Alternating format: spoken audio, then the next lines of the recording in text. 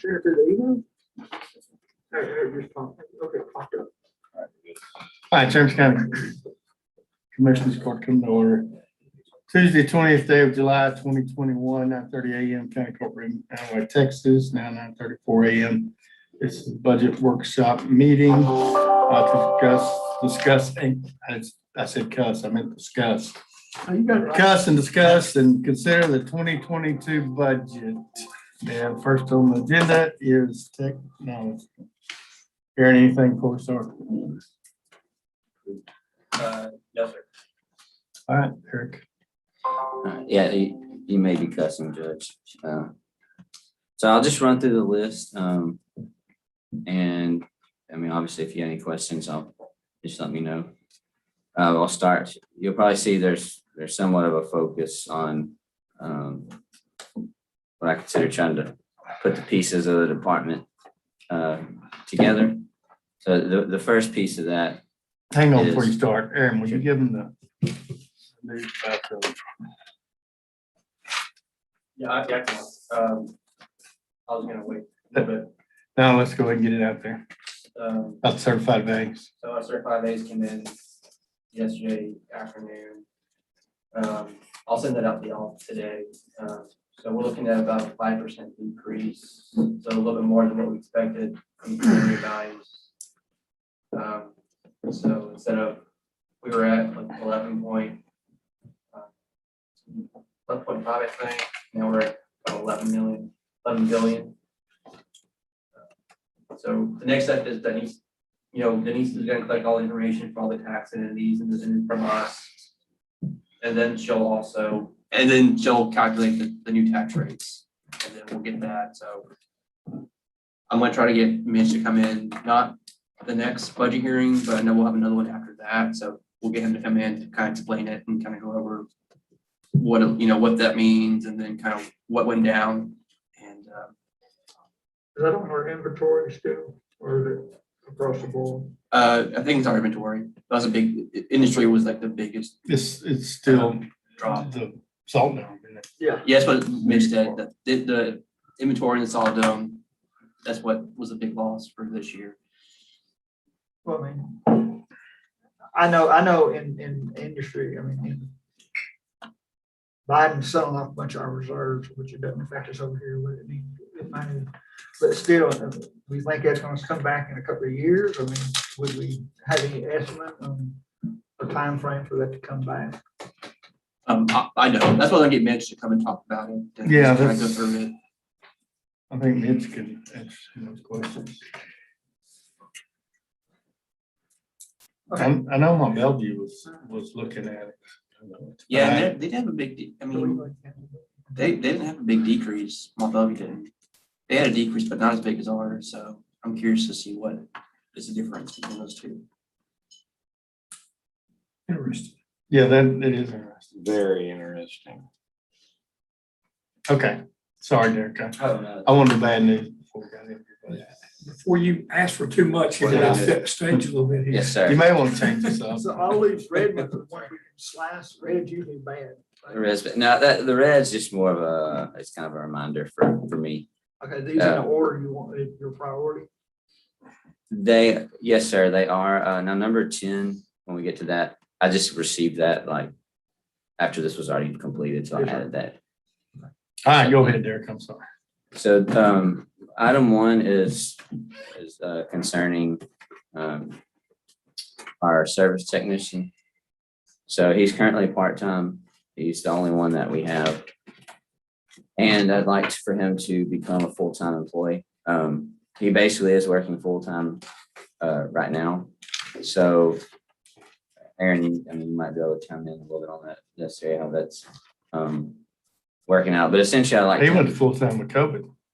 Yes, sir. days. Yeah, he's been working he's been working full-time. So he's, has he graduated? This is last. Yeah, so he's about to be finished up with school, completely graduated.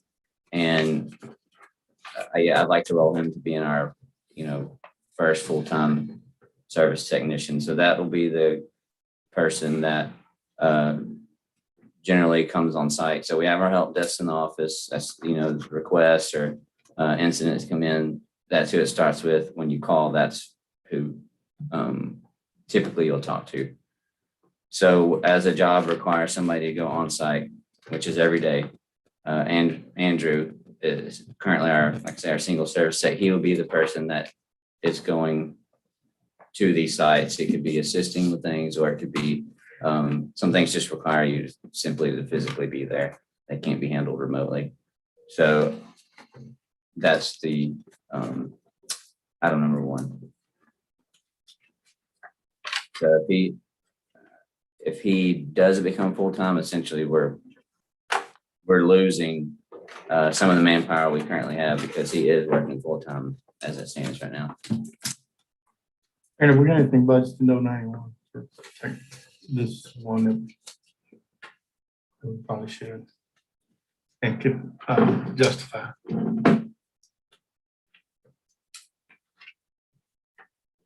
Any questions on?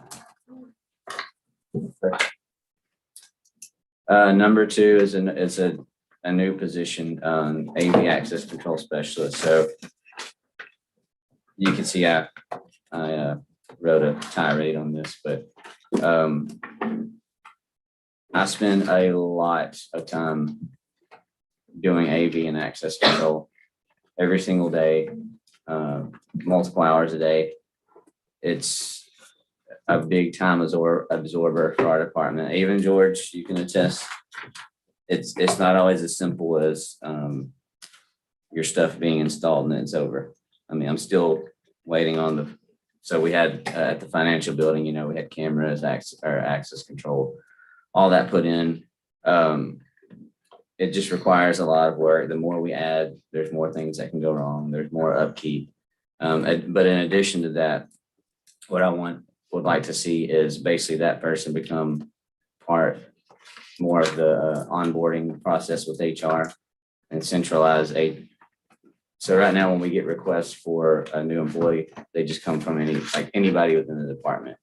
So basically standardizing that where all those requests come from HR.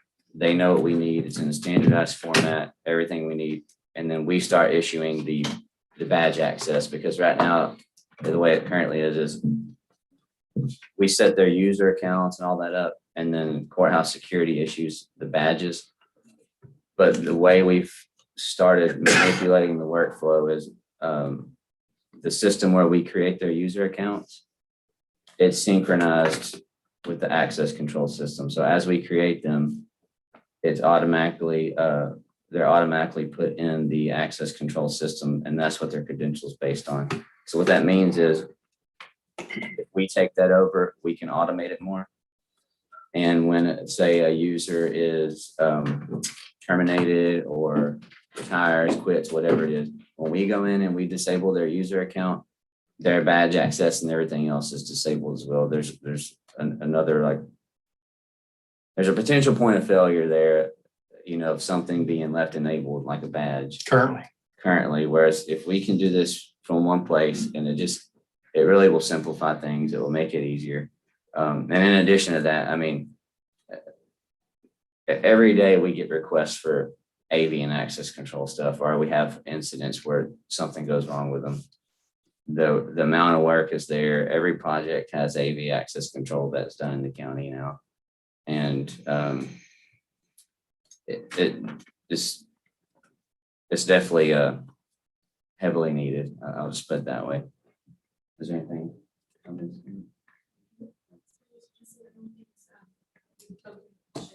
Oh, yeah. I had a small little powwow with the sheriff.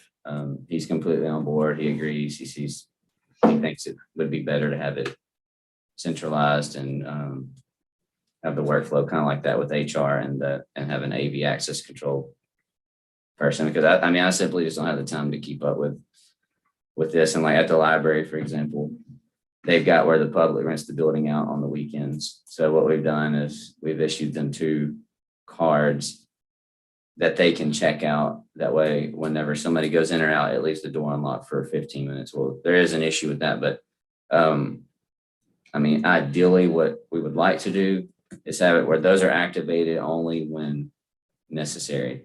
Because otherwise, if that car ends up getting in the wrong hands, it's always activated. Anybody can use it. But right now, just as much as they check those buildings out and stuff, there's no way we'll be able to keep up with it, especially if we start adding in all the other buildings as well. So What are we renting the libraries out for? private sector can rent it out. They have meetings. We have it starting, I think we start next month in Winnie. Mhm.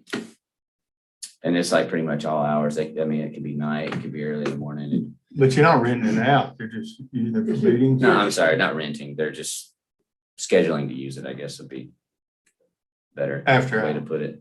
That's just one of the things, I mean, just one of the things I mentioned, but I put a list of, just at the time I write this off the top of my head, it was not a complete list, but just all the things that could be considered under AV access control. There's a bulleted list, there's been more since then. There's been some that have been completed since then.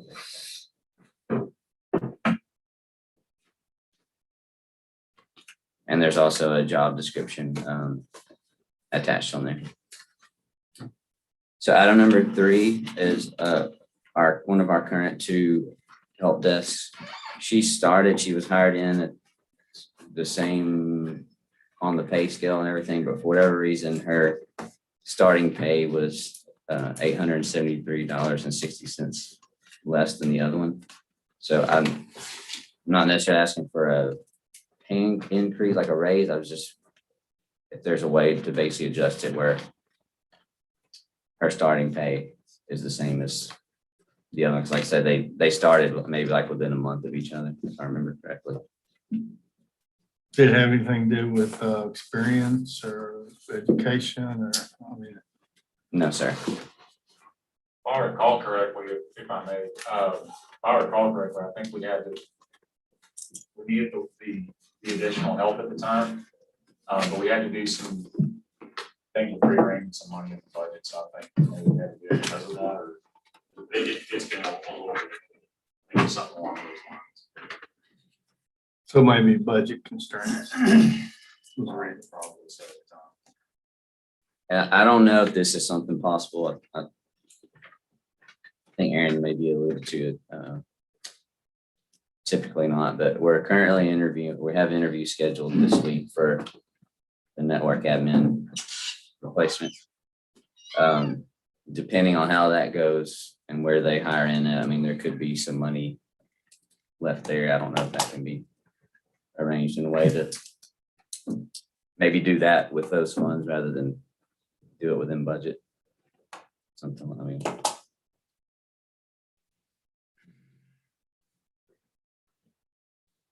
Yeah, that'd be up to y'all. Sent over.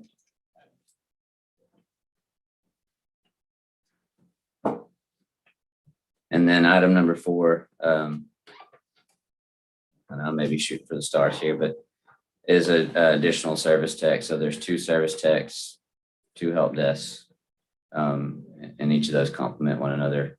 I won't read this whole thing, but I put as much information as I possibly could, supporting information.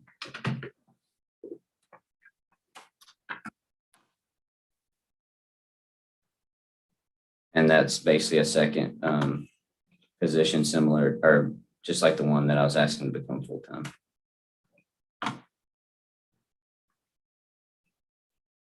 And then item number 5, we went through, I think, well, it wasn't last year, it was the year before last year. For those of you that were here, you may recall that we kind of started talking about like the after hours and weekends calls and maybe finding a way to, it wouldn't be for me, I'm exempt, but for the employees that are hourly, to compensate them in a way other than comp time, but without going overboard. I'm not looking for a way to get them an indirect raise. I'm just trying to take care of them if they're working, if they're required to work after hours. So I put a little, this is just basically a guess and formula together, just kind of calculating a few hours a week, depending on who's working, by the average hourly rate. So took all their rates, added them together, averaged it out, and it basically come up to $7,500 a year split between them. If that, we may not hit that. If we do hit that, then it'd just be straight comp time after that if it ran out. Did we, when they're on call, do they get compensated for that? That's what I'm saying, just to be on call. And they were discussing that. Yeah, we did talk about that before. I didn't know if we I done don't anything on that. No, we never budget anything, and because they're having. I think we probably need, and this is part of this, some kind of policy in place maybe. And Austin's been working on that. We've got something, we're just trying, I mean, it's kind of in the spare time thing, trying to get it together to review. Okay. But it's basically, This is not it. this isn't the policy, this is just, Work Compensation. work Yes. hours. but this would complement that. Would be tied to that. So you might elaborate a little bit on this, Austin, but what we're looking at is basically having an extended set of hours. So, because the sheriff's office, their shift changes are at 6 o'clock. So there's an extended set of hours, and there's things within those hours that we'll take care of, no questions asked.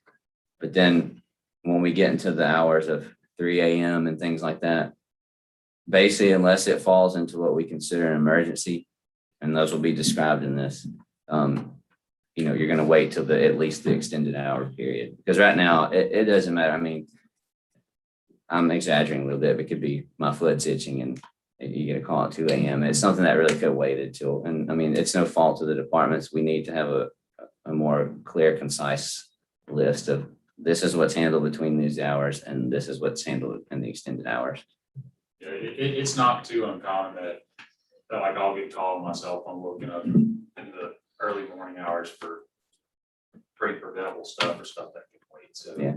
One example would be like, forgot my password, I'm locked out. Well, your shift changes at 6 o'clock.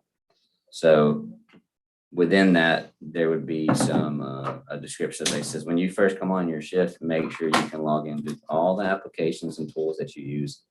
If you come in and you're busy, you may not realize it, and then you sit at the computer, 3 hours later, or 5 hours later. I mean, as long as you just check it at the beginning and they should be fine the rest of their shift. But if if it's waited until 1 a.m. and they're just now sitting on the computer and trying to log in and they're locked out. Well, if they're locked out, they can't do their job, So I understand why they're calling, but I think we could make it work a little better for sure. Have you thought about going to something like face recognition or thumbprints or something for login? We have, one of the things we've been slowly rolling out, we've only rolled it out where we've had to buy, for like compliance reasons, is going to it is 2-factor, but in several offices, like say this is for a compliance reason, you have to have, it's like something you have and something So typically what that is, it's a password along with something else. And I don't know how that face recognition would work into that setup. Like typically it'd be your password and a badge, or your password and like a token that generates a number that you put in, or like a push notification on your phone. Something you physically have to have. Yeah, so the push notification can use Face ID, like if you use your phone. So you put your password in, it sends a push notification to your phone, and you identify that But you way. gotta remember that password. Yeah, but no matter what, you got a password component to that. Yes, sir. It's the simplest piece to keep there and be able to comply with the second factor. I don't know that there's a straightforward way for us to not use a password and still do the second factor of authentication. Because ideally at some point we want this pretty much countywide. We have kind of a mixed bag of how it's deployed right now. It's mainly distributed to sections of the sheriff's office and then our department for CJIS compliance. But best practice recommendation is that, you do it organization wide if you can. It's kind of a headache to roll out is the reason why it's not organization wide yet.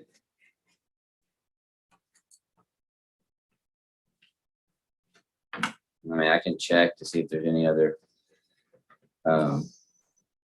cities or counties are doing that, but I don't know that I've ever seen any on my, on the listserv that are Just trying to find a way so you don't get a call at 3 o'clock in the morning, and give somebody's password.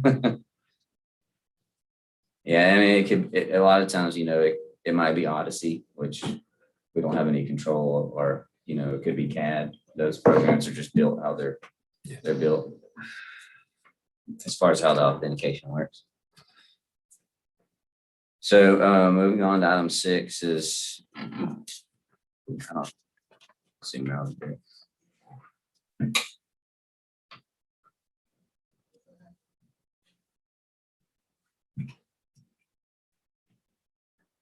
Is that something new, that MBR? Yes, sir.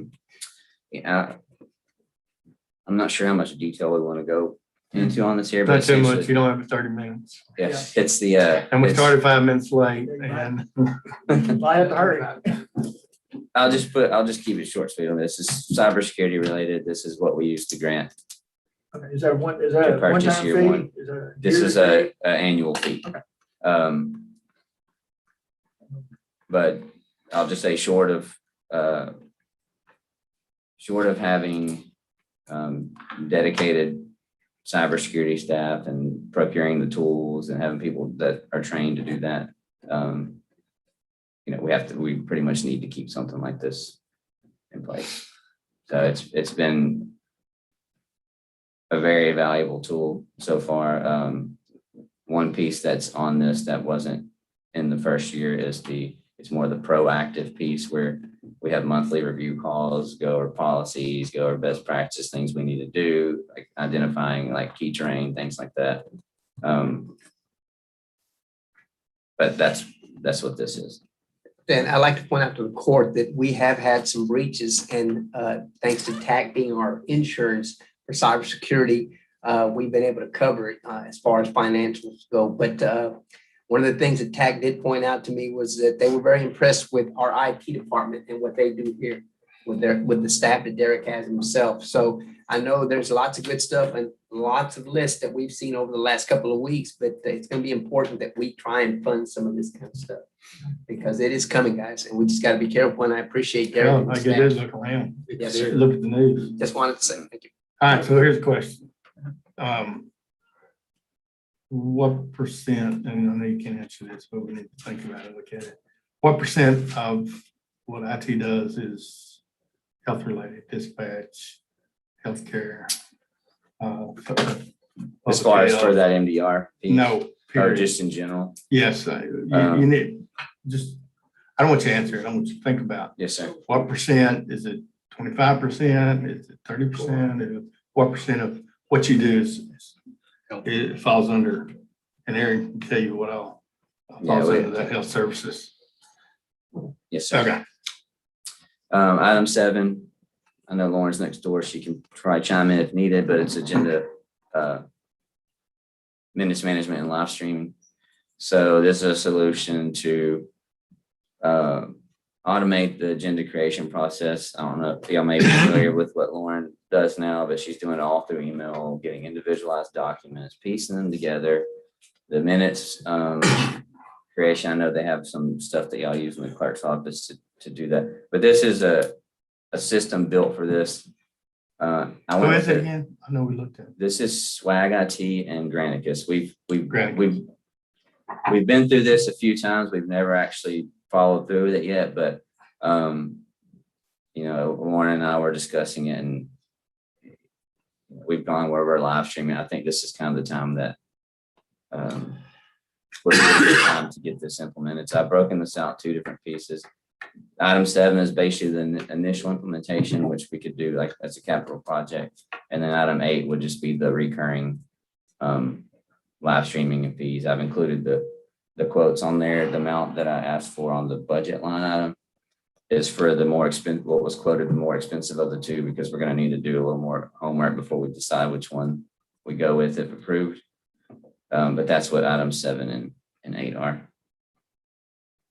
And same question I asked George a second ago, we don't have to go out to anything on this sole source, co-op, or what? Most of the stuff that he has here, Commissioner, our VIR contract, we'll double check to see what we have here, but it's nothing that we can get going. Yeah, and it's all estimates anyways. That's right. Even if you had to. Yes, sir.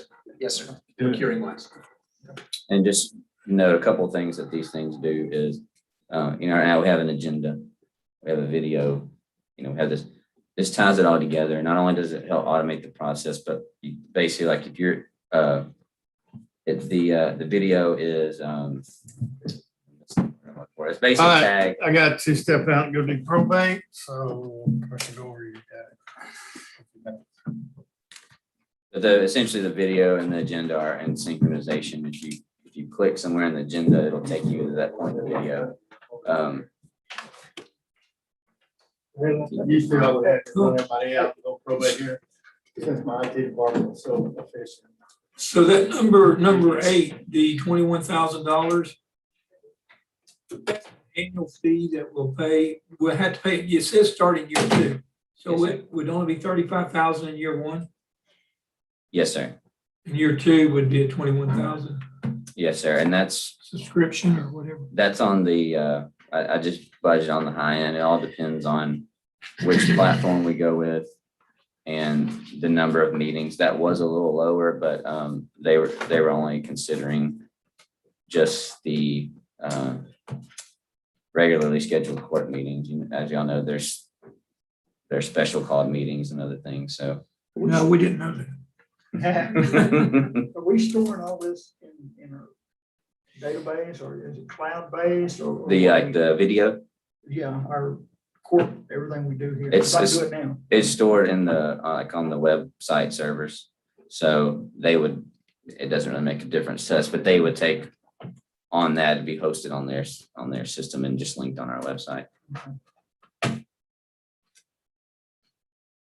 So item 9 is some additional access control.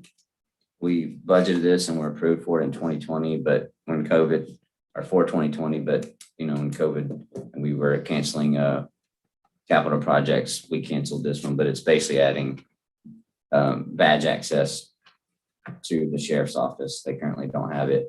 And then swapping out the current badge system that's in dispatch to be the same one that's everywhere else. So that's what that is. Like I said, it was previously approved for 2020. We're just asking for it again for 22. I'd like to add on that, Derek, the current badging system of dispatch has been giving them some trouble for quite some time now, so it needs to be replaced as well. Item 10 is pretty simple, straight and sweet. The judge received an email from TAC saying that the web hosting costs were long overdue to increase, and so there's going to be an increase of $1,100 on those. And so that's what that is. And then item 11, I can let Gabe add some details if needed, but we're asking to replace not one vehicle. Basically, what I would like to do is we have an old Expedition and we have a Prius that's currently broke down. I don't know if we can surplus that and use that money towards this, which would bring this cost down. And we had to get this quote pretty quickly. I mean, I don't know that it's really gonna be this much. We just went with asked to have an Explorer quoted because we know that they make a lot of things to organize tools and all that. And we have a lot of tools that we keep in the Expedition. So that's what number 11 is for. Okay. Essentially, be getting rid of 2 old vehicles and just replacing it with, there'd be a reduction in the number of vehicles and replacing it with one. Okay. And that's the last item I have. Gabe can say if y'all need some more information as far as, like I said, the Prius is currently broke down. I think the cost to fix it's more than what it's worth, and we are. Well, how long ago did we fix it? How much was it? So yeah, 7 months ago, we spent $3,000 on it to fix it. And John can attest, he bought it maybe like a week ago, and it broke down on him when he was using it. So I don't know that it's worth fixing again. The same with the Expo. It's been in the shop numerous times. I've had the AC fixed on it 2 times. The AC controls don't work again when you turn it on. It makes this very odd creaking noise. And there's also been some mechanical issues with this as well. Anybody have any questions for Derek? Anything? Commissioner Hammond? Good, thank you. We don't have. That's it, unless you have some. Okay. No, sir. Like I said, there's a lot more information in the packet. If you do have any questions, feel free to let me know. I appreciate it. That's it. We're done with IT at 10:05.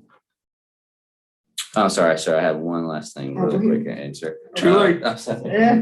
Uh, We're gavel. There is on the Tyler Odyssey fees, there's been a 4% increase. We looked at that and what we determined is I think there was enough just padding on the Odyssey budget to take care of that without actually having to increase it. So I don't, just in case any concerns come up, I know other departments were aware of the increase. It was a 4% on the Odyssey fees, but I think we're good on that from what we can tell. So Okay. You put these in red just because they were new. they were kind of just related, I guess you would Okay. say. And then they are Yes, in sir. order of your Yes, sir. wish list. Yes, sir. Oh, we greatly appreciate it. Greatly Thank you. appreciate the job y'all do, because we tell you, Thank you. the world we're living in, it's greatly needed. We appreciate it. All righty. Our next up is communications. Thank you, Derek. Thank you. Good job, Derek. Appreciate it, Thank you, sir. Who's up? Purchase. Communications. Oh,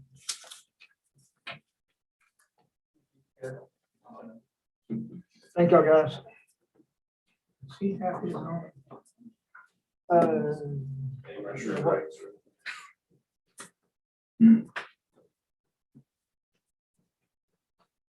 Yes, it's on page 7 and 8.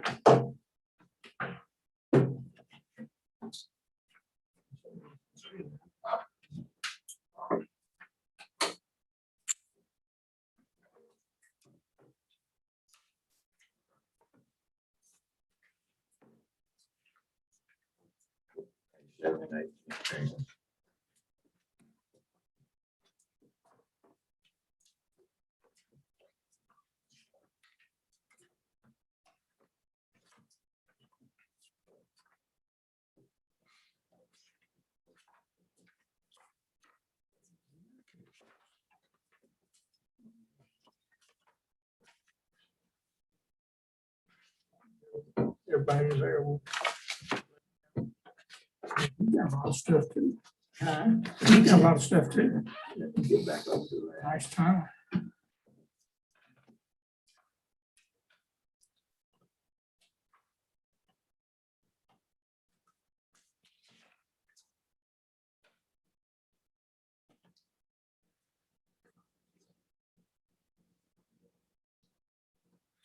All righty, ready whenever you are.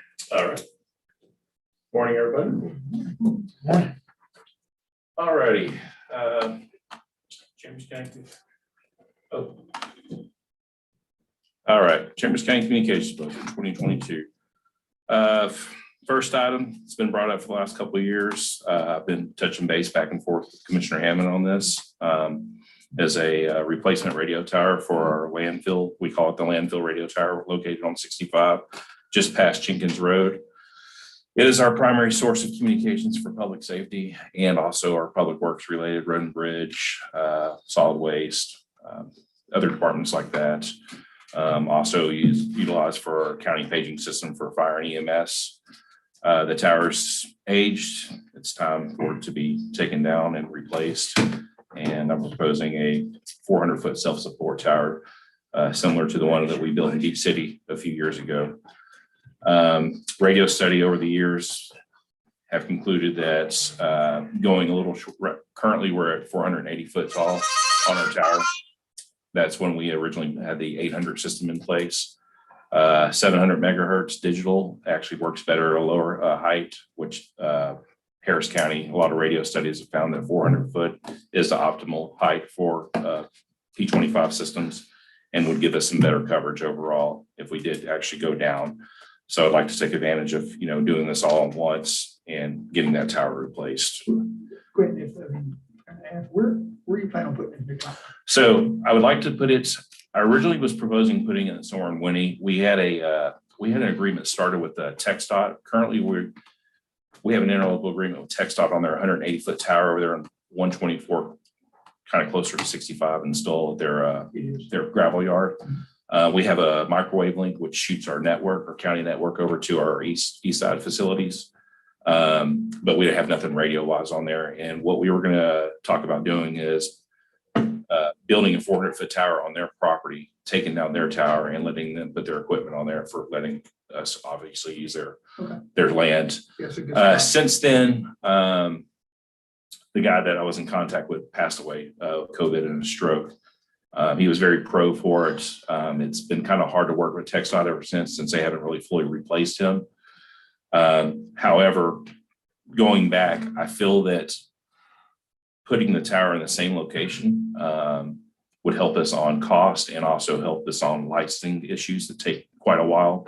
I don't know if you any of the commissioners remember, maybe Mr. Combs, actually, I think it was Sadak at the time, when we built the Beach City Tower, we dealt with a bunch of costs and fees from tribal. I mean, we had to pay tribes around the United States for land usage, bird activist rights.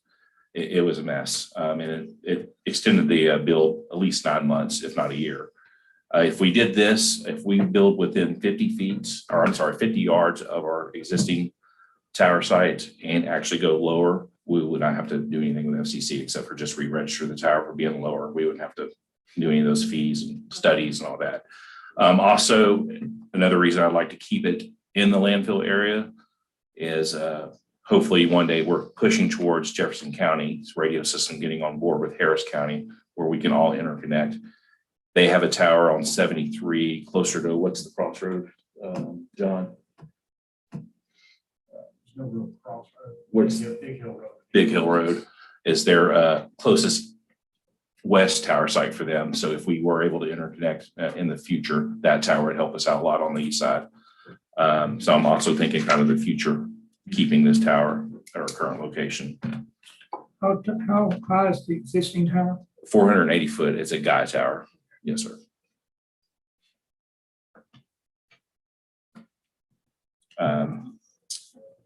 Anyway, like I said, it's been a priority. It's time for it to get replaced, and we definitely need to. I think we're looking at something. Right, and like I said, I've been discussing with the commissioner, so that's item number one is priority. Number two is kind of falls in place with obviously if the tower did get approved. Right now, the landfill location where it's located, there's no type of technology facilities out there as far as Ethernet, high-speed internet. And we're having trouble keeping that tower connected back to the Harris County core, which the Harris County core sits in Tomball, North Harris County. Right now, we're connected by a T1, which is very outdated. It goes out all the time. It pretty much has made me lose all of my hair. If I'm not getting called out once to 3 times a month in the middle of the night because it goes down and dispatch goes down and all the east side units have no radio communication. And it's a pain. So that T1 is basically not being supported anymore by Windstream. A lot of your phone companies are getting rid of T1 technology. It's old. Anyway, we need to find a way to replace that. Unfortunately, Windstream does not have the fiber technology down that way just yet. So we're recommending putting a microwave hop link, a licensed microwave link back towards Mont Bellevue, where they do have Ethernet circuits, and we could partner with MB-Link, which we do have a partnership with MB-Link already in the city, and getting that connection ultimately back to the landfill tower. And it also would get to dispatch too in a redundant way. So if one went down the other way, it would loop around. There's two on the microwave, item number 2 on the microwave, there's 2 different links proposed. One would be to replace an unlicensed link between Mont Bellevue and our dispatch tower that we currently carry our county network over from mid-county to all of our west side offices. That would replace that with a licensed link and be able to carry the network plus that radio connection over. And then in addition, we would put a licensed link between the landfill tower all the way back to the Mont Belvieu Tower behind the West Annex. And that would be the redundancy loop. But if we had to prioritize this, I would say we need to do the link between dispatch and the Mont Belvieu Tower first, which is the lower quote, the $17,000 link. I'm sorry, yeah, I think it was. And get that in place. And then if we do go forward with the 400-foot tower, we can visit the second link then at that point.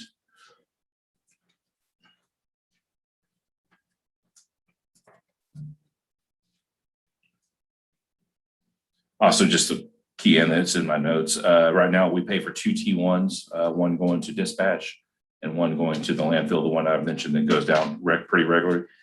If we did go with these links, we would get rid of those 2 monthly fees, which average about $1,500 a month, which costs about $18,000 a year. So we'd be saving a little money in the long run. Any questions on item number 2? Number 3 kind of keys in with item 2.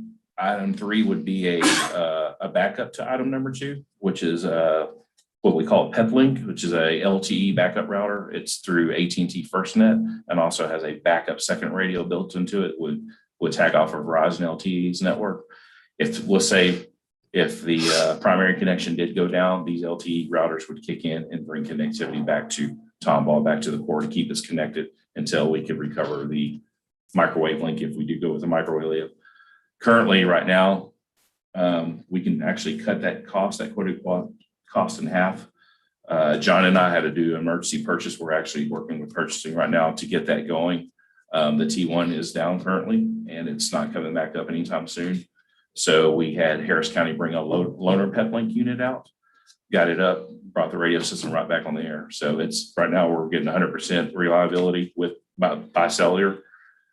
So that's in place. So we're actually making an emergency purchase. It's just getting one of those purchased so we can go ahead and get in place at the landfill and get that in operation. So I did have some funds in my radio maintenance budget to get that going. So if we did get approved on item number 3, it would just be half of that, basically one more setup for the dispatch center to have their backup system.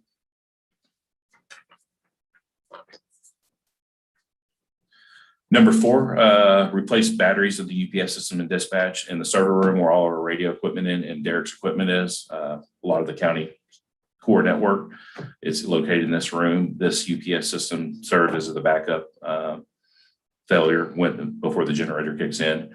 The batteries are it's dated time to replace the batteries for battery maintenance. So that's a priority that we need to consider. Those are the originals.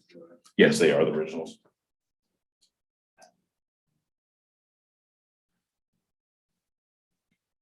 And that would be through Eaton, which is the vendor of the actual UPS. There's different Eaton vendors out there, but they're pretty much straight across the board since it's Eaton contracted. But if approved, we can obviously go out and look for some pricing on that just to make sure we're getting the better bang for a buck. Number 6, we actually can scratch that. I was unaware that with 2020, all the confusion with COVID and our budget getting cut, I did have a little money I was unaware of that I got with Aaron on that had left over for some projects. And that was one of the lesser cost projects that got approved. So I went ahead and scratched that. And we're actually in the process of working with Purchasing George on purchasing a shop fan for the shop. So 6 we can disregard. 7, I'll touch on just real quick, but since then there's been some stuff in the works with possibly building a building or emergency. Maybe you can touch base on this, Ron. Maybe a warehouse space where we would have a spot to put the OEM trailer, the command trailer. The original request was getting just some type of awning constructed to cover the emergency management command trailer due to being exposed. It's a pretty old trailer already. It's aged. And just being out in the weather, out in the elements, it's not helping it out. So if we ever do in the future, get a new real command trailer or mobile command center, we definitely need to consider having, some coverage or protected spot for it. And like I said, they're possibly looking at that right now. So maybe 7 can be considered disregarded or Number 8 through 14, it's basically just line item increases. Things are getting busy pretty much. We're growing, the county's growing. John can attest a few months he's been here. We've been pretty busy catching up after COVID. We just would like to see those line items increase a little bit, especially the vehicle maintenance. With that F-350 that we have, it's takes a little fuel, and it just wasn't originally planned when we had the other vehicle before that. So increasing that would definitely help us out, and in the other line items as well. If there's any questions on those.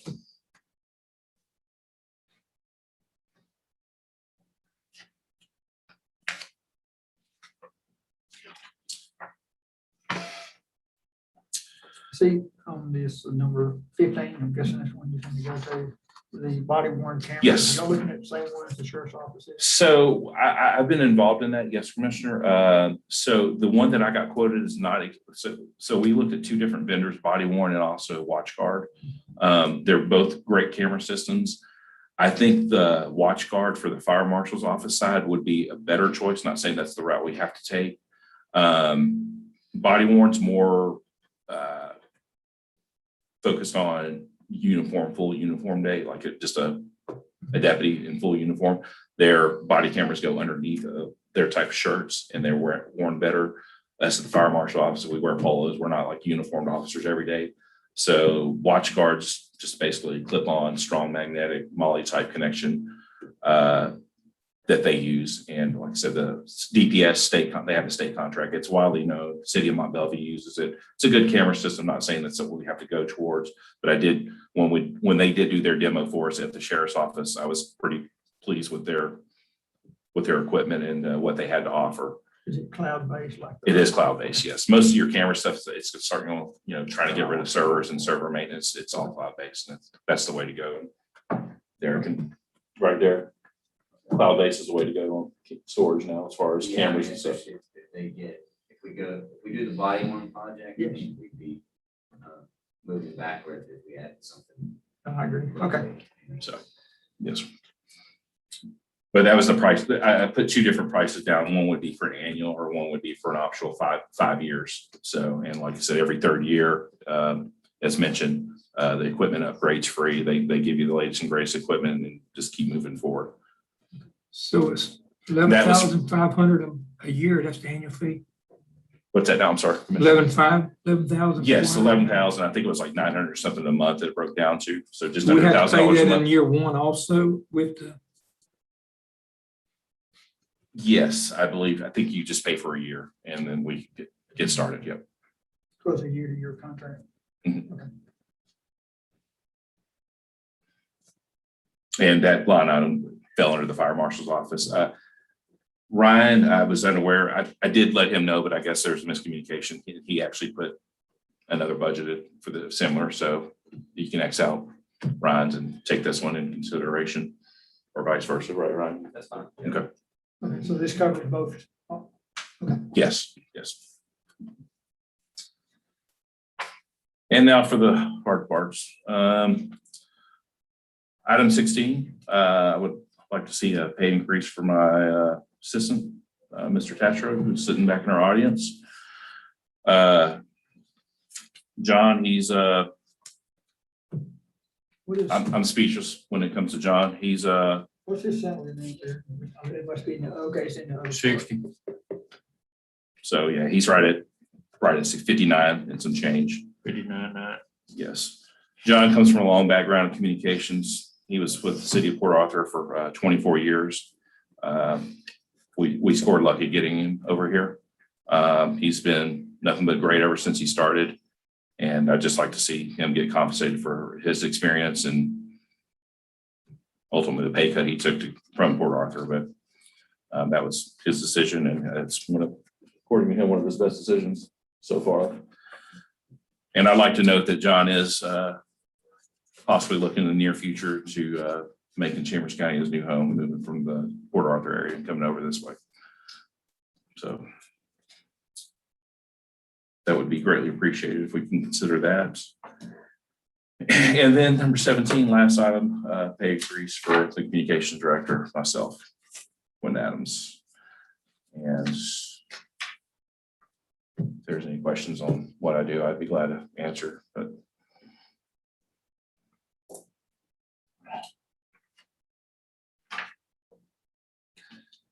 What do you have, Quentin? yeah, that's. Oh, all. you I had one skipped second. item number 7. Oh, number 7 was I'm that canopy sorry, commissioner. not That one that 7, we. number 5. Number 5. Oh, yes, I did. I'm sorry about that. Appreciate that. That is an important item. So we did have some departments, sheriff's office and DA's office, approach the communications department, request for radios for budget. They asked if they need to put in their budget. I said typically, since we manage the radios and stuff, we will, and if it's a capital request, we'll go and do it in our capital. If it was an everyday request, then they would have to put in one of their budgets. But since it was a capital request, we are asking for a total of 4 portable radios, 2 mobiles for the sheriff's office, and 1 portable and 1 mobile radio for the DA's office. I'm assuming they're getting a new position, and the sheriff's office is replacing a few vehicles and getting some additional positions. And then requesting 2 tri-band portable radios for the communications and OEM departments to use for OEM and testing purposes and stuff. Tri-band covers 7,800 VHF and UHF bands for interoperability. Total of 4, right? Total of 6? all radios together, 9 radios. And there's a breakdown in the quotes on Yeah. costs and stuff.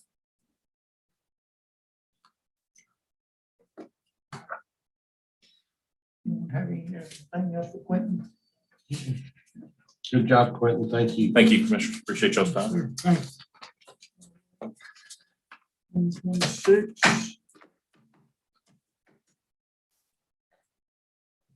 Take it with communications. Hey, finished early. Hey, Quentin, you should have put down on you're indispensable too, like Mr. Beck. I You know, come he's, on. he's priority this year, so. I gotcha. OEM, and fire marshal.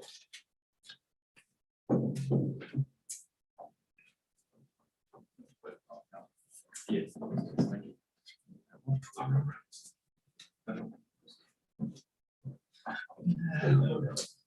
This starts out. Oh, there you go. All right, good morning. Morning, Ryan. So red means it's on, green means it's on. Oh, there we go. All right. Okay, good morning, Commissioners Court. Everybody where you need to be on your. Do y'all need a break or something? I want y'all to be happy, you know. Good mood. After Ryan. I don't know. I didn't look by the coffee pot. Okay, so let's just jump right in there. First of all, I wanted to mention, I was, had gotten with Aaron on the amount of revenues we collected in 2020, and I was very pleased. It was higher than what we had thought would happen. But apparently people still needed to do work during 2020, and it was kind of bad for everyone. And I included this in here. I won't read it off to you. I know that you're pressed for time and we only have half an hour. But I included some charts and stats in the packet so that you could see how things have progressed through the years. In 2017, the collections were $48,283.50, and in 2020 they were $103,560. So up from 2019 was $86,940. So we've been seeing nice little increases every year, and that's due to that development that you guys see. So I'll go ahead and jump right in there. My primary request for the fire marshal's office is I wanted to realign their pay scales so that we can be more competitive. I can attract people when they retire. And I was very fortunate to get Deputy Berlin from Baytown, a lot of years of experience, and I'm not counting on probably being able to do that again. He's a local Chambers County resident and a lot of knowledge, and he's helped me train up the other deputy. And he's getting ready to retire, and he loves what he's doing. He loves doing it for the county, but it got me to thinking, and I'd like to get that scale a little bit more competitive with the other fire marshal's office in the region. So some of you may not be aware. So currently, I'll just kind of summarize. Both of the deputies' salaries are $58,487.21 since 2020. And to be deputy fire marshal or to be the fire marshal, we all have the same certifications because you need several certifications to be able to do the job completely. Peace officer, arson investigator, fire inspector. We have to have those official certifications, which require class and state exams, and we all have those. And now they're adding a new one. Plan examiner is going to be a certification and we all have it, that's required from now on if you look at a set of plans and approve them for safety before. So we're ahead of the game. We have that. That's a new one that the state is putting out there. So I attached a pay history in here for you as requested when you have time. And just to summarize, Deputy Berlin has 12 years, 8 months as a peace officer. I think he has 40 in the fire department total, but I was just doing it off the peace officer. And Deputy Hasley has 9 years, 3 months. So you can see when I put the little scale in there, I highlighted and put where those would be appropriately. And what I did was you'll see the little study we did from some different fire marshal's office. And Fort Bend County Montgomery County seemed to kind of fit in where we were looking. It seemed to be in line with other things. And so we used that as an example to shoot towards. The other request that I sent to Aaron here as an add-on was to consider certificate pay. I'm sorry, Commissioner, do you have a question? Yeah, I got it in there. I just Okay. didn't see it over here. Is to consider certificate pay. Deputy Berlin is a master peace officer. Hasley is a advanced. So that would be a $55,500 impact if that was approved. And so just to bring the total, if with the salary realignment into a scale that fits into our pay scales at a group 25, and if the certificate pay was approved, it would be a $23,676.89 impact to the salary budget for that. The second thing that has to do with salary is we don't have an overtime budget. So I took the amount of times we get called out after hours and extrapolated from there and was requesting at least a $5,000 overtime budget. And if we don't use it, then it stays there. But there's times where people get called out. And of course, I don't get overtime, and that's fine. I'm not complaining. I'm just saying I'd like to be able to pay those guys when they get called out at 2, 3 a.m. And whether it's for a fire investigation or they'll call us for a hazmat spill or something that we need to do. And you set up a on-call schedule after the incident at the incinerator. Yes, I sure did. So are you basing it like that now? Or if they get called out? Yes, sir. We have a schedule rotation. It's been working out very well. And what he's alluding to was we were kind of internally rotating among ourselves. Okay, I took the last one, you take this one. And the wrong person got called or didn't get called. And then we had a short delay. We got it taken care of. But after that, we regrouped and we created a chart, call out chart. We made sure dispatch had it, and it's been working fine.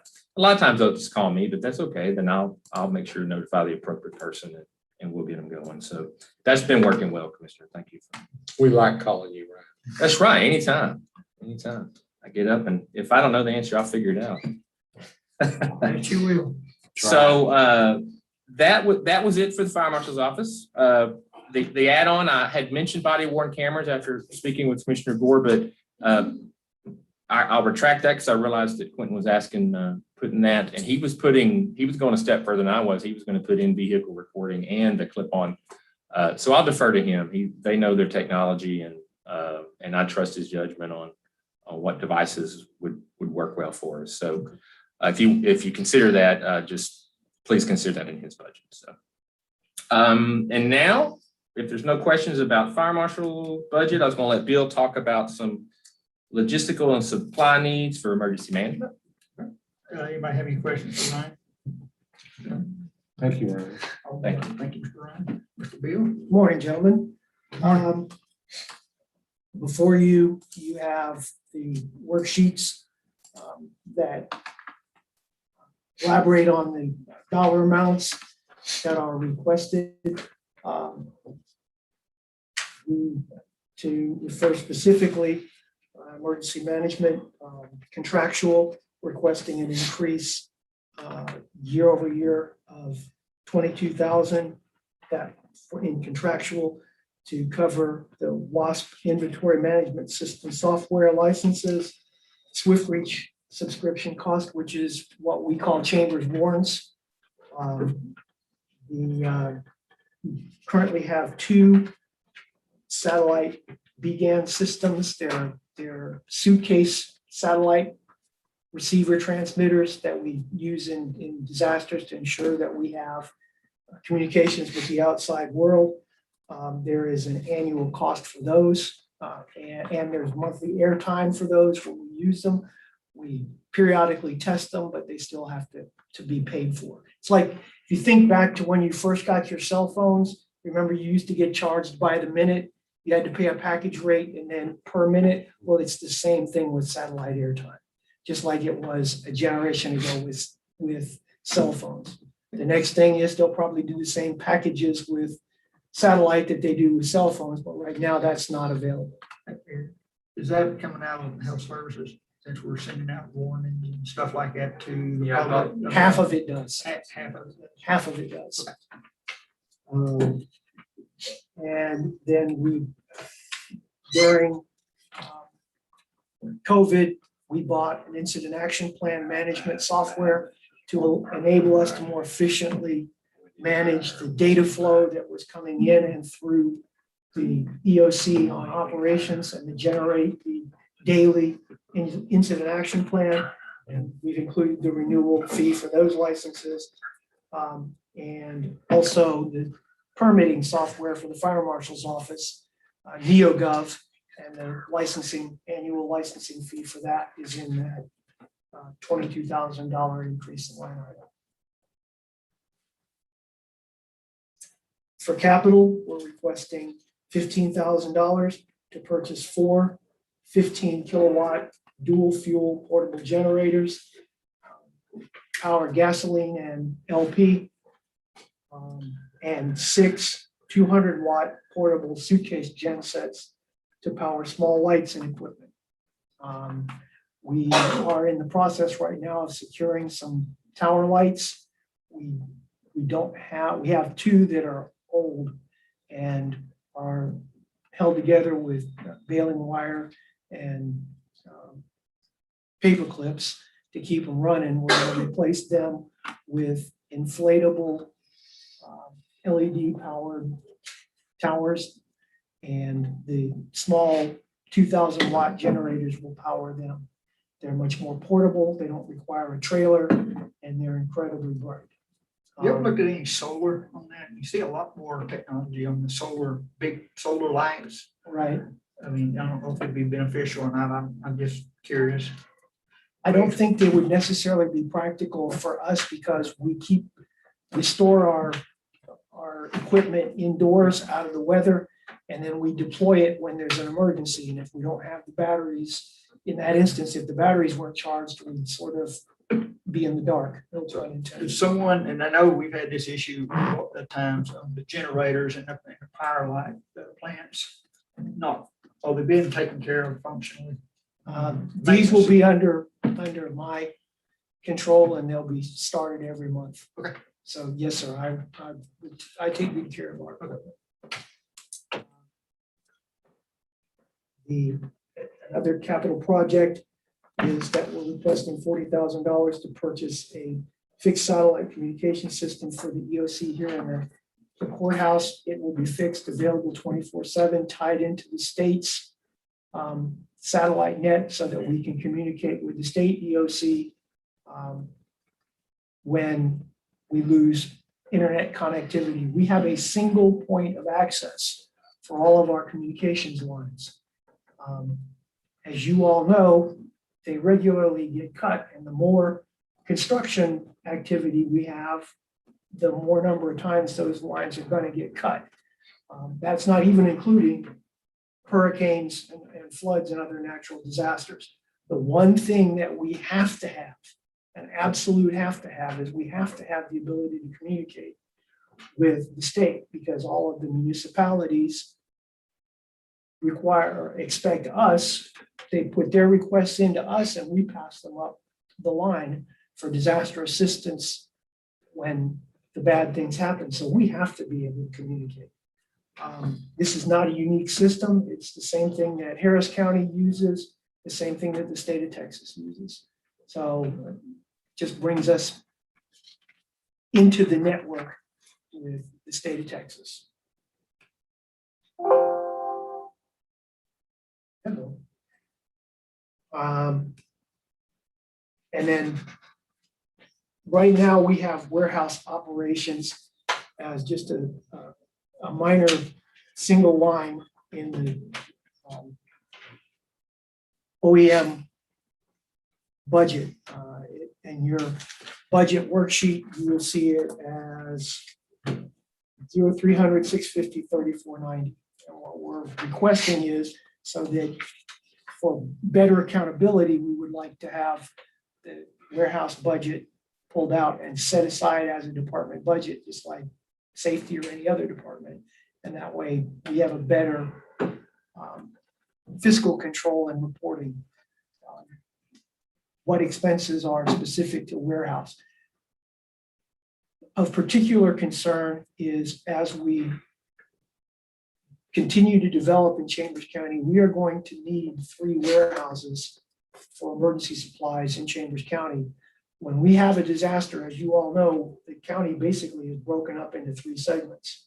The west side, and then we have the Trinity River that we can't get across when it floods. We can't get to that side of the county very well. The center of the county here in Anahuac, and then again, we're broken away by flooded roads from Winnie. So our long-term plan is to have an emergency supply warehouse in each one of those 3 islands, so that when the disaster happens, we have the pre-staged supplies, equipment, and items that we need to support the responses, and a place for the state to bring resources to, so that they're not bringing them just to Center County, and then we in turn have to transport them someplace else. Instead, we would have 3 points of logistics for those assets and resources to be deployed to and then come out of. What size warehouses do you need? 20,000 square foot each. The existing building that you all have been in is 6,000 square feet, and as you all can see, it is slap full. Right now, we store about 36 pallets of MREs and about 50 pallets of water. That's not even one day's supply for Center County when we have a need. So we need to probably triple that amount in each section of the county before hurricane season, and then keep a baseline amount year round. Compare our operation to Harris County, which is considerably larger. And I believe at last count, they have 5 warehouses, mostly in and around the Houston area. And sometimes they're leased, they're not necessarily owned. We're not necessarily saying own, lease as well. So that's our longer range goal. Right now in the 09-10 account, Commissioner Gore, I know you were involved in the adoption of the policy on the expenditures coming out of 09-10, and you had the committee, or this body had the committee, create a series of projects and rank them. Number 1, the only project that still hasn't been done was to construct a 20,000 square foot warehouse here in Center County to support those emergency operations. The funding is there and we'd like to do it, but that's solely at the discretion of the commission. The cost on that was $5-6 million. somewhere around in that, yes, sir. I mean, that's been a while back before. all Yes, sir, it was, I increases. believe, 4 million then, so I don't know with the impact of COVID on construction materials, it's probably not pretty. Why is it so much for a warehouse? Well, I mean, If you figure $250 a square foot, For a warehouse? yes, sir. That is extremely high. It's not anything that we control, sir. And we're, Obviously not. we're suggesting, we're suggesting to use tilt wall masonry versus steel prefab because we can get the 130, 140 mile an hour wind rating. Obviously, we want the building to be there after the hurricane, so we want it to be stout and strong. So, and tilt wall is actually a cost of construction. Yeah, that's not right. That's not a real cost. I believe that number came from our facilities maintenance folks. It did. It was under 3 million at that time, about 3 years ago. So I want to say it was around 2.5, estimated at that time. So whatever you think you might need to extrapolate, in the last 2 Whatever years, 'cause those you know, numbers are right now, Yes, we can can them because what was Right. reality 9 months ago isn't reality even today. this year, yeah, That's right. And we don't know what reality is gonna be in Right. 6 months. right. And we've been talking about exploring a cooperative agreement with some of the vendors that are building so many of the warehouses on the west side. Since they're already doing it and they're experts at it, what kind of deal would they be able to make the county for them to come in and do the construction or make it part of a 381 agreement or Let's any use kind some of, of it. right, any way we can figure to minimize the upfront expense. Yeah, I sure you, they're not spending 250 square foot. Mm-mm. So they would be, I think Commissioner Collins has had some of those conversations with those guys over about warehouse. Yeah. About working with the county, so. Maybe that's an avenue to pursue. yes, sir, we're looking for every way we can to make this as cost effective as we can.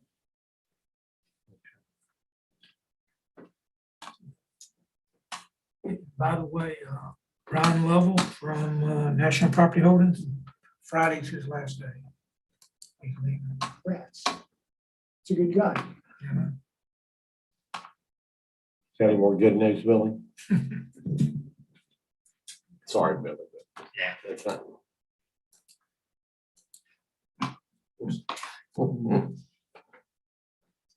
Right, are there any questions, gentlemen? I think Commissioner Collins should work with some of our industrial partners on the west side to see what they can do building forward and also. I Where we think- gonna build it on Central County? The proposal was to build it between the existing mini warehouse now and the health services facility. There's a large Yeah. plot of land there that we'd have to move some stormwater conveyance ditches and things like that, but it's a doable thing. And that's actually a pretty good location during Harvey and then again after Imelda, we had air operations that we couldn't get stuff in by land, so we ended up with a number of helicopter supply runs for MREs and water, and that close to the airport, that made it particularly effective.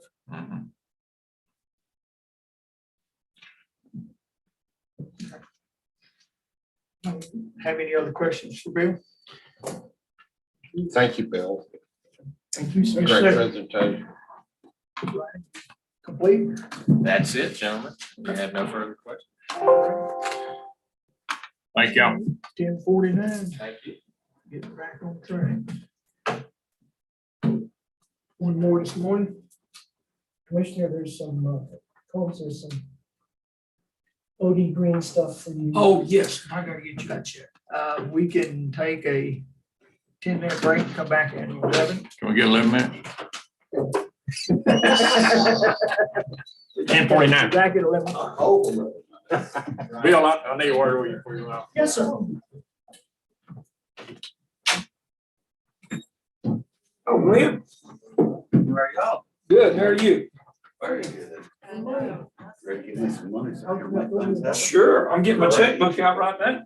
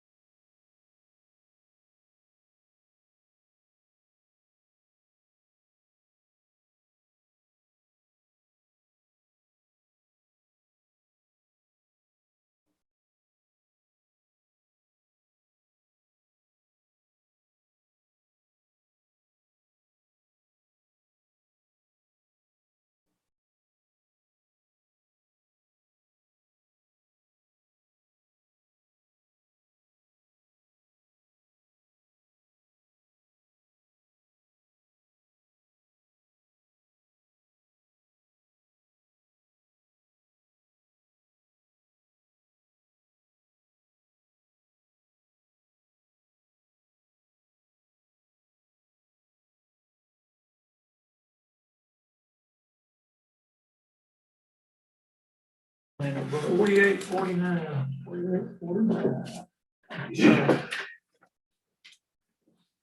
And I'm gonna put that on the front page, it's a lot easier. You're live. Okay, record report reconvene at 11:01. Judge Sylvia is still out, and we're going to go to safety with Glenn. All right, Glenn, Okay, Commissioner, floor is yours. thank you very much. Good to see y'all over here today. So, as all of you know, when we started safety, we kind of extrapolated some money from fire marshal's office that had a quote unquote safety line or a safety budget that they were using when they were performing a lot of the duties that I perform now. The first thing on here, you know, I put it was the salary for the safety director to be increased. Initially, when I interviewed, there was a range, and long story short, rather than at the top of the range disappeared. It was an established salary that was basically the same as the, I guess, the deputy fire marshal. So, of course, the past several months, there was a, and I don't have it, but there was a salary comparison done to counties of this size and similar demographics, similar size, and so forth. And this was when our former HR director was here. And the salary that I've asked for my increase to be up to is what the TAC information she had showed similar positions in similar counties as. I understand we've got some budget shortfall, so I'm with you guys. Glenn, the number you're showing here, is that the increase? That's the Yes. amount of increase? Yes, sir. Okay. All right. Secondly, I've asked for a deputy safety director. As you all know, we developed and implemented a safety program that we didn't have. It's in addition to the accident prevention program you guys had in place. Once you guys passed that safety program, it went into immediate review. And that's kind of the nature of the safety business. Everything is always in revision because regulations continuously change and recommendations from regulatory agencies continuously change. While we are not regulated by OSHA, and they have no enforcement authority over us, they do over our contractors. And we need to move a step further. And when we're bidding work, we need to hold those contractors minimally to the standards and to our program. That's going to require a substantial amount of field work or additional field work. There's also a substantial amount of training. A lot of it's hands-on and one-on-one classroom training, and it's time consuming. So I've asked for a deputy safety director to assist with those things. That's kind of in our big picture would be our next step. We put the program in place. Now we need to make sure that we've got employees trained on everything so that it's not just a document floating around. They understand the content and how using that content will prevent accidents and prevent harm to them during their work days in the pursuit of their projects. Excuse me. I've also asked for an administrative assistant.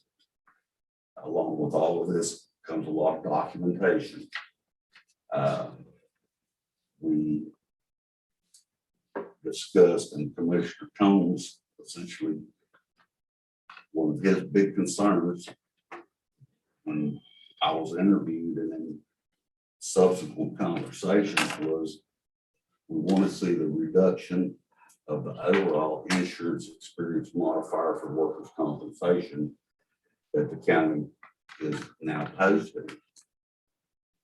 What I have found is that a substantial amount or a substantial reason that EMR is so high is there's a lot of over-reporting.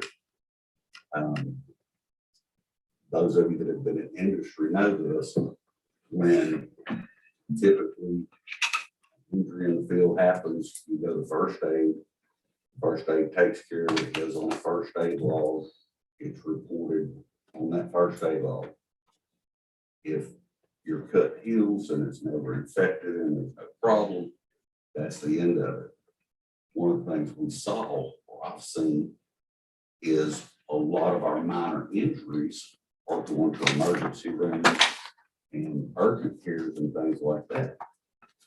And the cost isn't the driver, but when a claim is initiated against workers' comp, there are reserves that are set aside.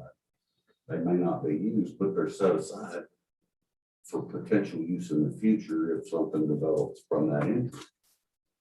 All of those things drive our EMR up and drive our premiums up. If we bring the EMR down, we bring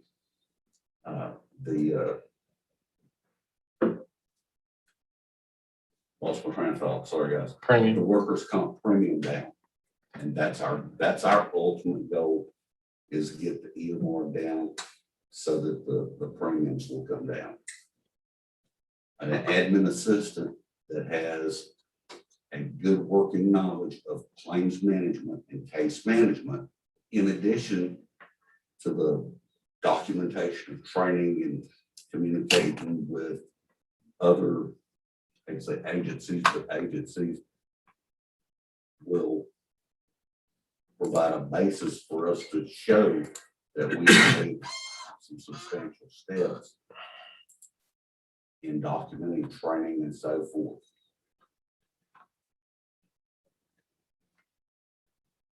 When we're modifying these safety programs, there's a lot.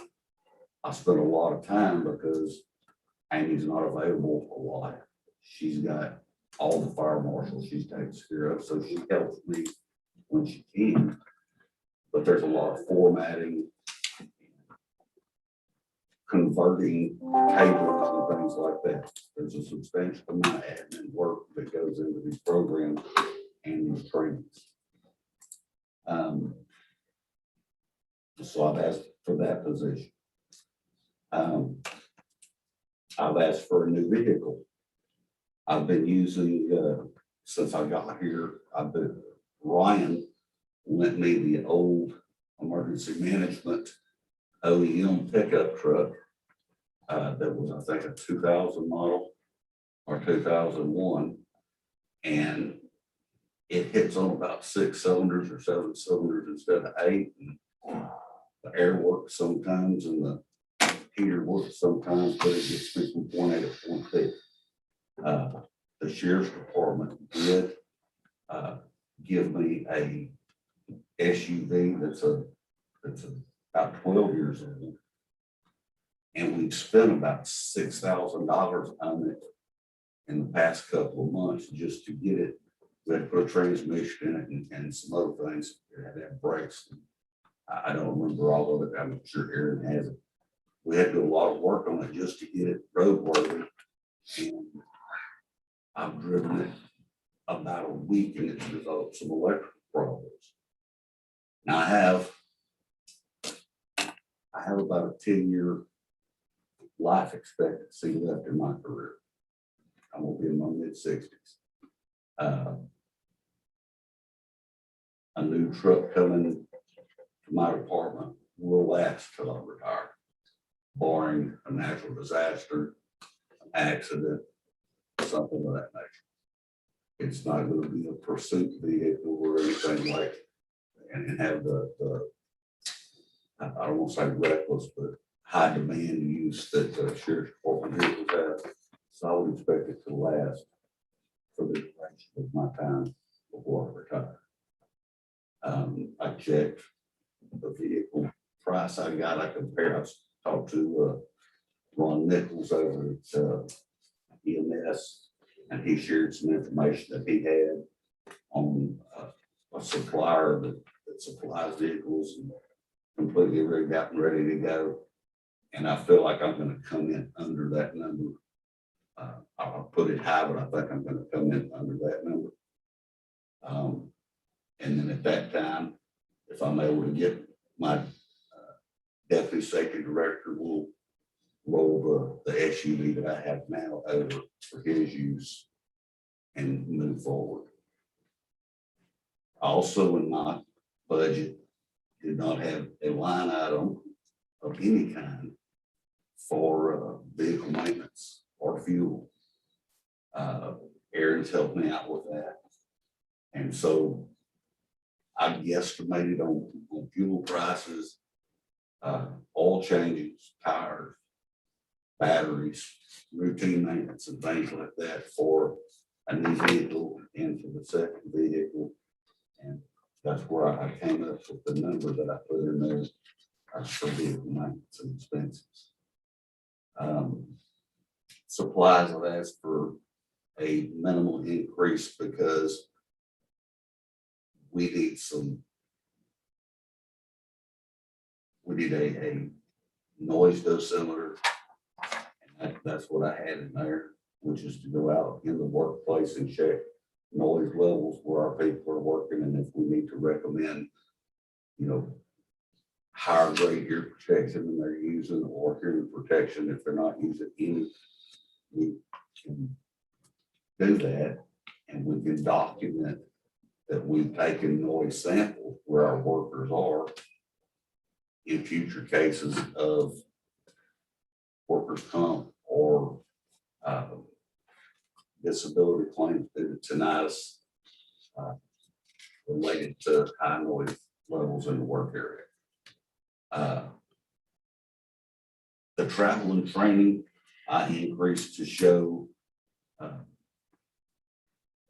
or to encompass the deputy safety director and the admin assistant. On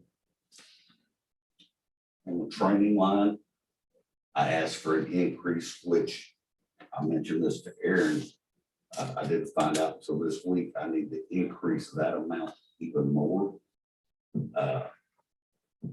I'm gonna forward this back over to you.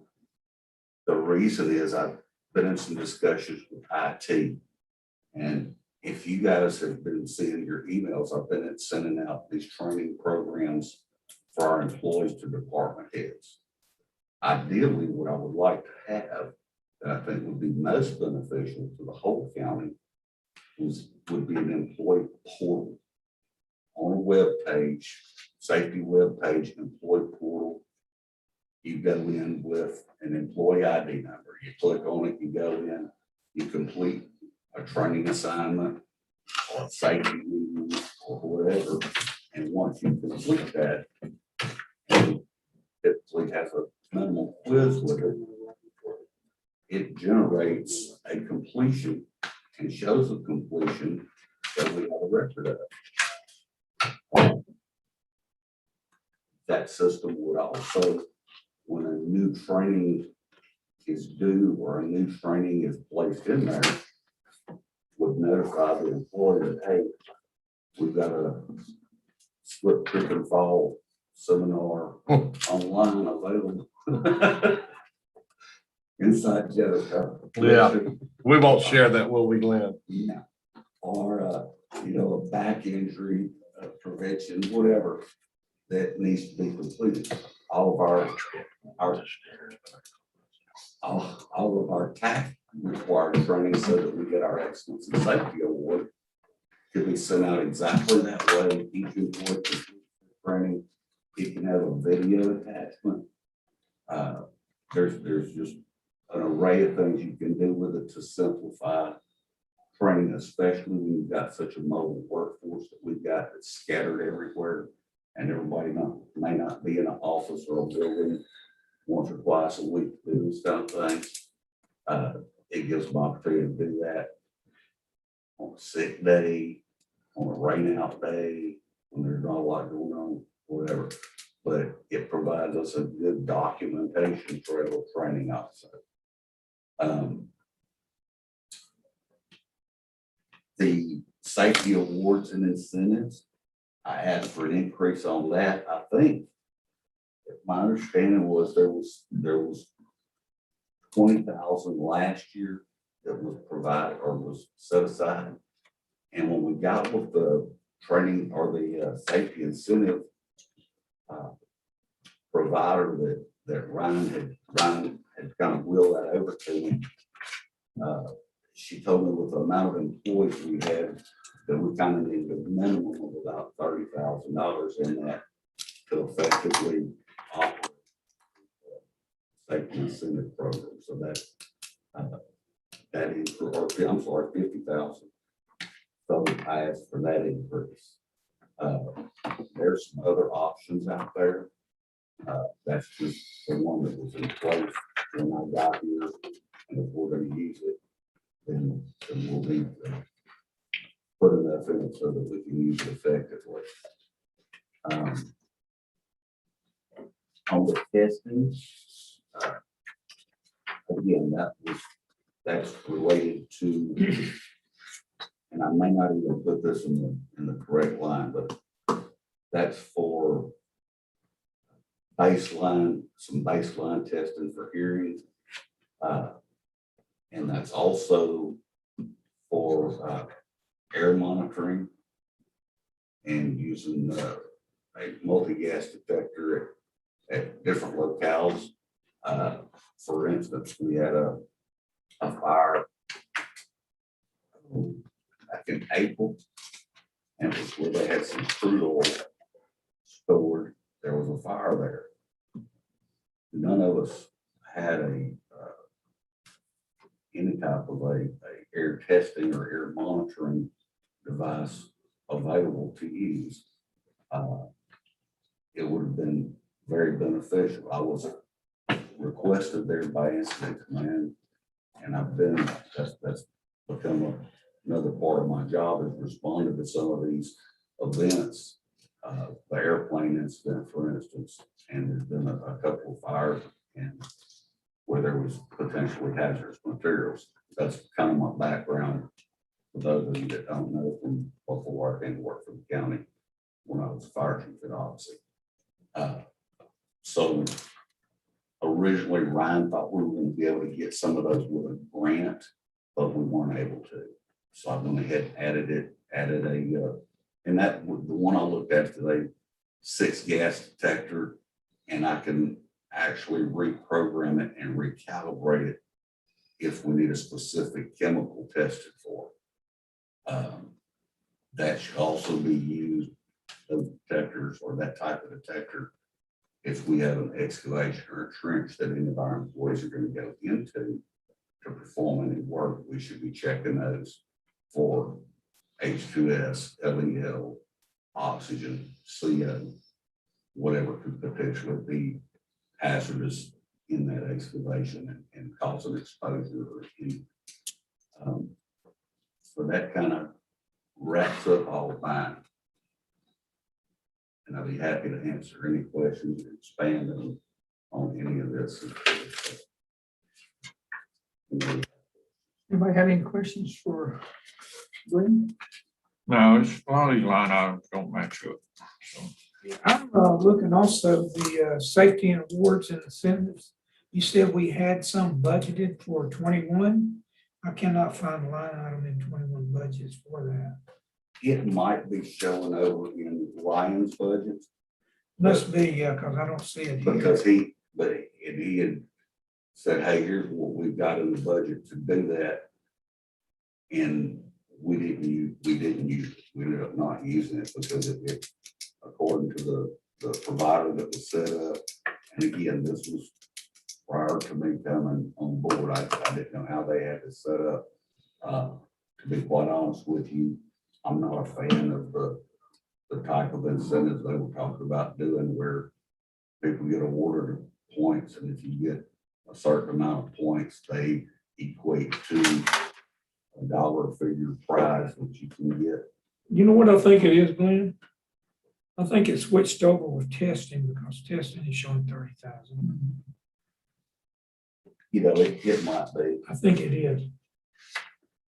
Well, he asked for an increase on testing I know, but when you look at the from line item, 30 to 40. showing existing budget been 30 grand.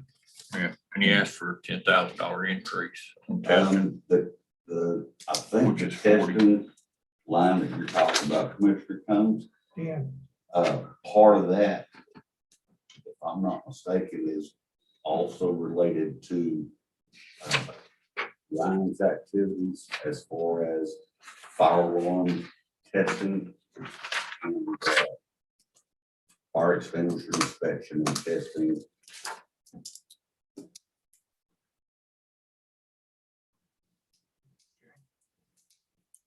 it's definitely got some mix over between it. That's right. Yeah, because traveling training is 18,000 and it only shows up 13,000 on line item. He's showing an $18,000 increase in it.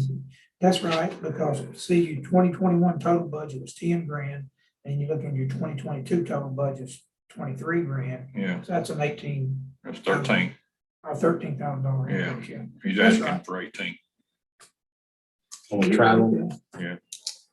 All right, so that one next year.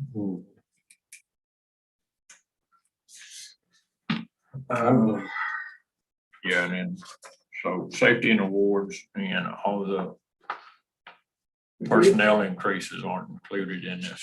What personnel increases or not, they have to be in that salary. Yeah, final line item of 315, so 315 is not accurate. What page you on, Terry? 49, okay.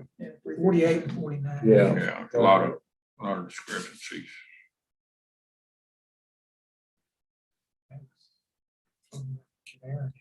Yeah, Yeah.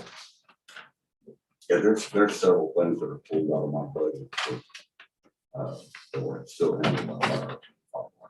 Okay. We need to-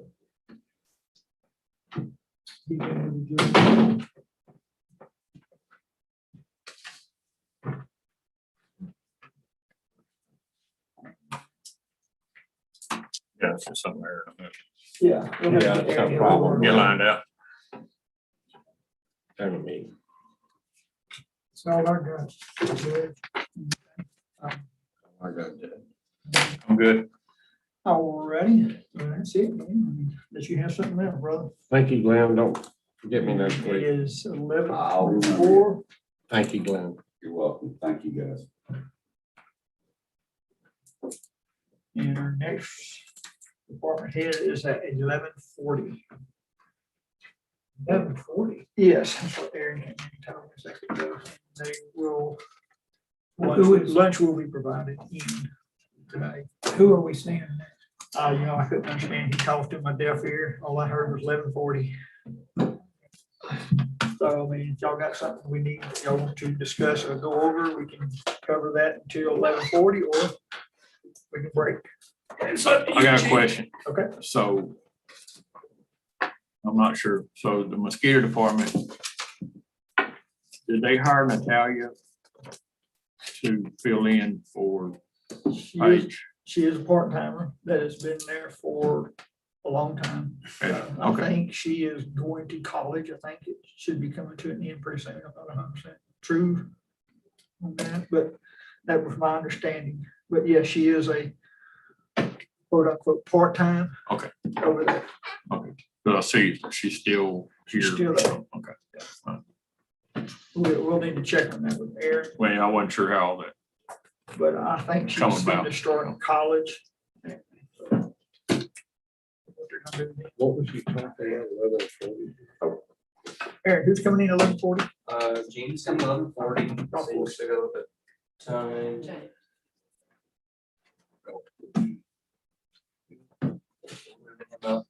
We had some, there were several numbers on safety that didn't really match up. Yeah, they don't match his increases or whatever. Testing. Safety award and training, wasn't it, Billy? Yeah, Travel training. he said he's asking for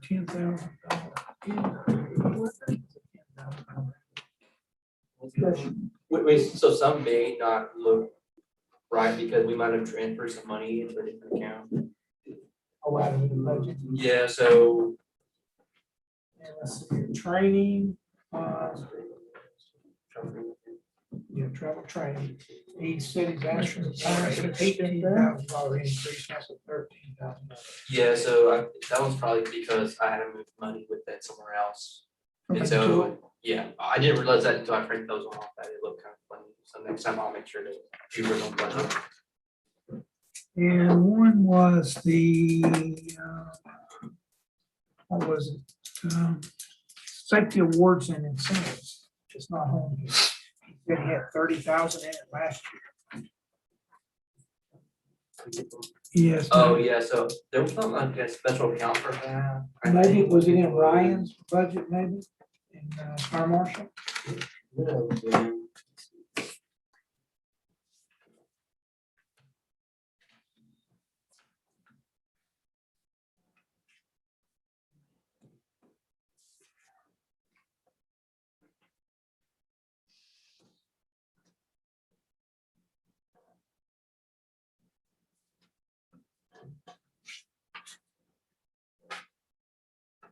Hey, it's just not mine, I would work. Yeah, I'll have to look at that. It could have been this contractual other right here. Well, could have been, but the numbers don't match. So he wants to increase it to 30,000. He said he had 30,000 in it last year. Well, you wanted to increase it to, Be a total of 60, isn't that right? yeah, he wanted a total of 50. 50 is that one? Okay. I miss that. Maybe it was 20. So, yeah, maybe that was it. Contractual. Yeah, okay, maybe there was 20. I thought I heard him say 60 that was in it last year. Anyhow, I'm sure by the time it's over with, we'll get it looked at. Did you want to talk about elected? We officials? can, I guess Commissioner Tynes thought we was in break, he stepped out, but we can, if y'all wanted to discuss that there, we can discuss that there. Well, we need to Until, wait on Tice to get back Huh? here. I guess, Y'all want to break until 11:40? yeah, let's do Okay, that. we will.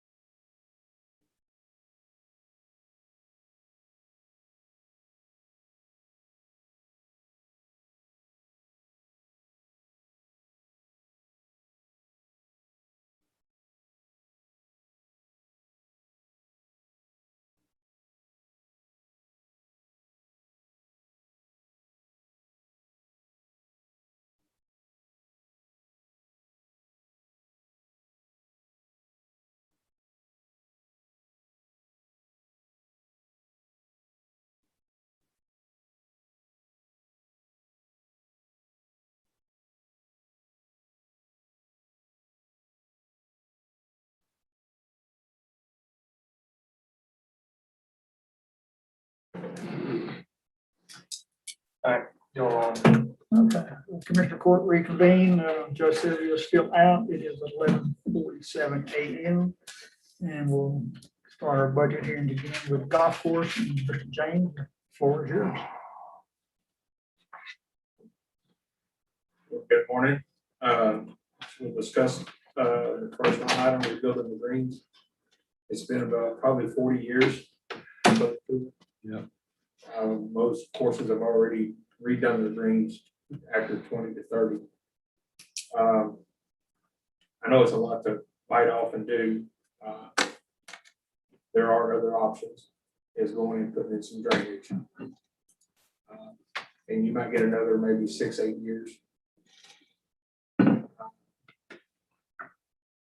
With that option there, they'll go in and do one green a day, maybe a day and a half. And it will take them, they'll be shut down that one hole and play will continue. It won't stop. They'll just skip that one hole, whatever hole they're working on. What do they do? They come in and just They'll come till in up with the ground and put the sod- grass? They'll come in with a sod cutter and cut strips where they're going to do their trenching. They lay plywood down, all the dirt that comes up out, and then the plywood, they go in and put the drainage in, put the rock, whatever, put their fill in, they put the sod right back on top and you're playing the next day or two. So it take about a day, day and a half to do that per green. Okay. That's the cheaper option to do. And that's 260,000. Yes, That would cover all that. yes. Also, I think in the cost, maybe we can get in there and get some of the greens expanded and do it in the same project that are gotten smaller over the years. That is, well, I talked with Aaron earlier. There's enough money in capital that I have that we can do the green expansion and the tee box renovation. The only thing left is if you just, whichever decision, or you got to rebuild the greens or change out the drainage for next year.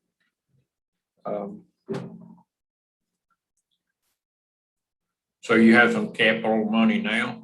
Yes, For this year, yes. that you can spend on some of that? Yeah. So could you go in and rebuild part of the greens, Talk about half of them? half of them, or Yeah, a fourth of could do them? that. Or If you're gonna do, I mean, it'd be better just to do half of them. Yeah. And then you still have 9 open. Okay. So do you have to shut all their mind down Yes. if you do that? Yeah. Okay. And maybe shut down probably maybe 2 to 3 months, Weather permitting. weather permitting, yeah.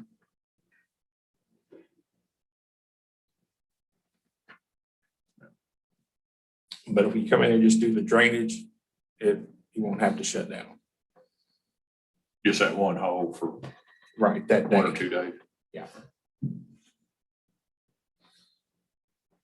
And if we were to rebuild all greens, we'd just make temporary greens in front of the existing, or No. each one would be different. No, it'll just be shut down completely. Shut, okay. We did that It's not when we worth it. replanted the greens 15 years ago, 16 years ago. And it wasn't worth. It's a joke. Yeah, it wasn't worth it. How long does it take to replace them all if you did that? How long would you be down? If we were done all of them, If you did it could all be 2 to 3 months, weather permitting, I mean. Maybe longer. Like I said, it all depends. Depends on the contractor too. That too, yes. So right now you got replace all the greens. This is a more or less an either or. Replace all the greens, 1.3, replace drainage in greens, level and replant 3 tee boxes. That's separate. What were you saying a while ago about rebuilding the greens? You got money this year to do that? No, tee boxes Or rebuilding the tee boxes? and expand 4 greens back to the original size. Would you do that while you're doing the drainage? Yes, that would all be done. Like I have money this year to do the greens expansion and the level 3 tee boxes. I have the money in my budget to do that this year. You have time to go out for bids and get it done, no? Yeah, doing a growing in a tee box isn't that big of a deal. You know, when they expand the greens, they're gonna put sod down. So it's you're not a long period grow in or Yeah, but anything. I'm saying with this amount of money, we'll have to go out for bids. Yeah, depending on the procurement and what the amount is, anywhere between 6 to 8 weeks from the time we start the process, to the time he's got a contractor in place to do the work. Do a contract. So if we started the process for this year, the money he has, yeah, we'd have to start it pretty quick to make it before the end of the year. Right now, I'm looking at around 38,000, I Oh, think. well, then 38,000, we just get more than 1 quote, 3 quotes if possible. And we could go do that without having to go through the process. Okay. Over 50,000 is what triggers the process. Which was the 38,000? The tee box renovation and the greens expansion. I believe it's gonna be around 38,000, somewhere in there. And if he's talking to a vendor that's on one of our co-ops, commissioner, then that helps that process too. We can go with co-op pricing.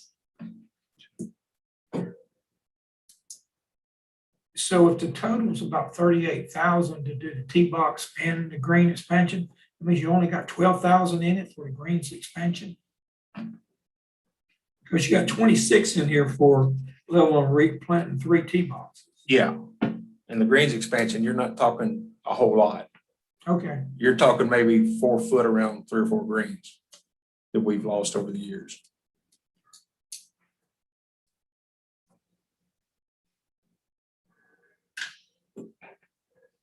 Okay.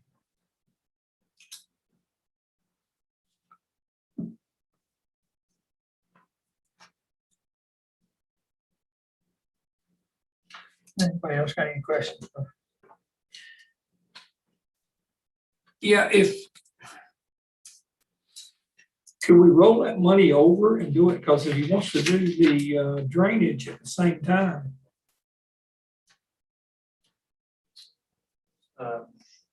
What do you mean rollover? he's got approximately 38,000 now in this year.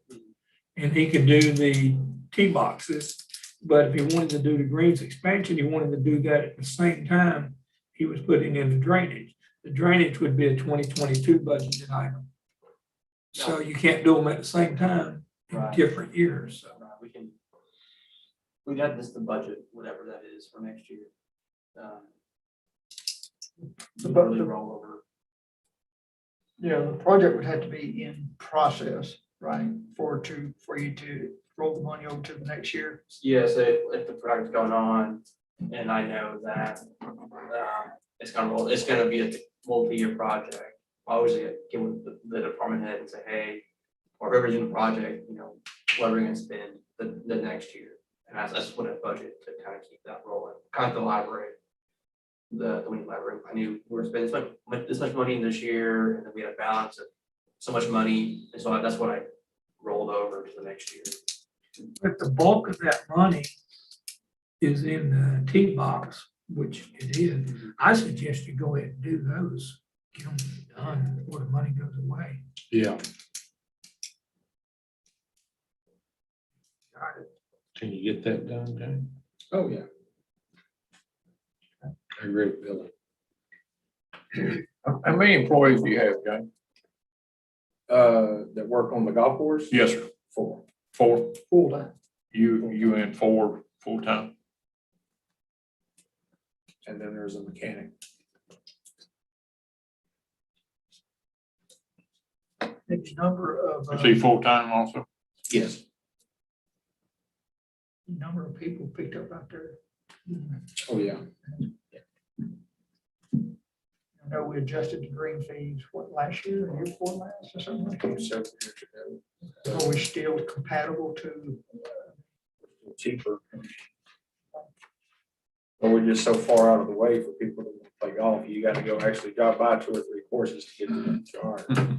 Hey, in this rebuild all the greens, is that drainage in that 1.3? Oh, yeah, that's completely, you're Okay. looking at a brand new complete green. Okay, so if rebuild all the greens, to replace the drainage, wouldn't have to do it, because it's figured in that 1.3.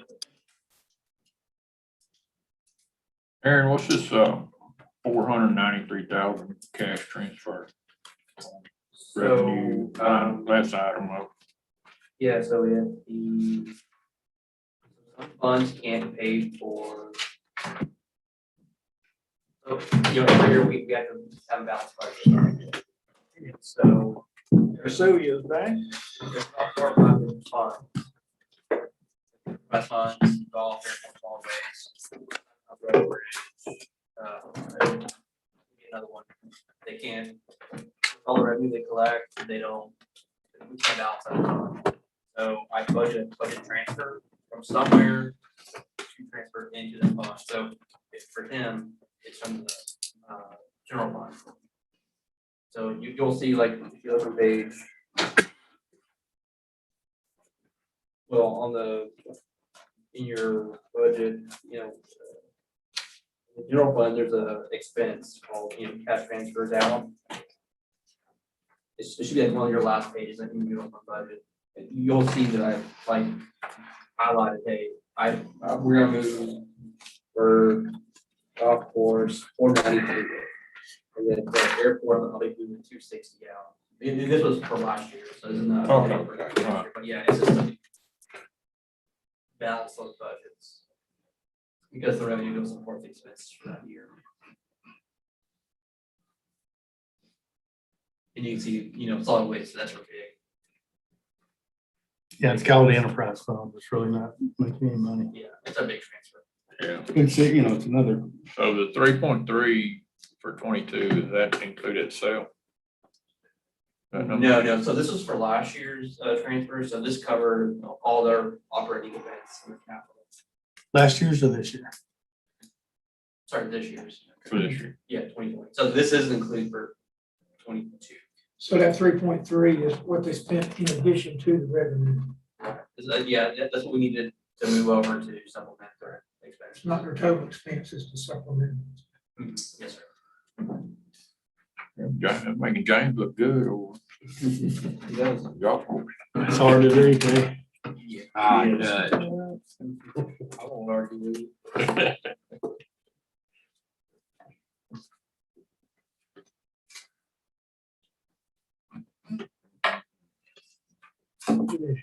All right, that's pretty straightforward. You don't want no raise, James? You can put in for a raise. We're paying more than it's worth. Do that next time.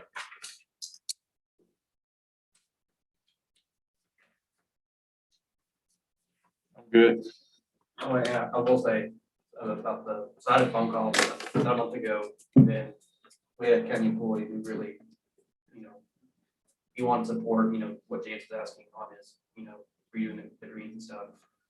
So just kind of, a citizen, ex-county employee. So, Yeah, he came saw me too. yeah, he really lets it out for us. That's what we're doing. Wants to finish it.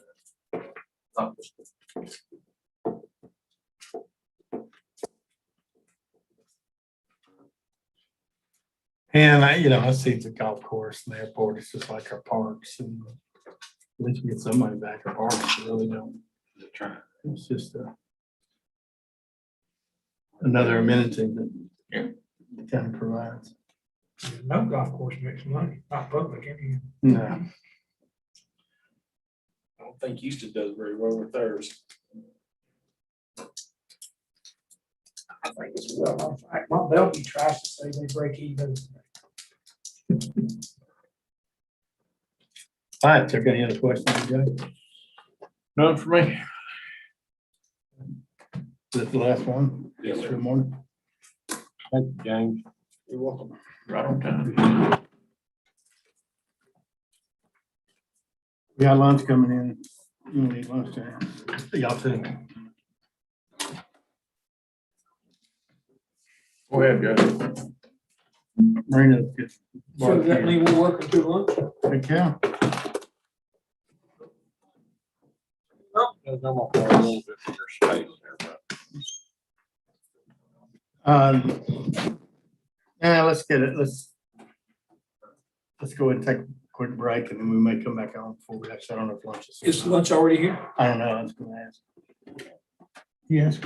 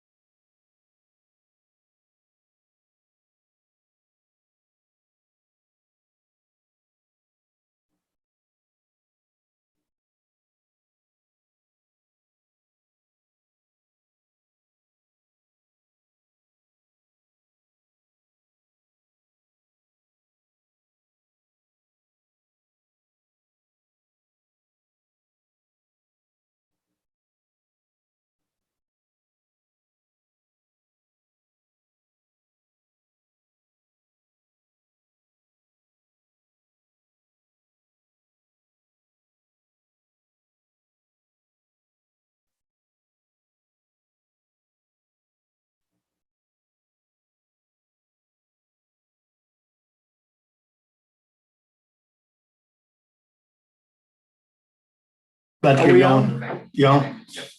All right, call come to order after lunch recess, 12:52 PM. What's in front of you is the last public notice of elected official salaries.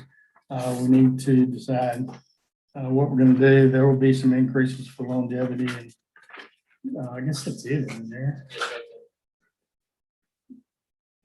Now, unless you choose to give an increase to elected officials. Yes, you know, in your book and on the blue tab, salary, there are other officials that are asking for some increases to their salary. The constables, maybe the GP. And I know Ted is asking for more stipend for registration. And that all has to be kind of posted to part of the process. Yeah, and I think that's kind of a little, just a real reminder is, so what we do is y'all set the salaries, post salaries. I'll send a letter to all the elected officials of their salaries for next year, their stipends. We'll post in the paper and we post the paper. So when I give them their letter, we'll have the 5 business days, I believe, to send a email or alert to the judge saying I would like to read my salary. And if that happens, then there's another process that goes with that. We have to have grievance hearings. And those grievance personnel are chosen, the grievance committee is chosen from the grand jury. Lauren just told me that Heather's having a hard time filling those positions. That will agree to serve on the grievance committee. So. And kind of just walking through the salaries and like, was it 3 years ago or so, we kind of came up with a plan to have some kind of salary structure for the elected officials. And you can kind of see that, we kind of grouped them all together, right? The commissioners make the same amount, the countywide elected officials make about the same, full day make the same. Match the sheriff and the county attorney, and then all precincts, the JPs make a certain, about the same except for JP 3, well, the constables make the same. It's all based on the percentage based on the good salaries, which is based on the good salary. So JPs and constables have both asked for increases, correct? Or did JPs? Mine's a JP 3, so low. Because he doesn't have any. Caseload. He said his caseload, he said his civil caseload was actually as high as JP, I guess, 2. Yeah. But I don't think his caseload very high. Can you, Aaron, can we get those numbers from the treasurer's office? I would like to see the caseload numbers. I wouldn't have a caseload number. But we can get it from, I can get, like, how much they collected in our office, it'll show the, but Well- it's gonna be. It should be some kind of, yeah, it should still show you a percentage tag. it'll show you civil, criminal, I think, I hadn't looked at one in a while, 2 years. But we need to get those from, Well, whether civil or criminal, it's still a caseload, right? no, I know, but it'll show the money amount, Yeah, the filing fees collected, that kind of thing. Yeah, that really is being collected. but still, he doesn't even, he shares a clerk Correct. with, Randy. quite frankly, I think we've got too many JP. You can come in, Valerie. Come on up, sit down. We're just discussing elected officials for this started. Good afternoon. Yeah, you guys have constables. Yeah. Yeah, so all the constables asked for Ladies. $10,000. They asked for a 15% increase. County clerk. When's the last time we looked at how our elected officials pay compared to other counties of similar? I did that last year. I did 2 it years ago. 2 years ago. I mean, 2 years ago. I'm sorry, Billy. Yeah, I get COVID turned around. Yeah, the tech has a pretty good salary survey. We can more of that template look at. And you gotta look at rural counties next to major metropolitan. Yeah. Because if you look at just population. I know.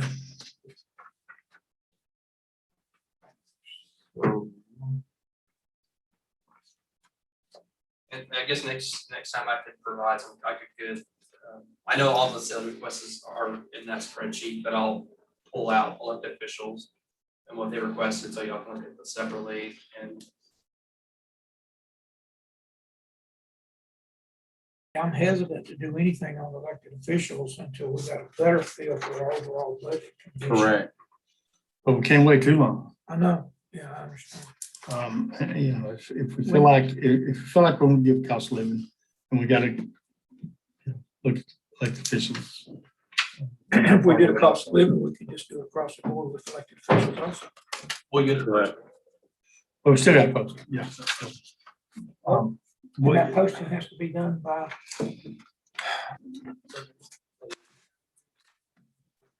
Yeah, you do. Supervisor solicitation. Everything else. So there's I put Oh, on no. that my date, So the JP we didn't need ask to for figure an out increase. before August 10th. So, So maybe the first workshop and, well, we've got it, and then it's gotta go on the agenda, yeah, so, because we have to prove this before we put it in the paper. yeah, so, And yeah, it's, what do you, I guess decide what y'all wanna do, and I can get everything worked up, and then it gets approved. I think about August 10th as. is that the court date? Okay, so that's the. I would do a 10-day notice, in the paper. Yeah, August 10th is the board date. Okay.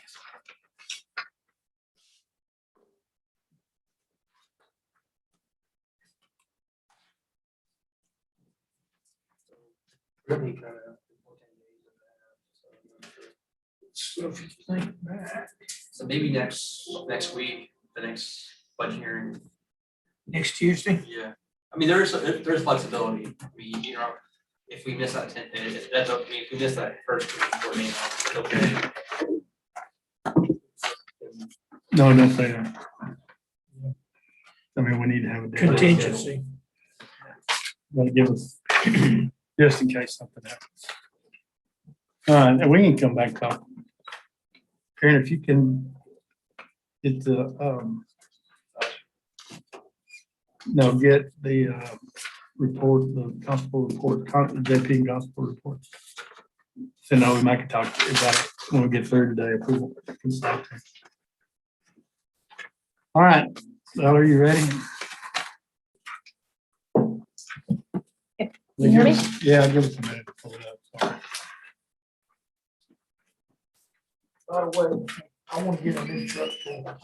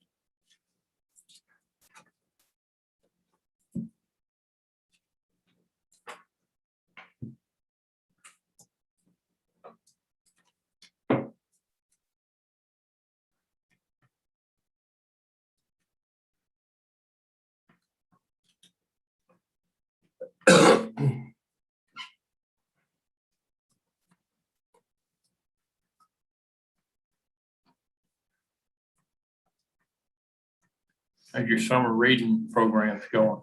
Good. It ended on Saturday Yeah. and yeah, despite being all virtual and still kind of under a pandemic, we doubled from last year. So Great. yeah, it was good. Doubled, you said? Mhm. That's good. Wow.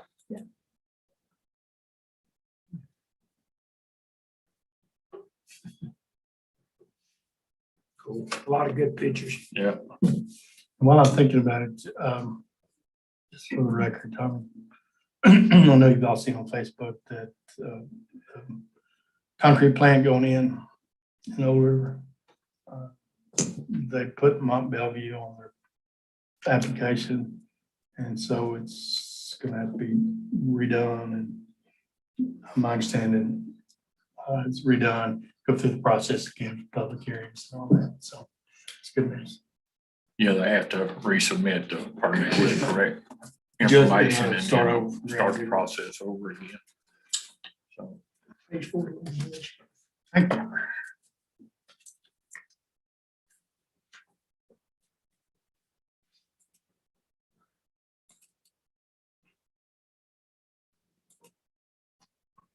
Valerie, you can start with it. Okay.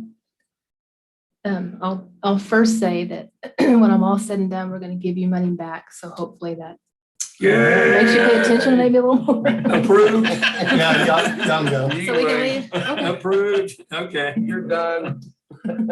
It's just how we get there if, we can get that approval. But for 2022, we're asking for increases for several positions. We're not asking for any additional purchases. Library technicians, branch librarian, and assistant county librarian. Those are the 3 positions, which include 15 people that we're asking for increases. So whenever we hire people, the majority of them fall under library technician positions, and they can do anything from front desk circulation work, working in the back, doing technical work, processing, or kids programming, adult, teen outreach.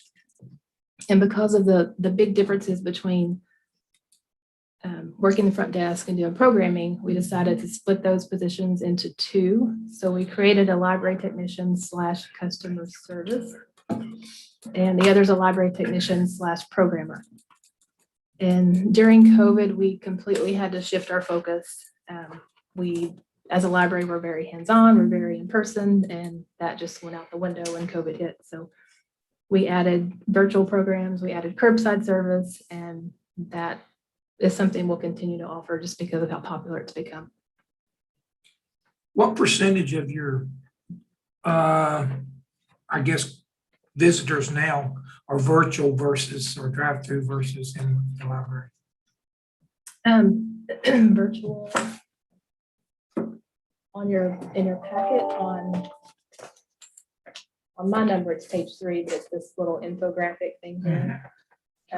It's mostly for 2020, these numbers, but we included 19 as well. Our virtual programs, we offered 192, and in person, we offered 780. So there's a difference. We just don't have the staff and the time to do all the virtual. But I don't know percentage wise exactly how much that would be. It's just as the staff gets time, if they can video their story times, their baby and me programs, and we can put those on virtual, we will. 128,000 visitors. Interesting. So what about your drive-through? The The curbside's been super popular. It's something we didn't know that we needed, so we're definitely keeping that. Moms with kids, older people who can't get out of the vehicle will just grab what they need to run out and bring it to them. But yeah, it's Should have put you in a drive-through window. Mm, thought Never about would, that. never would have dreamed it. there was a I big would've cost to never thought that. about it either. I would have. Yeah, we went to the library in Harris County that had one, and that's all they did. People drove through, but Jeff said it was too expensive, so we passed. Okay. So anyway, we divided the library technician position into 2 positions that I put on court for the 27th for approval. And also made some updates to the branch librarian and assistant county librarian position, mostly just changed some wording just to better reflect what they're doing. So our goal in asking for the increases is to get our technicians, our programmers, branch heads to a level that's comparable to the neighboring libraries in our community, as well as just an overall standard in the field. The last time we asked for any type of review beyond Commissioner's Court was in 2006. And That was 15 years ago, and that was Ray and Associates. So I don't know if anybody even remembers who they are. You know, I do. Yes, we're probably the only ones, but that was a long time ago that we've had them really. Yeah, I was on Looked the at. court. So when people come to work at the library, they grow to like it, and they end up staying because they love it. But this year we lost a couple of really great employees, and there were long conversations about how to make it work. And it ended up being pay was part of the issue. So I currently have staff asking why we're not paying as much as Sterling, which is right down the road. And so it felt like we needed to really look at what we're asking our staff to do versus what we're paying them. So in your packet, I'm not sure if your pages match up to mine, but it's page 32. It's like this page. I pulled out a couple of libraries, just kind of one into the other. Nederland, Marion and Ed Hughes in Nederland, they paid $21 for their library technicians per hour. Their managers get $24 an hour, and they serve a service population of 17,000 people. That's about half of what we do. Sterling and Baytown, they serve over 70,000 people, and they hire people straight in with no degree, $50,000. So that's a concern for me when I have somebody who could just go on down the street and work at Sterling, but we've got a really good group. Employer retention is very important to me. I know it's important to county. I get a lot of calls from my library friends who say, how do you get your people to do such creative programs? And we get lucky, but we also have a lot of people who are invested and dedicated to the job, and we want them to hang around. So do you know those two you lost? Do you know where they went? Well, one just stopped completely. She had some personal issues too. She drove from Koontz, which is a drive, but she did it for 7 years because she absolutely loved the job. The other one went to the wellness center. Hard conversations. You want them to stay, but at the same time, I just can't pay them anymore. But we also looked at Dayton and Liberty libraries. They pay around $10 an hour for all of their employees. And they have a huge staff turnaround, and that's something that we want to avoid. We just want to keep who we have, and got a really great group. On the budget request form, that's on my page 22.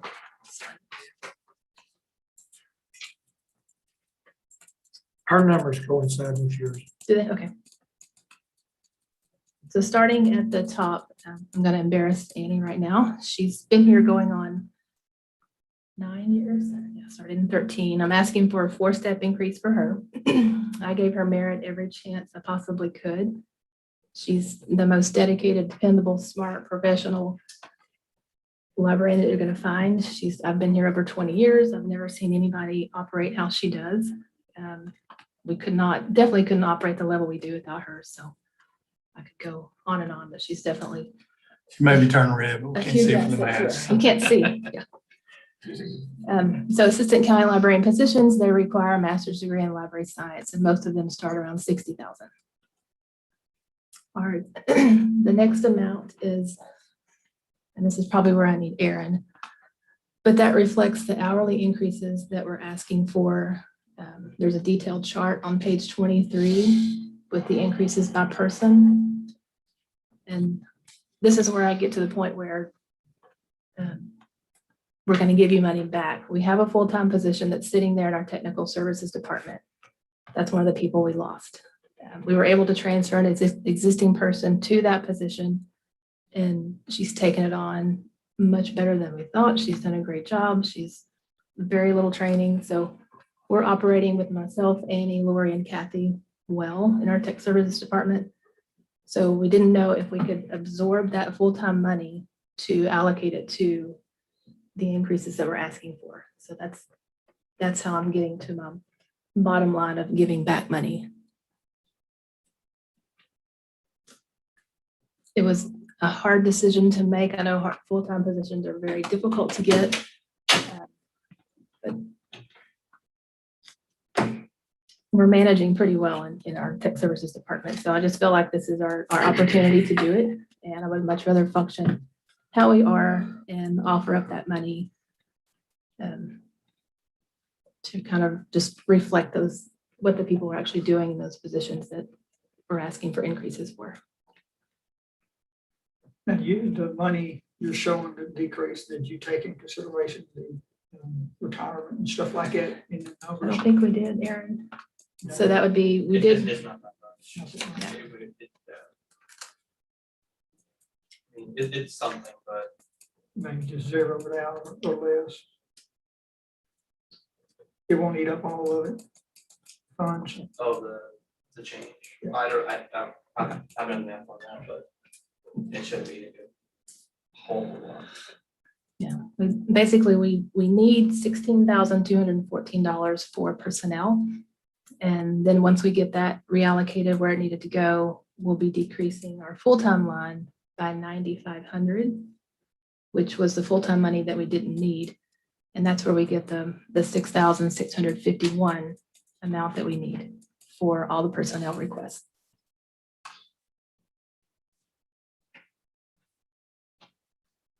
If you look, the part that's in red, amount of decrease, this is where we're giving money back. We're giving back 10,000 from our supply line and 2,400 from travel. We just, due to COVID, we haven't traveled. We probably won't much next year, but there's a lot more virtual options for people for training. So bottom line, we're giving back $5,750. Hope that made sense. It does. We're not asking for any additional full-time positions next year, year after, unless someone's gone and replaced, so.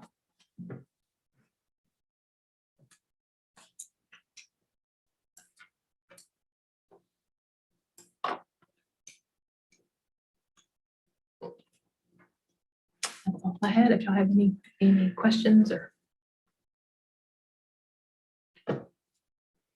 Any questions? You want to talk about historical a little bit? Yes, So what about the Indian remains? Did you- they're not sure how old it is, but they did find remains off of Trinity Bay and it was pretty well intact. And so the state is going to look at the best way to figure out how to do any type of DNA or. Is it still there? It is, they left everything. The state said to leave it untouched. There was some pottery that they felt was sort of tied to Native American, so. Where was it on Trinity Bay? I'll tell. I'll tell you later. We don't want people going out and looking. Yeah, we want to keep it where it's at. And Yeah. then that way, when the state figures out exactly what it is, they'll do a proper burial or whatever they normally I mean, do. I think the Indians were the Crocoa. Yes. So that was an interesting phone call from the sheriff Mhm. saying, we found human remains. I said, you have the wrong phone number. For historical, if you don't know, part of my job is to act as the liaison for Historical Commission and doing that to help with their budget. I know Carolyn does a whole lot with historical too, so we work together with them, work on budget prep, attend their meetings, events. And the library side, we actively digitize artifacts and documents just to keep an ongoing online collection for historical. That's been a really good fit. It And has. that was, we really had issues with the county and historical and since Valerie has become the liaison, it's worked very, very well. So thank you. Yeah, we do. We enjoy it. And our goal is to eventually have everything searchable online between museum here, Wallaceville, and hopefully once the leadership building's done in Mount Bellevue, they have a museum there. So we'd like to get into there and also work on cataloging some of the stuff they have. So we're not asking. I just wanted to say, I think you did an excellent job during COVID and the shutdown, keeping things going. Thank you Yeah, very it much. was different because you don't see us. And so people thought, what are they doing? But our goal was to do. I got several notices. Did you? I got some feedback too. And great job. Thank y'all so much. And Judge, if I may to add, Valerie, they've done a great job with the historical, but also y'all granted them $260,000 for the statues out here in Fort Anahuac. Turned out beautiful. And at the end of the day, I think we're gonna return some money to the coffers. I think Okay. we think there's still a little bit of money left. We'll double check. It's about $10,000 if everything has been paid. So that's a great job there too. Yeah, they turned out really nice. They did. So historical, they would like to do that event again next April, the reenactment. They're not asking for any money for that. They may come for hot funds at some point, but no increases for historical will stay the same. I wish everybody was as Right. cooperative as you are. Yeah. Really. Just trying to follow the rules. We could balance. That makes you digest your lunch better. That's right. We have to Yeah, let that's a Valerie good know one to have, whatever. right? Thank you, Valerie. Thank You're you so welcome. much. We're not gonna follow that. Oh, Dawn will be fine. But we appreciate the court, their support, all the new library buildings, and we just feel like we've been in construction mode for the past 10 years, but it's been worth it, and hopefully one day we can finish out with Anahuac, so. Okay, any questions? None for me. I'm good, thank you. Thank you, Valerie. Thank you, Annie. Thank you, Valerie. Annie, you shouldn't talk so much though. Yeah, Annie. Yeah. Put her on the spot.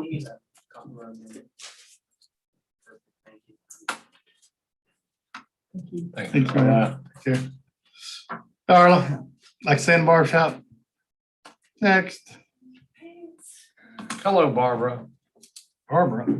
Barbara. I got Barbara. How on about my Darla? mind. How about Darla?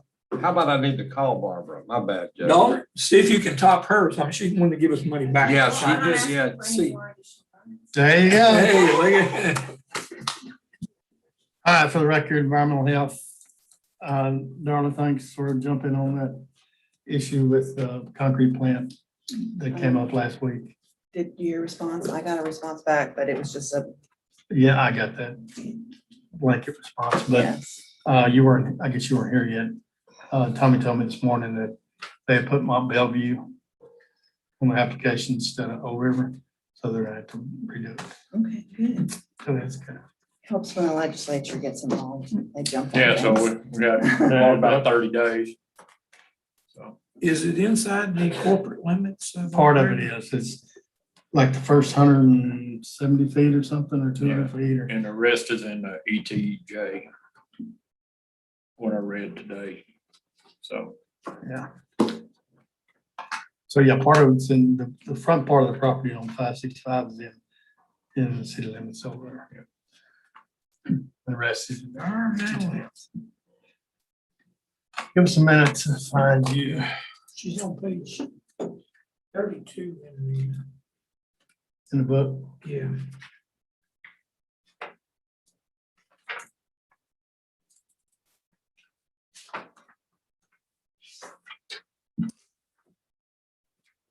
How you been doing this, Darla? I'm good. Good.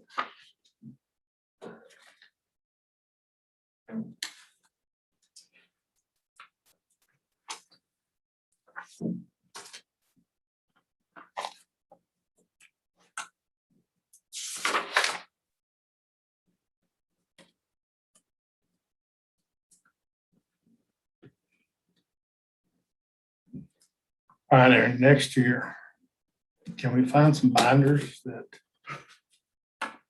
can put in like this? There's not room on these benches. You know what I'm saying? Might be easier to get bigger bench. I think. Oh, there's that Justice Center. We wouldn't budget for it. Everybody there? Yeah. Okay, Don. Okay, so I listened to you in your department head meeting about no additional funds, and I'm not requesting any additional funds. So I had to be a little creative, and I would like to ask for a reallocation of a partial amount from the department's abatement fund for myself and staff raises. I would like to request a reduction of the abatement fund from 41,500 to 30,350. And this fund is for if we have to go to an outside contractor, third-party contractor to hire for abatement. So far as my time as director, we've never had to use it.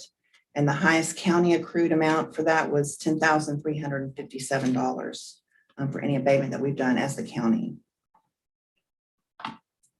Item number 1 I'm asking for a wage increase for myself. I believe this amount is more accurate compensation based on my experience and duties and responsibilities of my position. Not only am I managing the department, but I'm also an inspector. I'm doing site assessment inspections, nuisance complaint inspections, food inspections, septic inspections, plan reviews. I'm also QAing permitting. I'm doing the whole thing. In your packet, there's justification with additional duties and experience that I have. And I asked for this amount 2 years ago. I'm hoping that you'll give me that wage increase. Item number 2 and 3, I'm asking for my inspectors a wage increase also, merit raise increase. Victoria Figueroa is my enforcement coordinator. She has increased her site assessment inspections. A site assessment inspection is when we have a permit that comes in for a shop or a pool or any kind of structure that's going to be placed on a property with a septic system. She has to go out prior to issuing that permit to make sure that all the setbacks are maintained. If not, they have to get a new permit for septic.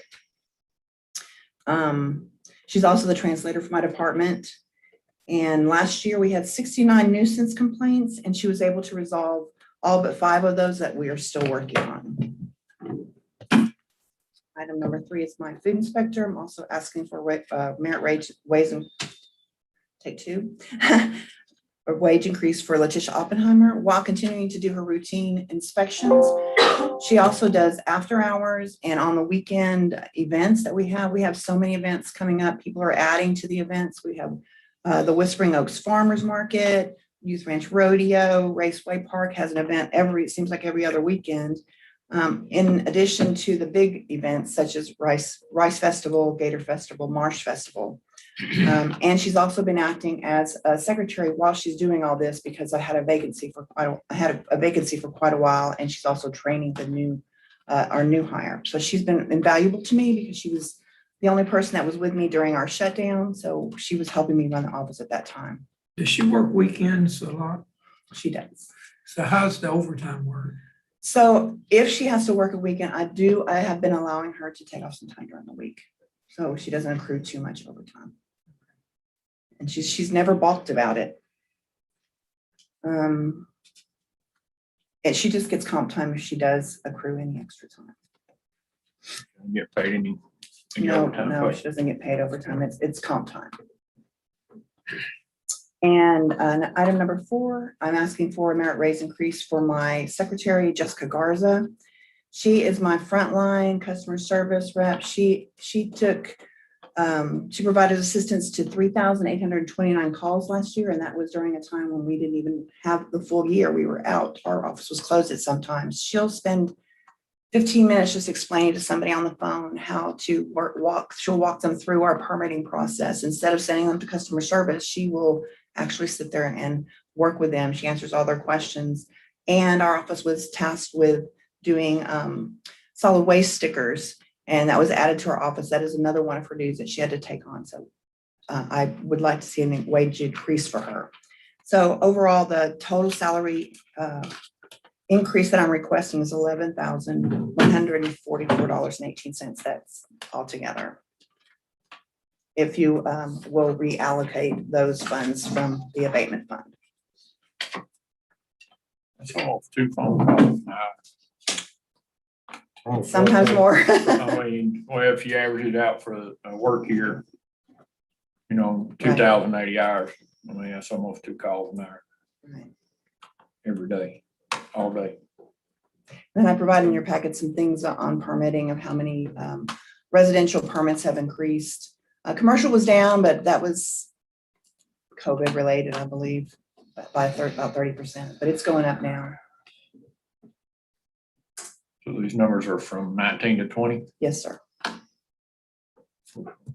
21, yeah. How's 21 looking? Commercial's ramping up. It's getting better. Residential is really, it's even more. It's even more. I think everybody during the COVID shutdown, everybody said, I need a pool. We had so many pool permits coming in.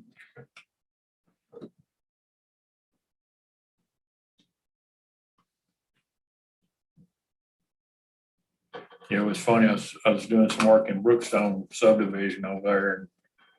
And they had like either 5 or 6 swimming pools going on at the same time. It's crazy.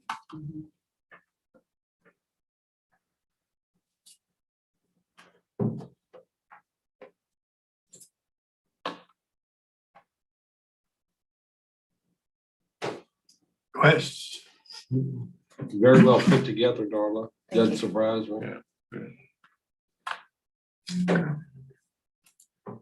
Carl, anything else? No, I'm good. All right, thank you, ma'am. Thank you. Great job, Darla. Thank you for your Thanks, effort. Rob. First, Carl. You'd be back, Darla. Thank you, Ms. Dollar. Thank you. Have a good day. You too. Dang, that was quick. Yeah, Rebecca's next. She got to walk faster. I just texted her, she was here earlier. I just saw her walking. Yeah, I would go.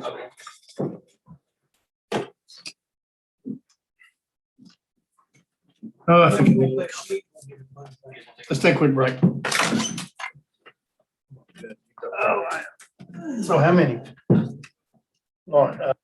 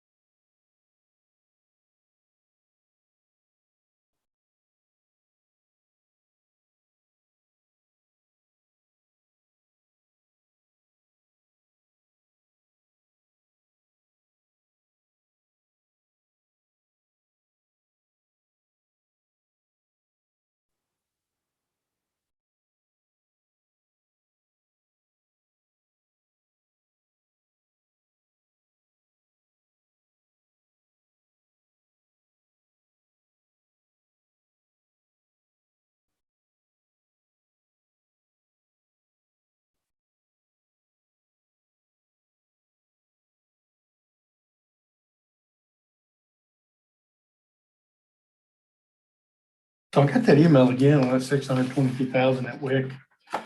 I guess,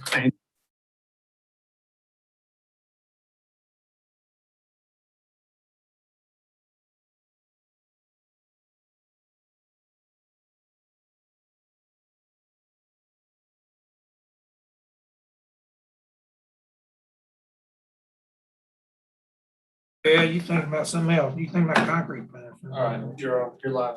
all right, since Aaron turns on, we're going. It's 1:44 PM and Health Department, Mary Beth is here. So Mary Beth, you can start whenever you're ready. Okay, so I'm assuming Mickey also is in order, like mine is the first one I have. It should be. Health care practitioner slash health and wellness. 34. So on that one, essentially, I just went, we evaluated our current spending, and last year was kind of an off year just because of, Wes doing a lot of things virtually and curbside. But we do know that we have, we will need an increase in medical supplies, including the clean weight testing and supply kits. that we're utilizing that. Currently, we're replacing an EKG machine, and most of that equipment we purchased for the Health and Wellness Center when I started 14 years ago. So sometimes we're like just making an EKG machine, some of the equipment we're trying to replace that. And then, so that's what I have on the first one. The second one, 2520, increased budget for medications and injectables due to increased costs. I know we're seeing this across the board, but medications, it's definitely no exception, especially with, some of the medications that are frequently used or not ordered. And this all fluctuates year to year, how well people are, how sick people are, and that. The last thing I have is that an increase in salary for Linda is she has completely taken over all clinical coordination since she started taking over a lot of it, but I don't see patients really in the Health and Wellness Center. I was going to medical before the pandemic hit. So Linda has really, we have so many nurses throughout. Linda has definitely taken on the role of clinical coordinator as well as she oversees the general medical. She's a provider of the general medical now. So that's, I have a salary increase for Linda, and that's in line with, for the job duty increase as well as her level of education. So that's a Health and Wellness Center. I think everything else looking at the budget, we were pretty much doing everything else with our electronic medical records and Health and Wellness Center. The next one is WIC, and this is basically what I have on here is Angie, they were okay with their last year. The only thing I've added on here is Angie is a 2-man department in the WIC department, and Angie's the director of that, and she is a director. It is she's undermanned or health services, but due to her roles and responsibility of being a 2-man serving the entire county and her roles and responsibility, she does her own audits, she doesn't have a backup person. And so I've attached her pay history also on there, but that would take her to that pay level since she's a supervisor and director. The next one is probably the one where I have, the most requests. It's going to be in public health, which should be no surprise. So CureMD, which is our newly acquired electronic medical record, we just need to increase the budget on that to $1,000. Is that the one you hand out? Yes, sir, that's when I handed out. Yeah, y'all don't have that. Sorry, I actually put the Health and Wellness Center in there twice, and I realized it earlier this morning, so y'all should have a copy of that. So part of this CureMD, we are currently paying for with grant funds. A lot of that, all the scheduling, sure that, when you give 30,000 injections, the scheduling component of that has been quite costly. We've been able to cover that cost with grant funding. So let's see, 1440, 1450, and 1420. Those all have to do with increase in pay for those to reflect their current job duties, future job duties, and their level of responsibility to public health emergency preparedness program and to the FED program. And those are specifically for Tori. She is a front office, Tori Bondenstein, she's a front office receptionist. She's also a medical assistant. And she's pulled in every direction. She is able to fill pretty much every position in there as far as drawing blood, giving injections, rooming patients, telephone. She's been invaluable. And so although she is a medical assistant, it's not the salary of an LVN or another license, but that is definitely warranted. The next one, the two the investigators, Lena and Sarah Johnson. Also the increase in job duties, the volume of work, and their level of responsibility to the county and to the public health program that reflects theirs. And the last two are, the reason why they're just grouped together in different budget lines. They're Paula Richard, the office manager, as well as Ashley. She's also a nurse, but she's in charge of the first responder immunization program, as well as she is the COVID-19 clinical coordinator. So Paula is office manager, but her job duties, she needs to be increased to reflect her duties in line with the county chief clerks and the executive assistants, and she's not at that level. And then Ashley, the same as the nurses, just to reflect her job duties and assignments. So what I did was on the next sheet, this was kind of, if y'all have this one, I kind of went through each one of those. And so office supplies, any additional office supplies that are needed, those are completely grant funded. Medical also grant funded. Karen, the majority of that is grant funding. The remainder of those, we are leaving the same. The dental contract, although it's indigent healthcare, that still comes out of ours, as well as the data prescriptions, which is what you see on that 3520. Those are the $40 vouchers from indigent healthcare that comes out of our budget to our office. We did increase this year how much we collect for flu, just to try to recoup some of that cost as well whenever we provide flu shots. So it's now, it was $12, we increased it to $15. So that's what I got from that. And then all the pay histories are attached at the end. So I think, like I was saying before, I think that we all know the value of health and public health and health and wellness and the WIC programs and the service to the community. And we've been extremely fortunate. There'll be 2 more grants will be coming through court in the next couple of weeks. One of them is a public health workforce grant funding, which should help alleviate some of the burden, as well as allow us to expand the workforce in response. It's the CDC, the DSHS, that's a $750,000 grant. And then there's a public health equity funding grant. They want to make sure, I think there's 54 counties in the state that were automatically given that money. We were one of them. And it's to ensure public health response and public health activities in an equitable, diverse manner throughout our county, and helping identify those areas that need increased access to care. You know, during the pandemic, there's lots of ignoring the strangers to, sometimes there's just equitable distribution and response activities throughout the state. So the state has given us $280,000 to help fund that program. The grant funding we got last year was $250,000. They extended that contract to this year, and then we also have $4.9 million DSHS grant is already coming through as well. So we have a really robust program, and Chambers County itself should just be proud for our level of response. And that's all I have. A lot of your current labor, I know, has been funded from grant monies that we received. And I guess for COVID, you had to staff up and it was funded by grants. If we ever start leveling off and get out of COVID, what's going to happen? The grant money is going to go away, or is your staff going to shrink again, or how are we going to go forward?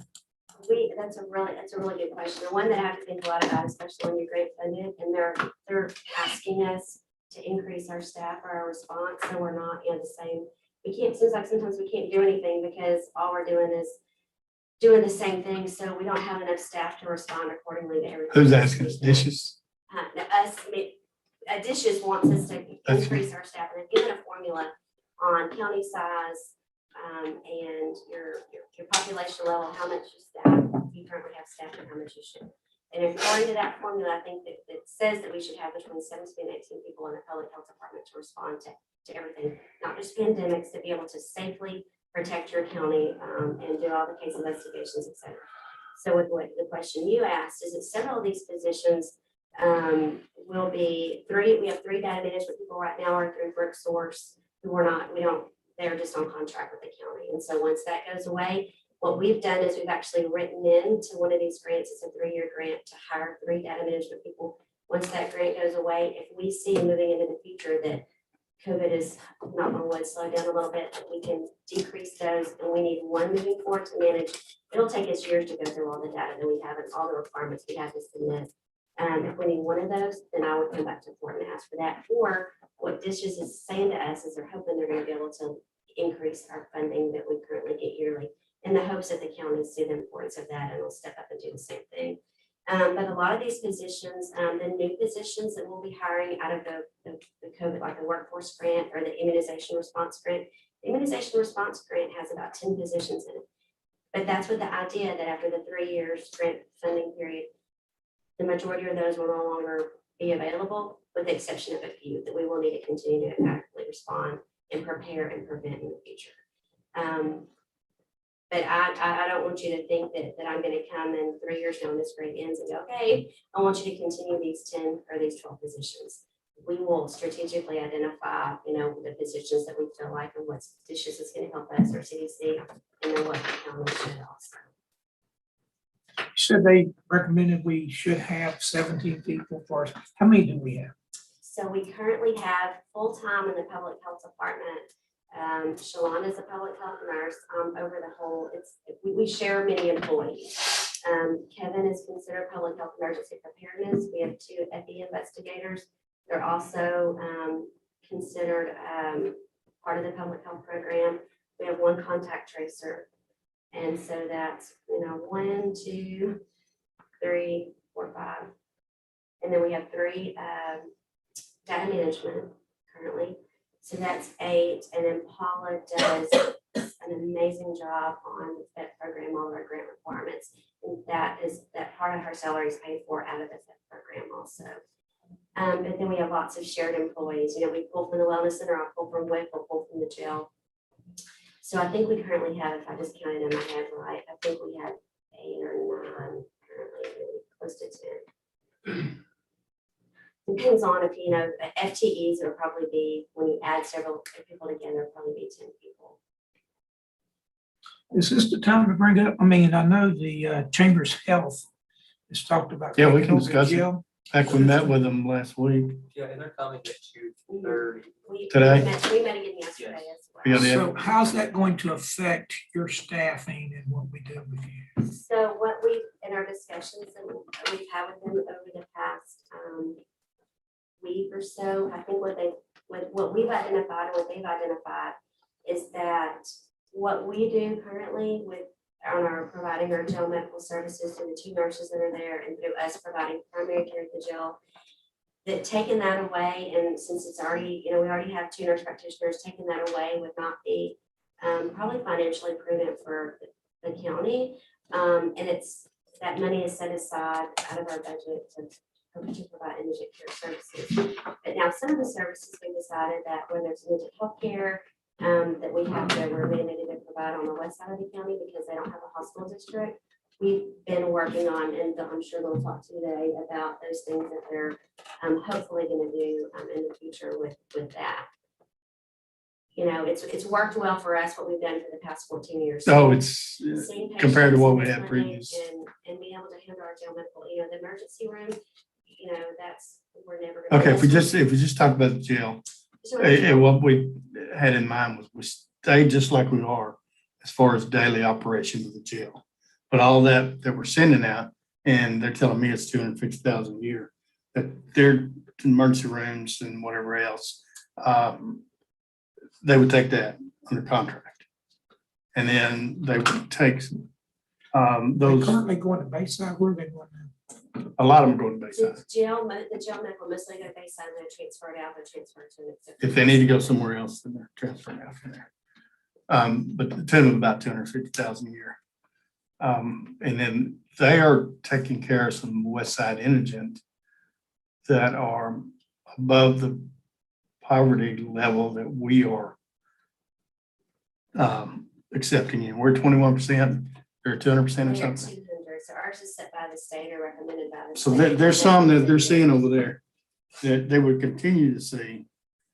Basically, our operation would change it, it's the way I see it, but under contract, they would do those two things, continue with the jail, what comes to them, and then pick up the slack on the west side where we're responsible for indigent health. And Did I get also, that right? You did, you got that right. So, also, just because we have to make sure, like we met yesterday, it's two different funding payer sources or two, one of them is health service sales tax and one of them, I guess, is ad valorem. I don't do the ad valorem tax, but just so we make sure that all that Landis has her ability to report correct accurately what we're doing for what we're required to do by law, so she can adequately report. We're still trying to figure out the nuts and bolts of that. If that's not, so them taking on some of that west side indigent population, as well as to benefit the entire county. Some of these things we've identified through our community health assessments that are lacking in all parts of the county, that we. Mental health care, all of these services that every year we identify on the community health assessments, we can kind of chip away on it. They can't do it on their own. We definitely can't do it on our own, but if we partner together, some of these things we can take care of Mid-County and East County and then work on those things. So identify those things. So that's what they're working on. That's what we had another meeting yesterday, Aaron. It's been a really positive discussion, so. Okay. There's just, we know that there's other indigent healthcare services that, possibly could be, that we currently offer prescription services, dental, vision, that there's a way that maybe we can meet some other needs of our indigent care population through healthcare, through a partnership. So they're going, I really don't have my head wrapped around that whole deal. I mean, they're kind of, that whole concept of which will soon be Army Point. So I think they're gonna kind of ask for like $1.5 million to subsidize their program from the county. So if we do that, what are we getting for that 1.5? And is that the right place or the right amount to spend for the service that we're gonna get from them? On the jail side, we're getting the 250,000 a year. Could be more, could be less, you never know. And then on the other side, there's Landis. Come on in. So on the other side, we're getting an increased level of indigent care for the west side population. But I didn't ever hear that 1.5 million. Yeah. In fact, what they told me when Jimmy and I met with them was they want the same thing the EMS are getting, with 750,000. And I told them in a meeting last week that I thought I could support maybe 500,000 a year to start with. And Well, cover my the- response was whatever makes sense, I'm all Yeah. for helping them out to the extent we can. But, we also have budgetary constraints. That's right. Landis, you next. Yes. You can come on up. So. Don't be scared. And that's what we've been having, and those are the discussions we've been having in the meetings, or what financially makes sense as far as the services we're already providing, what healthcare needs are not being met, making sure we're adequately, spending the money on indigent healthcare versus results. So those are things that making sure that everyone's recouping their own costs, whether it's Chambers Health or Omnipoint, if they're, trying to receive funding from all their care sources, whether it's, making sure they're referred to the correct indigent care program, whether it's winning Landis, that they're, we're outreaching to receive all that financial reimbursement. So we did have a meeting. And they also, they're federally funded, so they get great funding for people that go on the program. So I'm not really sure what they're going to come back with today. We've met with them, I think 2 or 3 times now. And so, again, I don't know what they're going to ask today, but we have had some positive discussions, and it's probably just going to have to be hammered out more in the future, whatever y'all decide, however y'all decide you want to proceed with that. And for me to be comfortable with that, I think we need guidance from you or your group. Make sure that number's right. So. Yeah, and that's when we talked about it, and then they sent me something, I immediately got them involved because that's who it affects. And that's who's doing it now. So. Yeah, from preliminary conversations, I kind of thought it would be an offset, slightly offset with some of the stuff we're doing now. And it would, Putting it in, but. and I hadn't seen those I'm numbers. not really hearing that. I mean, it would be just a contract that we're sending out from the jail, nothing in-house. No, nothing else. No, because currently Am I? in-house, we provide all primary care at the jail. And we draw on labs, I mean, that's, everything is done primary care. When the emergency room comes in, it's for true emergencies. And then after hours and on the weekends, whenever we don't have to require jail medical. And, you know, that emergency room services, you know, we're just never gonna be able to predict what that payment is gonna be. But as far as primary care services, it really didn't make much sense unless that's just something y'all wanted to just take over and give back to them and take away the jail medical from us being involved in primary care. No. And we're available 5 days a week to do that. Before, when we were contract healthcare at the jail, it was bad. Since we've gotten in-house, it's really good over there. When you ask sheriff, and I'd say that because I don't hear a whole lot of bitching and griping about it, so. But I do think it's going. If you don't hear about it, you know it's okay. That's right. Good, good. So the rest of it though, the other part of that, you know, I think from Landis' standpoint, and she can speak on this too, is to make sure that she's able to meet all her requirements for reporting requirements to the state. If it's something that the county is responsible for, then making sure that we're, you know, it's reported in the correct way and it's coming from the indigent care, the money that's set aside for indigent health care. And so if it wasn't So that, those that come through us, they will be reported. What you're worried about is those that are above that, if we could just carve it out, I mean, they just carve that out and it's not, I mean, it's something between the 21% and the 200%. It's just that we've, you know, whatever's agreed upon, we're gonna spend X amount of money on to help with the indigent care burden on the west side, because those are just, you know, so far apart in their income guidelines. Right, And so then- if someone does go to Bayside for assistance, they need to screen those, some sort of screening. and then maybe now, I thought I heard them say they are now. Do we have any? Yeah, they are, but I don't think they're 100% positive on the level of. Okay. Right. Do we have any numbers on the west side, how many they're seeing? I mean, I never Yeah, got see- any numbers. They're great. I'm sure that they gave us numbers yesterday. I don't have it right with me, but I'm sure they'll give those to you today. And I think I heard William say that he was gonna give those to y'all today. Okay. Yeah, I know they're working on it. I have those. in the truck. I have Sure. those with me.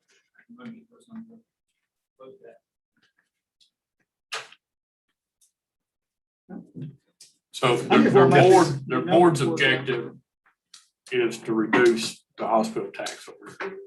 That's their main goal. So, and I don't mind helping with that, but in turn, we need to make sure that we're Getting, yeah, this is what we get. getting a return on our money. Absolutely. It has to make sense. Yeah, absolutely. It's not gonna be subsidized, it's gonna be partnering and working with. That's what we discussed. So I think that some of those discussions might came about as well, because, you know, I don't think we can take their numbers and say, well, they provided just X amount of money in indigent care services on the west side of the county, or even on the east or for mid-county, and then have Landis report those numbers, because they didn't meet our, you know, what the Our county has criteria. said is our criteria. So do we have to change our criteria We to don't have match to. that? No. We I mean, can if go- we want to recoup those, are we going to have to change our criteria to 200% to pick up those extra folks? And you don't have to answer me. I'm just, No, thinking. because we can only report to the state up to 50% of poverty Okay. level. So those that are above that, we wouldn't be reporting that. so, and the only reason we reported to meet our 8% of GTRI, Right. which we're never going to We're meet never anyway. going to meet that So I don't know if that's that big a deal. Do we get any reimbursement from the state? No, No, we don't. not you mean Unless we go 8% over of your 8%. general fund revenue. They get reimbursement for theirs on the west side. Okay, and we start funding them, and they'll get that funded and plus their reimbursement. So do they get reimbursement for all that intel on the west side?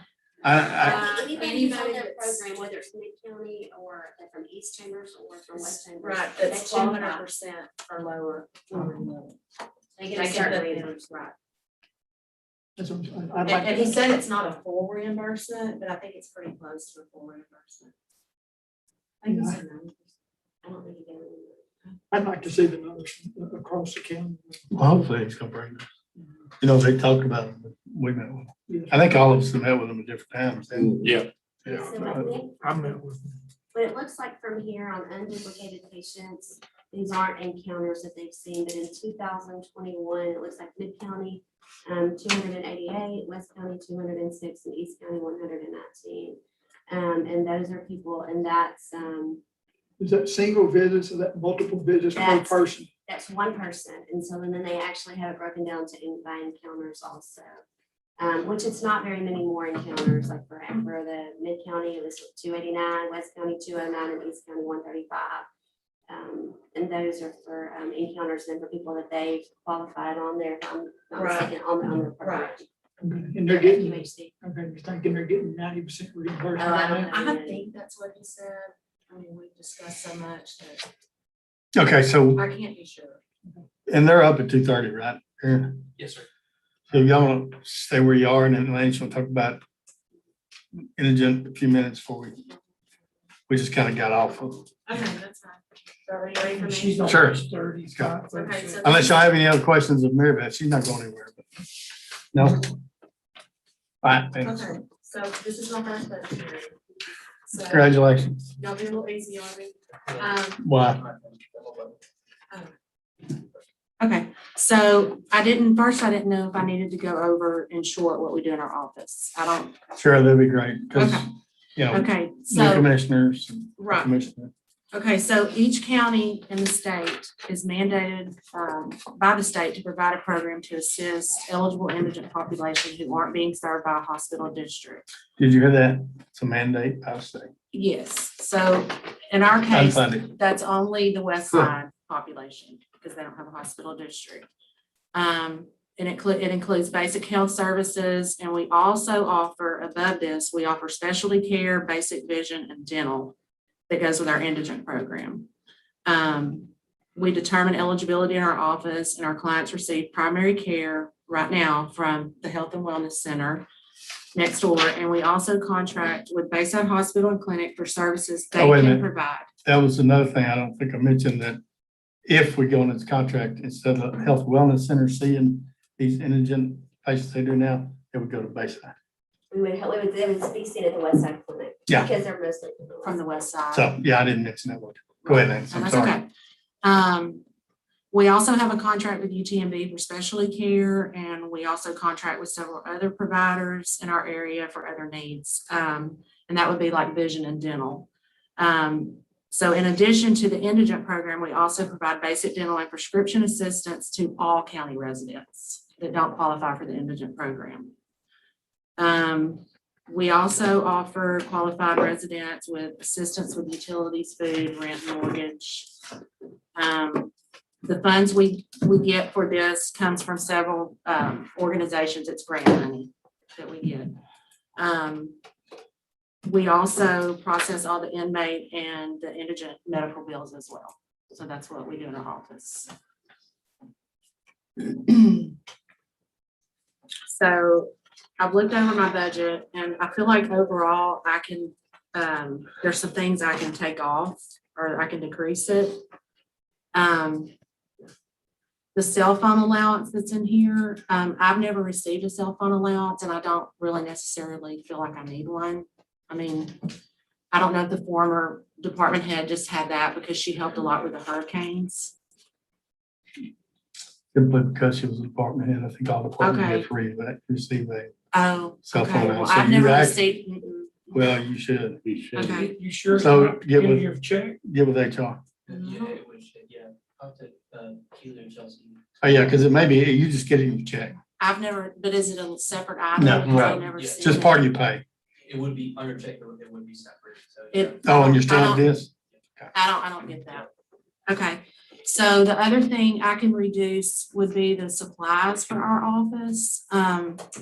Right now, we have a $3,800 budget, and as you can see,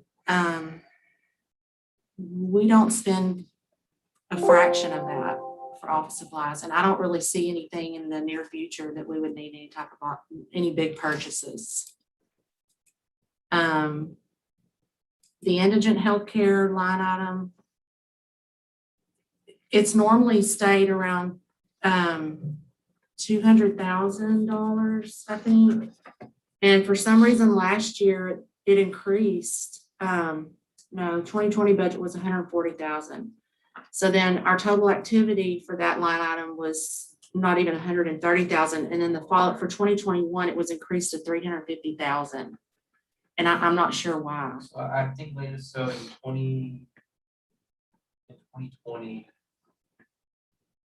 like 2019, 2020, this talk about the prisoner medical. What we probably did was, since we knew healthcare was coming in low, we probably moved that money to the prisoner medical line. We did at some point. And then since it just everything got rolled over from 2020 to 2021, 350 was probably the original number for the healthcare.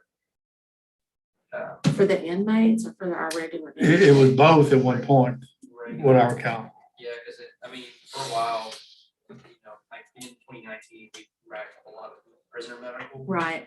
And so I think it probably it's got healthcare, if it didn't, they were using the budget, it probably got transferred up to that prisoner healthcare and covered that. They were kind of crazy. Okay, well, I wasn't sure why But yeah, it was we- such a big But increase. yeah, we can.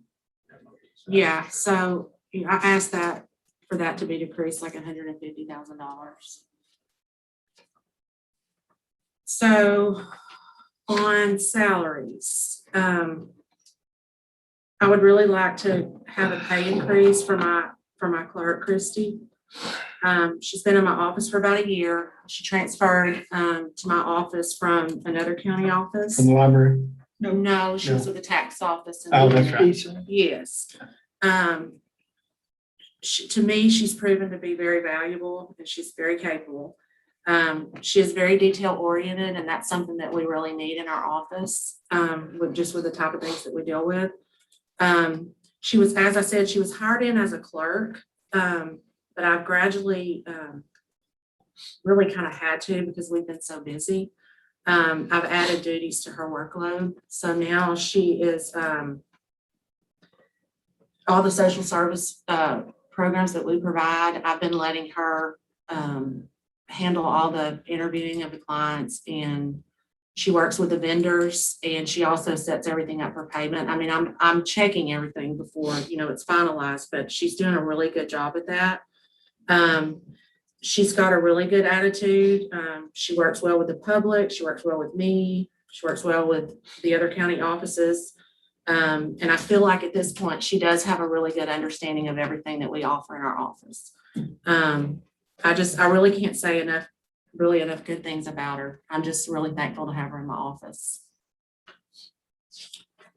And How long has she been there?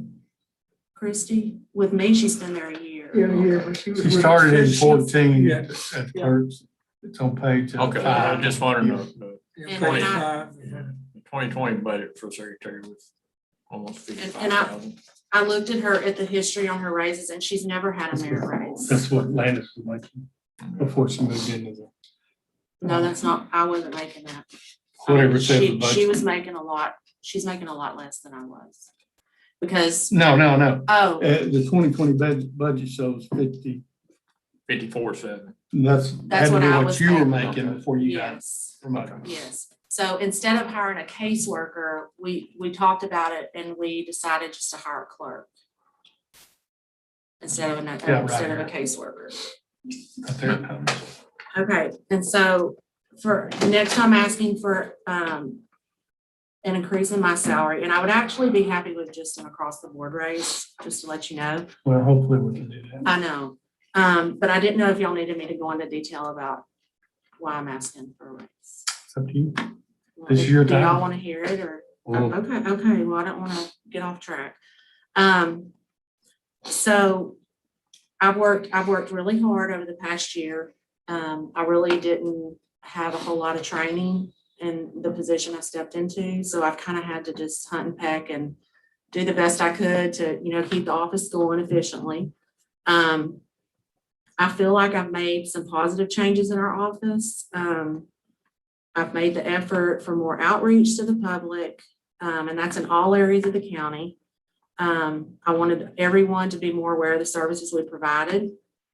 So I've done that by announcing available programs on our county website. And I've also networked with other community organizations similar to ours because I wanted to make them aware of what we can help with, because they have people that come into their office needing certain things. And, you know, I wanted them to know what we could provide so they could refer them to us. And in the same case, we can refer people out to them if we need be.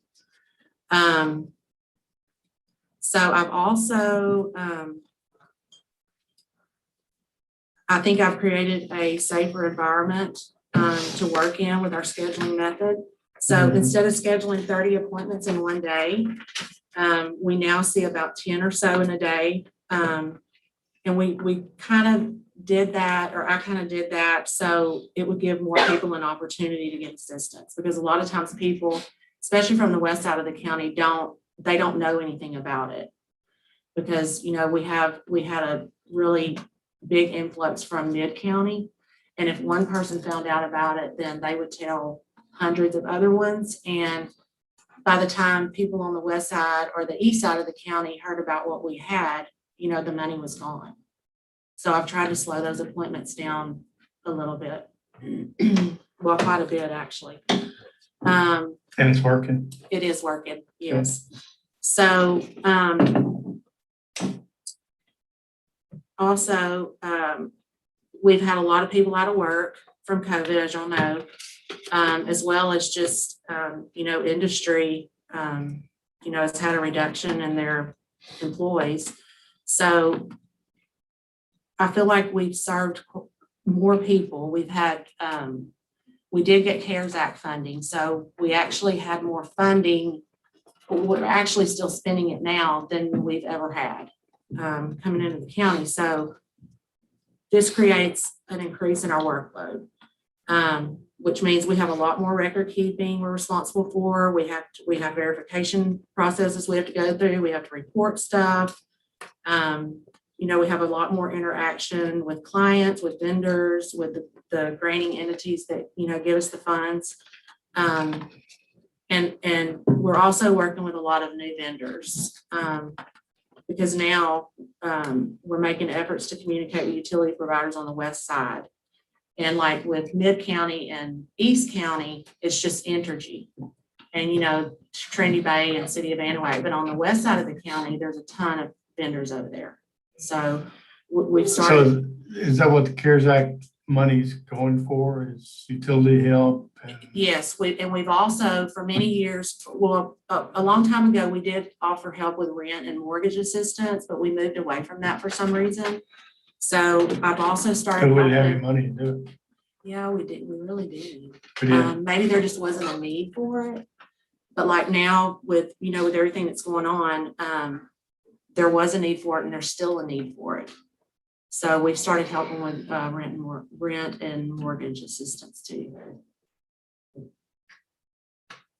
So that's to move off the salary. So I'm also asking for an increase in my travel and training budget.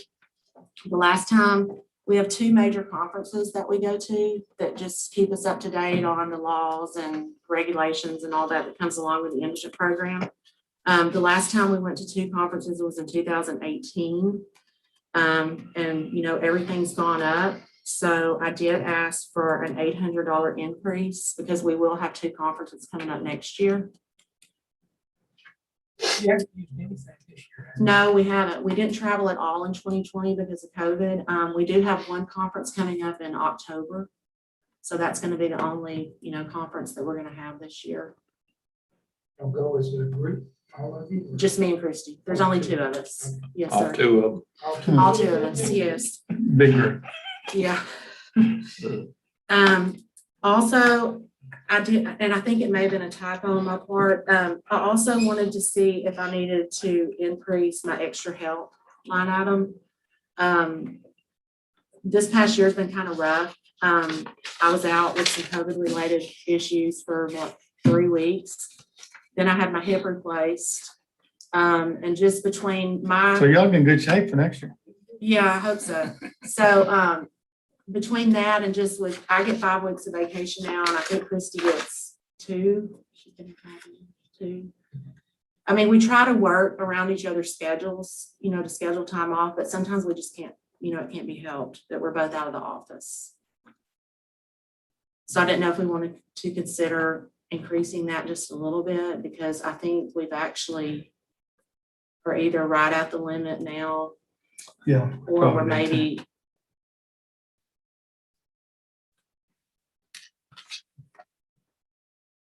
You call in pool secretaries. yes. I do. You only got $1,000 in this, I know, and there's just two of us. not a lot. Mhm. That's up to you. Sir, That's up to you to ask. okay, So you changed the extra help to 2,000 from 1,000? yes, yes. So you want an additional 1,000.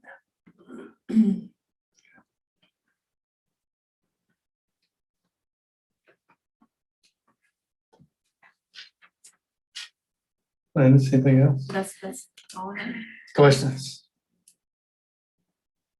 No, you did a good job. I'm good, Judge. Thank you, Landis. Yeah, for you first one. Well, I'm very nervous. Don't I've got tell the sweat- I've anybody. got the sweat. Now you remember that it's. I know, but it's not on camera. I don't- Yeah, you're on camera. You're actually on the internet, on YouTube. Yeah. Okay, everybody knows. Now you're nervous. That's okay. All right, it's 2:25. We're gonna take five, and you two ladies don't leave because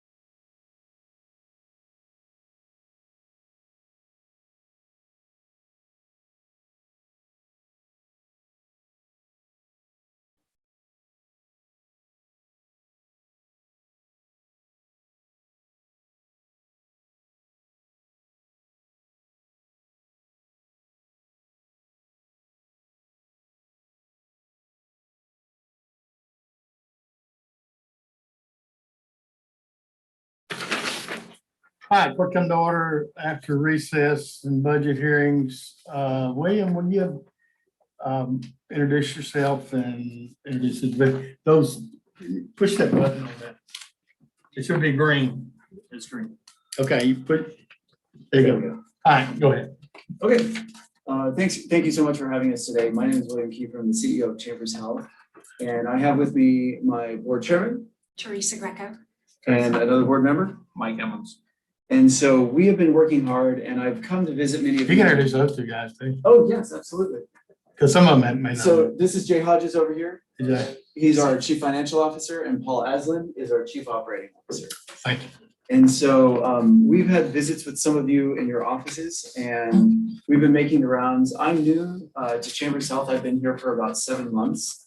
And with my new administration, I have Jay and Paul are both new. We've really come in and have looked for opportunities to kind of shake up Chambers Health, and we've looked to the market. In fact, I just got off a webinar where I presented to multiple states on what we're doing here in Chambers County to look at data and let data drive our decision-making and our strategy as a rural healthcare facility. And we looked to the data initially, and then we took all that data with us to a strategic planning session with our board. Actually, we have two boards, our clinic board and then our hospital district board. And what we realized is that we are servicing some of the healthcare needs, but there are greater needs than lie within just the services that we provided over the last couple decades, frankly. And we want to grow and expand to meet those needs. And so as a result of that, we've made some decisions to push the boundaries of where we've provided services historically. As many of you know, we're going to be opening a clinic in Dayton, September the 1st. And as I've mentioned to many of you, it was a challenge to the community and to longtime community members historically when we moved 15 years ago into West Chambers, into Mont Bellevue. And today, that clinic is a volume and a revenue leader for us. And although we only tax in this area, which is something that people have sentiment, they have opinion about, and moving into a part of the county that we don't tax, again, we still have a mission. And our mission is to provide quality healthcare services to everyone. And so moving there has been a great move for us. Like I said, Mother-in-law was there yesterday, by the way. Oh, fantastic. I hope she got great. She got treated well. Yes, As always. fantastic. And so we anticipate the same thing is going to happen in Dayton. There is a larger population already in Dayton. The population growth in Dayton, the curve is steeper than even the curve in Mont Bellevue, which is saying a lot. And the healthcare disparity is greater in Dayton at this time. And so we anticipate the volume and the revenue that will flow will be our greatest as a health system. And so all of that will benefit the entire system because again, we have more volume, we're generating more revenue, and that revenue we spread across all of our system and we bring in additional services, such as the case when we just added, in the last 2 months, we just added a new nurse practitioner for women's healthcare. Our system historically has not been able to service women. And within the last 2 months, we've added someone, we've bought some new equipment, and we're going to be able to take care of all of women's health services within the entire network pretty quickly. And we would not be able to do that if it weren't for West Chambers. And then Dayton will, of course, help drive this. So all of that to say, we have a lot of growth initiatives that we have on the horizon. We anticipate that we're going to be bringing in a lot of revenue into our system. We're going to grow in many different forms and fashions to meet the healthcare needs of the communities that we service and even other communities that are outside of our county. Because again, we want to look for healthcare needs and we want to go there and service those needs. Now, the reason why we're here with you today is to show that Chambers County historically has done a great job of meeting the mission. So our mission, and let me step back for a moment and qualify that statement by saying our clinics that we operate are federally designated as federally qualified health centers, FQHCs. And they are the vehicle that the federal government uses to provide primary healthcare services to the indigent. Now, our clinics, as you're aware, they're big and they're beautiful. We do a great job of servicing our patients there, as the judge just mentioned. We appreciate that. And advertising for you. Yeah, we appreciate. We'll take it. And those services we take both the uninsured, the underinsured, and the insured. And those are three distinct classes of groups when it comes to healthcare. And so what's great about the FQHCs is that they have federal grants that will help provide services. They assist us, those grants, they assist. They don't cover the cost, but they assist in covering the cost of the underinsured and the uninsured, okay? And then we also, when individuals come into our clinics, we have enrollment professionals who patients will sit with, and they will qualify them for Medicare, Medicaid, WIC, every program available to them, and even the federal grants that we operate. That again, they don't cover all of the healthcare expenditure that we expend, but they cover some of it. And I've shared with some of you before our indigent costs. So over a 5-year period, we've spent roughly $5 million annually in providing indigent care services to individuals, residents of Chambers County, whether it be East, West, or Central Chambers. And what I've done today is I've broken out for you in 2 different ways. The document in front of you at the top are unduplicated patients. So that means unique patients that are being seen through Chambers Health that are receiving services. And you can see by Mid, West, and East Chambers, and then it's also broken out by zip code. I know that obviously Mid Chambers, we are from Anahuac. Our health system that's our hub and our core. And so you can see that there is significant volume there for the underinsured and the uninsured. We moved to West Chambers where we have a clinic, also some pretty significant numbers. And I know that we've received some questions as we've spoken to you about, well, what are you doing for the east side of the county? And you can see our Winnie Stoll numbers are significant. They're probably 2/3 of what we have in West Chambers. And those individuals, by the way, are having to travel outside of their community, either to Anahuac or to West or to Mont Bellevue to receive services. So you could argue that if we had a clinic in that area, that we would see much higher numbers. And so there's a disparity there. We're aware of it. We can see the utilization here.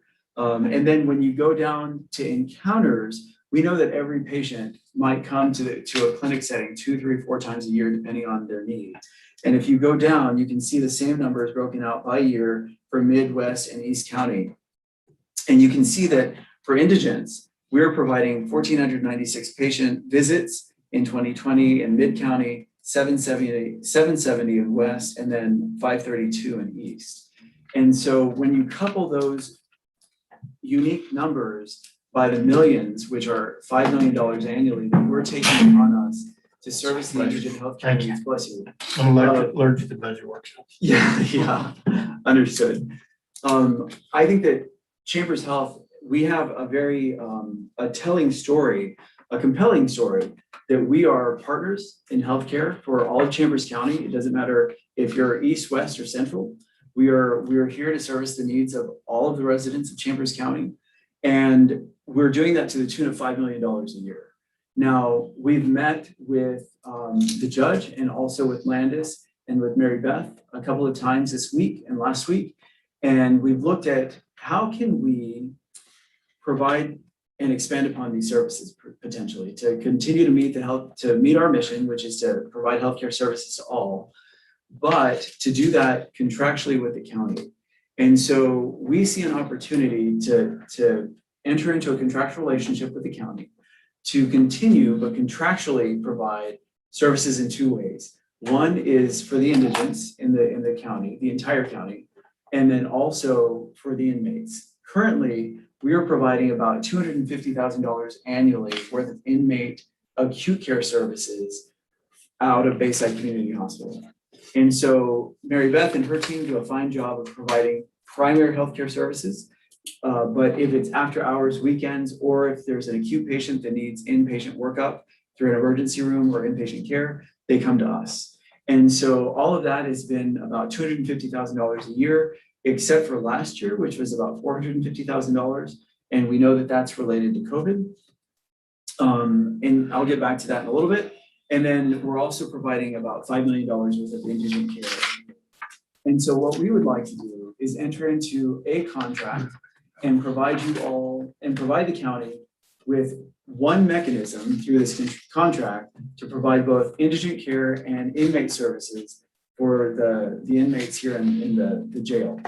And so what we're asking, when we look at the amount that we have serviced the entire county at for the last at least 5 years and longer, we're looking at $5 million. We are aware, and we've had conversations with each one of you individually, that there's a health services tax. We've looked at the Texas code, and we know that we are an entity that can receive benefit from the health services tax. And that's what we're here to talk about with you today. We would like your support in helping us to continue to service the indigent across the entire county. We've had conversations, and what we're going to ask for is a $1.5 million contribution to help us to continue to meet these needs and to help us to cover the $5 million that we're already servicing, so that we can not only continue to service that, but maybe partner with Mary Beth and with Landis and even grow and expand upon the services that we're providing to the indigent.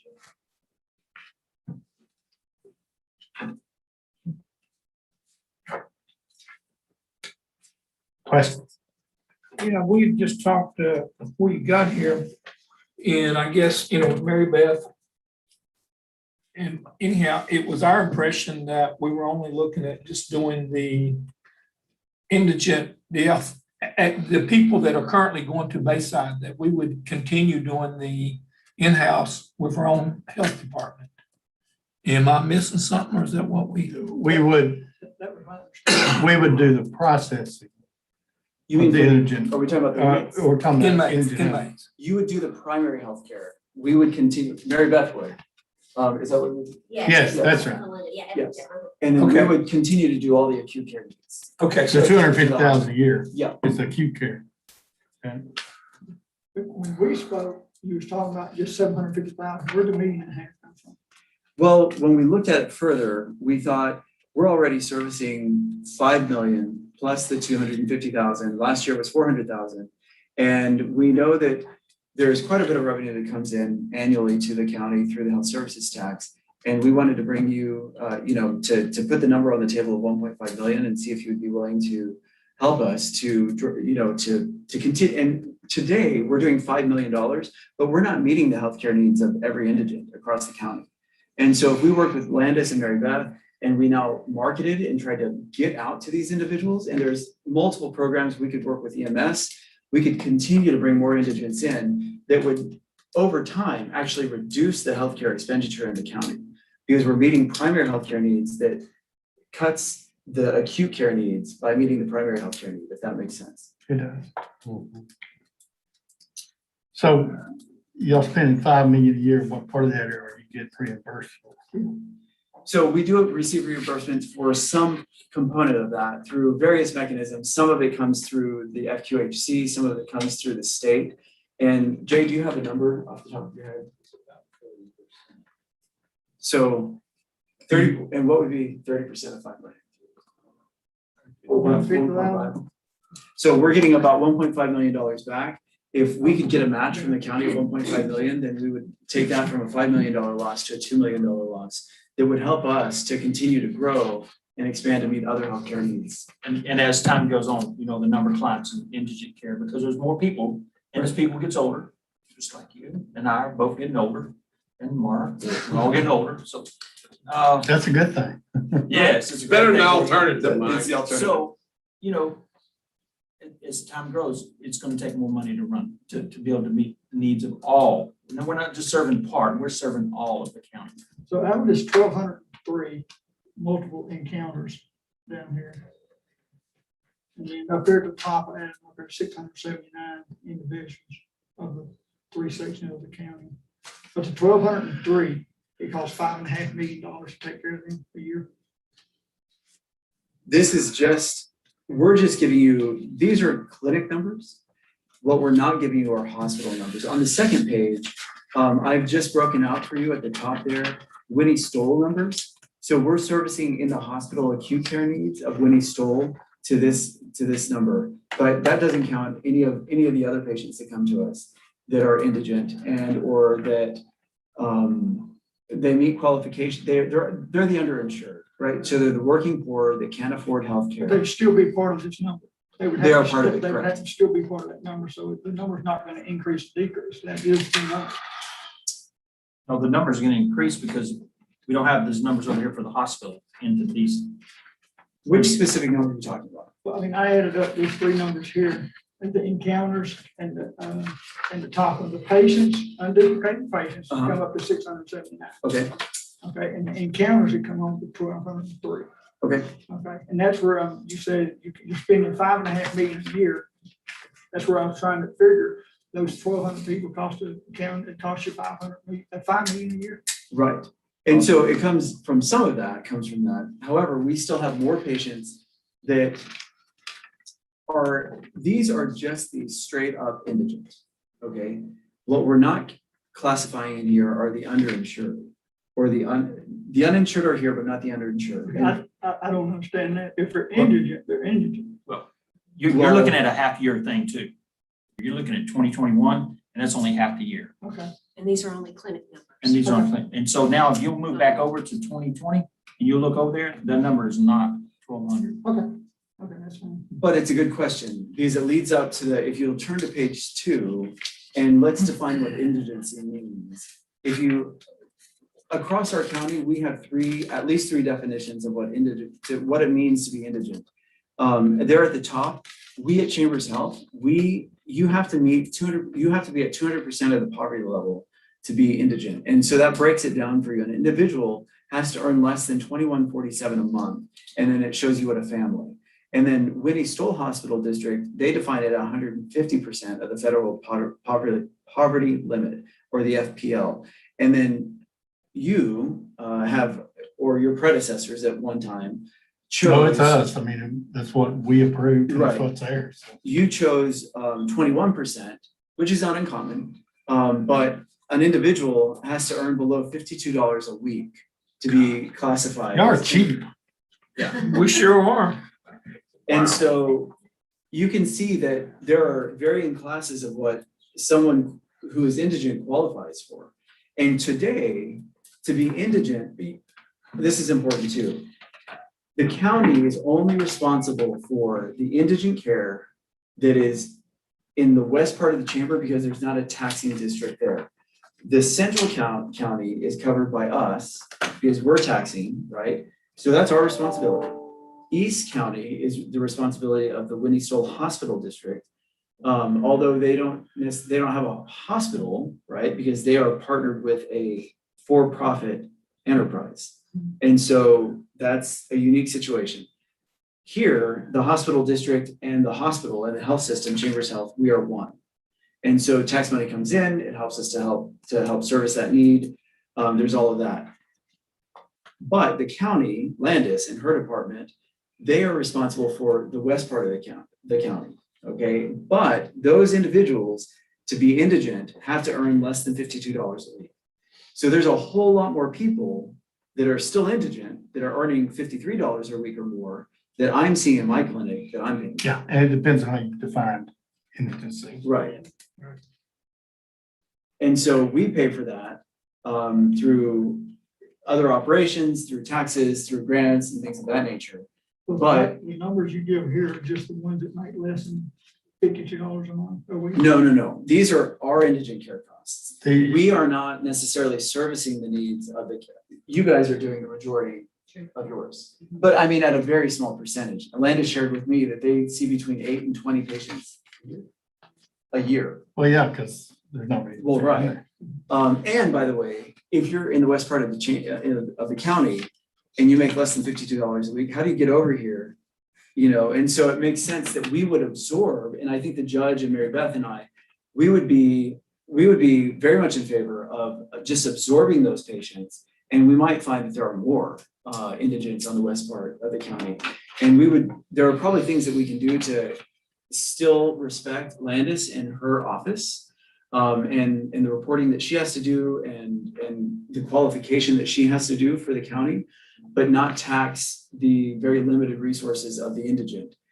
So for instance, bring them into the West Chambers Clinic, get on a conference call with her or a video call get them qualified, they never have to leave West Chambers, so to speak. And so those are just some of the things that we could do that are innovative that would be able to better meet the needs of the indigent in the west part of the county.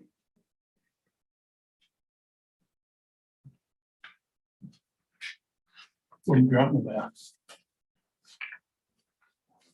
And that on fuel a week. You probably said more than that. No, Yeah. seriously. I don't understand how somebody could live on that, to be honest with you. Well, you can't, right? No. Most of those people are either living with a relative, they don't have any income. Some of those have applied for disability, but they've been denied. They can't work. So That's mostly absolutely we horrible. have- Yeah, it is. Well, these are the most vulnerable people, right? You I have understand. chronic health conditions, you can't find a job or you can't hold down a job, and they're the individuals that slip through all of the cracks. We'll revisit that number. Without a doubt. So help me a little bit understand what a duplicated patient is and what an encounter is. Sure, and so very easily, I would be one unduplicated patient, a unique patient. And so Unduplicated with the county and. just within our system, Okay. these are just within our system. And so that means that in Mid-County for 2020, we had 372 unique patients that were indigent that received services at our clinic here in Anahuac. And then it's 221 for West County and 165 for the Winnie Stoll area. Now, those individuals are likely to access healthcare services more than one time a year.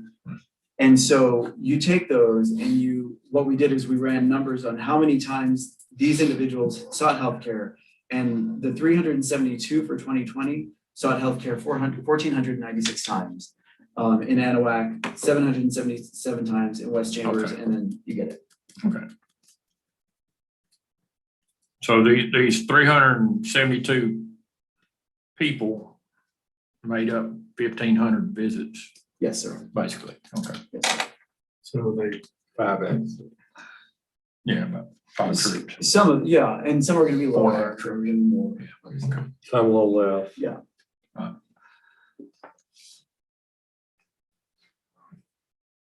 Yeah, I knew we were at 21% poverty level. I didn't realize it was income level was that low. Very interesting. But Congress. So, you know, like I told you before, I'm all for doing anything that makes sense.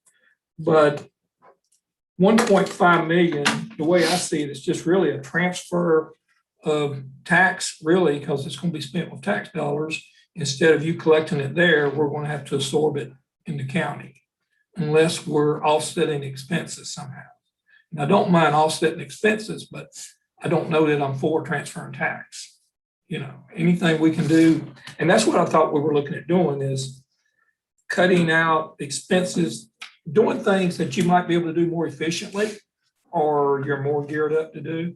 And you know, working with you on the jail system, I'm all for doing that, but we need to find a way to make the numbers balance.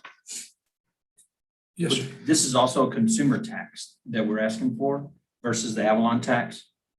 And it's paid, the consumer tax is paid throughout the whole county on the sales tax area. So It's gonna offset. it is offsetting part of it. Yeah, and I'm okay with part of it. And then, but basically you'd be saying, we agree to fund indigent up to 200% across the county. Is basically what you'd be saying if you agree to this. So there's part of your increased cost too. That makes sense. Not yet, but. But instead of being at 21%, which we still are in the county, then we agree we're gonna help fund this other up to 200% of poverty level that they're funding now. Yeah, sure. Which I think on the west side, we really need to look at the numbers that we're doing down at $52. Well, if you contract them, you are looking at it. You're going up 200%, which is at 2147 a month. These 372 here, the 221 and 165, that's the 200%. Yes. No, it's We're- 200% poverty. We're at 200% That, property. that's your 200%, that's your 200% property. We're gonna bring everyone else from the county up to 200% also. Okay, because this is y'all's 200% property. That's correct. That's okay. Because you kept saying a while ago that you had different numbers, people that was different poverty levels, but poverty is poverty. I want to see, and if it's costing you $5.5 million a year to service this 758 people, okay, that's what I'm getting to. You keep saying there's other numbers. What other numbers? So our indigent care and what we have to write off to charity is what we're including in there. So this is a component of that. So when you look at healthcare, you have the indigent, right? And then you have the next class, which we're going to call the working poor. And they work at Walmart or they work somewhere part-time and they're not offered health The insurance. county. And maybe Yeah. so, I'm not, Judge said that. But let's say that they're working and they are above the federal poverty limit. However, they don't get offered insurance through their employer, or they work for a small business who doesn't offer them health insurance, but they cannot afford health insurance independently. So those are costs that we take on also, not only through the clinic, but through the hospital. What's your numbers on those? That is what we roll into the $5 billion. How many a year do you see though? I don't have that number for you. See, that's what I want to know. When you say you want $1.5 million, I get that. So you want to break out of that $5 million? I want a breakdown? breakout. I mean, where you getting that? I mean, because we, as a county, you want the county to fund $1.5 million donation, okay? Up to 200% poverty, okay? If we're doing up to 200% poverty, we're doing these numbers right here. We're not doing the working class numbers that you're saying. You see what I'm saying? You're asking for something above and beyond than what you're showing us. Well, those numbers are correct. If we were gonna look at the 200%, those numbers are correct currently for mid-county. And for the majority of what's here for West County, because that's what we're seeing. Yes. I think there's a lot of work to be done in the East County because we don't have a clinic there. And so. But you see what I'm saying? Yep. How much of this 1.5 million is this? And I understand working class, trust me. My mother draws $600 a month from federal government on retirement, so she's not even making that, okay? So, I mean, I want to help as much as I can, but I mean, and that's what threw me a while ago, and I don't know if it threw anybody else on the court, but the numbers, these were the numbers you give us. And you saying, and that's the reason I was just doodling there on the numbers, $5.5 million on that many people. I'd like to know the other numbers, because we want to help as many people as can, but I mean, we're being stewards of the taxpayer funds. Absolutely. That's my opinion. I mean, I don't. So the mind- breakdown of $5 million. Yeah, the breakdown of $5 million, and trust me, I'd love to see the tax restored in Mid-County, because it will produce a growth boom here in Mid-County, and I'd love to see it. And we're working diligently now on stuff to help it grow here. But that just didn't, and that was my take. And I think that, we've obviously talked about the taxes to a certain extent, but the truth is that we're a different organization today. And the future of Chambers County and Mid-Chambers County specifically is potentially going to change. Industry looks for a couple of things when they come into a town. They look for healthcare, they look for education, right? They look for amenities. And so by continuing to support us, we can continue to evolve to meet more of the healthcare needs of the individuals so that they're not having to leave, which would obviously cost whatever entity it is more money, right? We can provide the services at a lower cost in the end to these individuals that might be wanting, these entities, these industries that might be wanting to come in to the county. And so I think that's the larger picture. That's the looking down the road picture as we look to stabilize and to grow the healthcare services that we're providing and get into markets that historically Chambers Health has just simply not looked at. But the healthcare needs are here. It's just that everyone has to travel for them. And we want to put an end to that. Oh, I've used your facility multiple times and never had a complaint. I mean, during Harvey, I just came on the court after 4 months. I think I laid in there a day and a half in the hospital hooked up. So I mean, great facility, no doubt about it. I think the word contribution kind of throws me a little bit more than contract for services. I agree. Yeah. Is what Billy's saying. And how much overlap do you have with Winnie Stowe Hospital District? Or is there an overlap or? In what sense? I don't know, you've got No. Winnie Stowe listed here, and I'm not really sure what their boundaries are, but you're showing their indigent percent is 150%. Right. So I don't even know where they're located, what they're That's furnishing. the East in Chambers county. School District. Okay, that's all of East Chambers. So there's no overlap. So that's when it right, comes to our you district. only have the Anahuac ISD school district. That's correct. That's right, I remember. That's correct. The overlap, I guess, is that above 150% So- of poverty. If the county did this, then that would be inclusive of what Winnie Stowe is doing also, right? Above, they're at 150%, so we would be helping out with above that 150%. That 50%. Probably 50%, yeah. So they are actually seeing the indigent care in their district now, I'd say.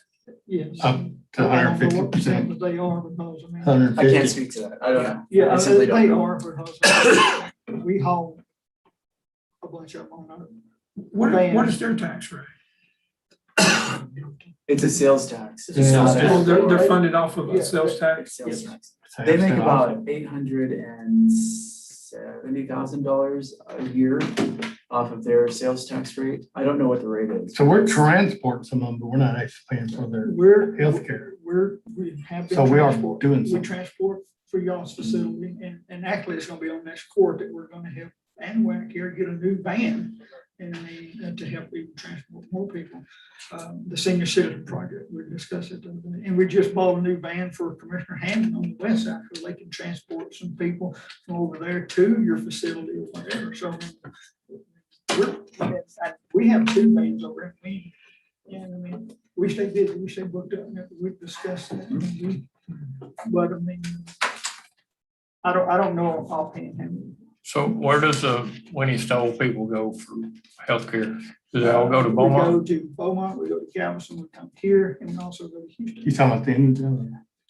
We bring them over here Yeah, for here, the actually, wellness center, which that's part of y'all, isn't it? And for rehab and therapy and stuff like that. And I mean, and we're working with the, what's the lady that met with us? Janice. Who? Janice. Nellie. No, Nellie. And met with her because she had seen our van and now y'all's facility taking people. And we've been working with her and working with the staff there to schedule. Right. Visits and stuff like that to take care of people. So, but yeah, we go to Houston, Galveston, Beaumont. We go some to across the Fred Hartman Bridge area, you know. Yeah, well, I mean, we go all over, some Webster and everywhere else. So what do you want to say, a breakdown of the 5 million? What else, Billy, did you? I want to see a breakdown, but I just got to get my head around the cost and how we're justifying that. It may be right, but I just want to make sure it makes sense. Sure. Well, we want the same thing, so we can definitely drive those numbers down and get them to you quickly. I mean, you already had the numbers that come out of the jail, and then COVID had played a big role in that there. and then the numbers- We got a couple. Also, what we can afford. What we can afford. Yeah, we gotta look at the whole thing. We got a couple more budget hearing days, so. Get it to us, and we can discuss it. If we need to call you back. Mike, y'all come in the morning next time. We'll bring donuts. Well, you're lucky. Don't do that. Nobody brought anything yet. No, everybody's trying to stay away from the donut. I appreciate So we don't the have to go see you. aggressiveness of y'all in the community and wanting to take care of everybody. I do greatly appreciate that, and the new view that y'all are doing. Just numbers and who can afford it. Absolutely.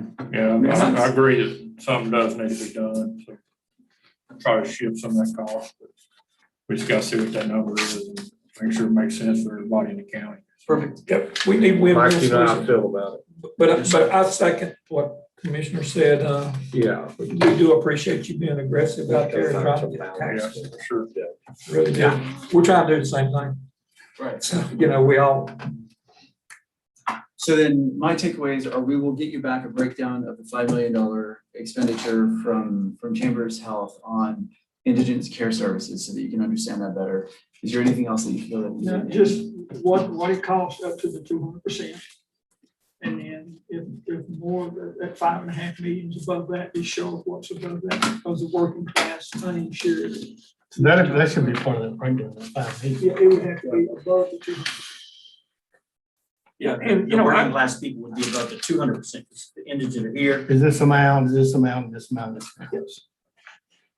And then what we actually be getting with, for the funds that not contribute, that For we, 1.5 million, yeah. yeah, Then like, what we're getting. we would be, of course, going up to 200%, basically, Yes, sir. instead of 21%, but we do it in the contract. Mary Then what Beth, else? Staff of them are still taking care of in the jail, which I'll do a great job. And then Yeah, and, you know, we're currently doing the indigent care and what that would, you know, we have to look at how we're gonna utilize our people on the west side, what we're gonna do. well, like Lance Landis, said yeah. earlier, if we only can, that's all we can do. I mean, that's. Just some of it will. Yeah, so that's what we're just talking about is that, you know, going up to 200% and what like Landis has to report to the state, not that she has to report, but that to show, I mean, it breaks down diagnosis. I mean, it breaks literally everything. It's how we get some of our demographic information. So, you know, I think that Landis was saying that we have the, or y'all have the ability to set that rate between 21 and 50%. Yes. And then but anything above that, you know, if you just, we've discussed this before, but if you, anything above that, however we decide to do that, just remember that that's coming from a different body of money, and if that's not gonna be, cannot be reported to indigent care, then we'll have this. We're never getting there anyway, to the 8%, so I'm not too concerned about it. Right. Yeah, we gotta address that 21%.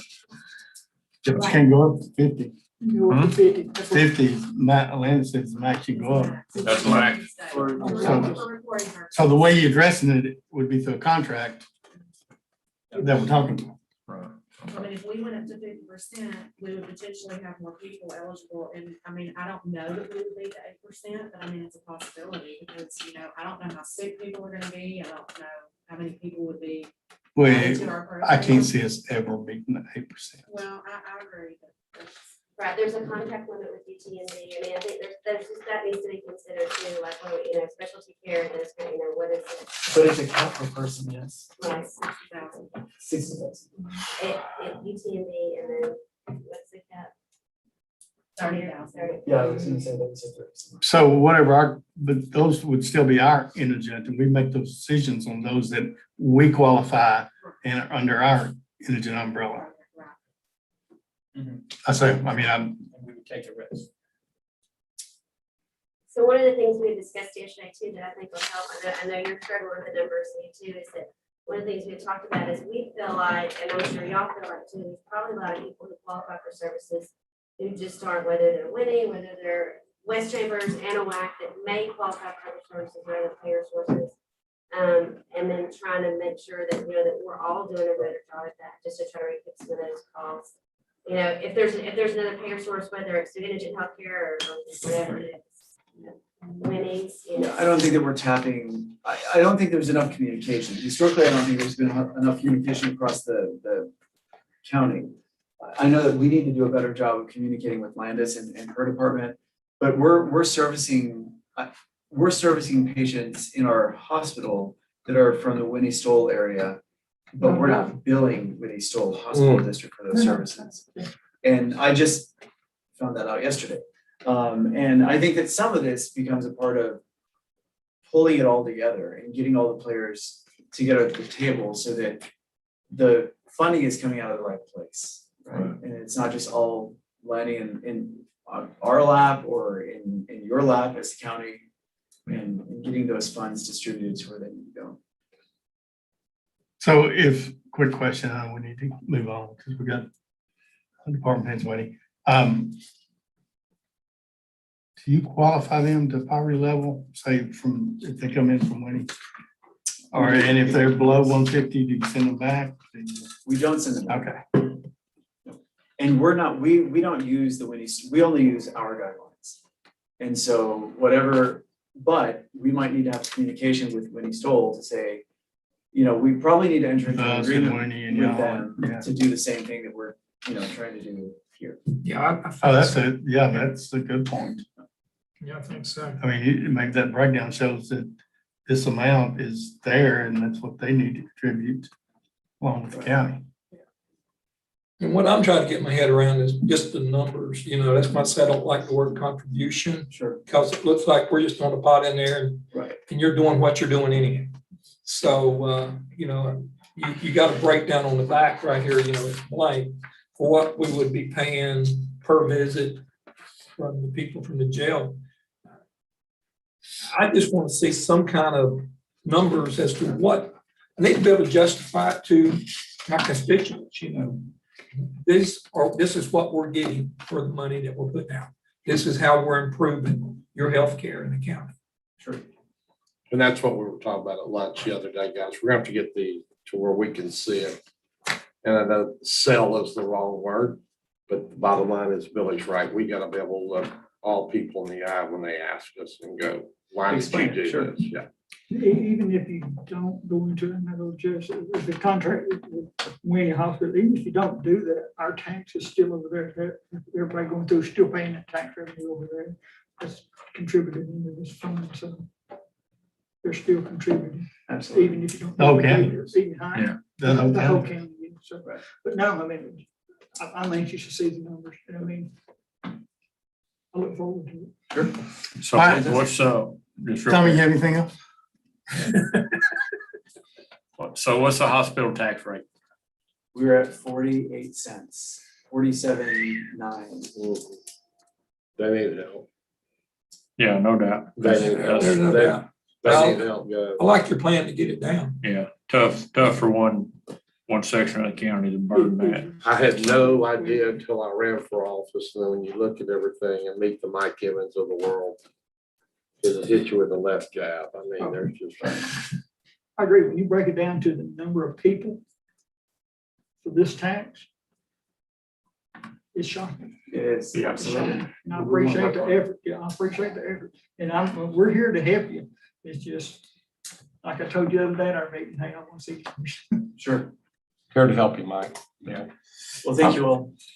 Okay, anything else? No, sir, I'm done. Get that to us. Thank you very and much. We'll look at it. If we need to call you back, we'll do it. Absolutely. All right, let's take five. Thank you. Thank you. Yes, sir. I didn't think about it.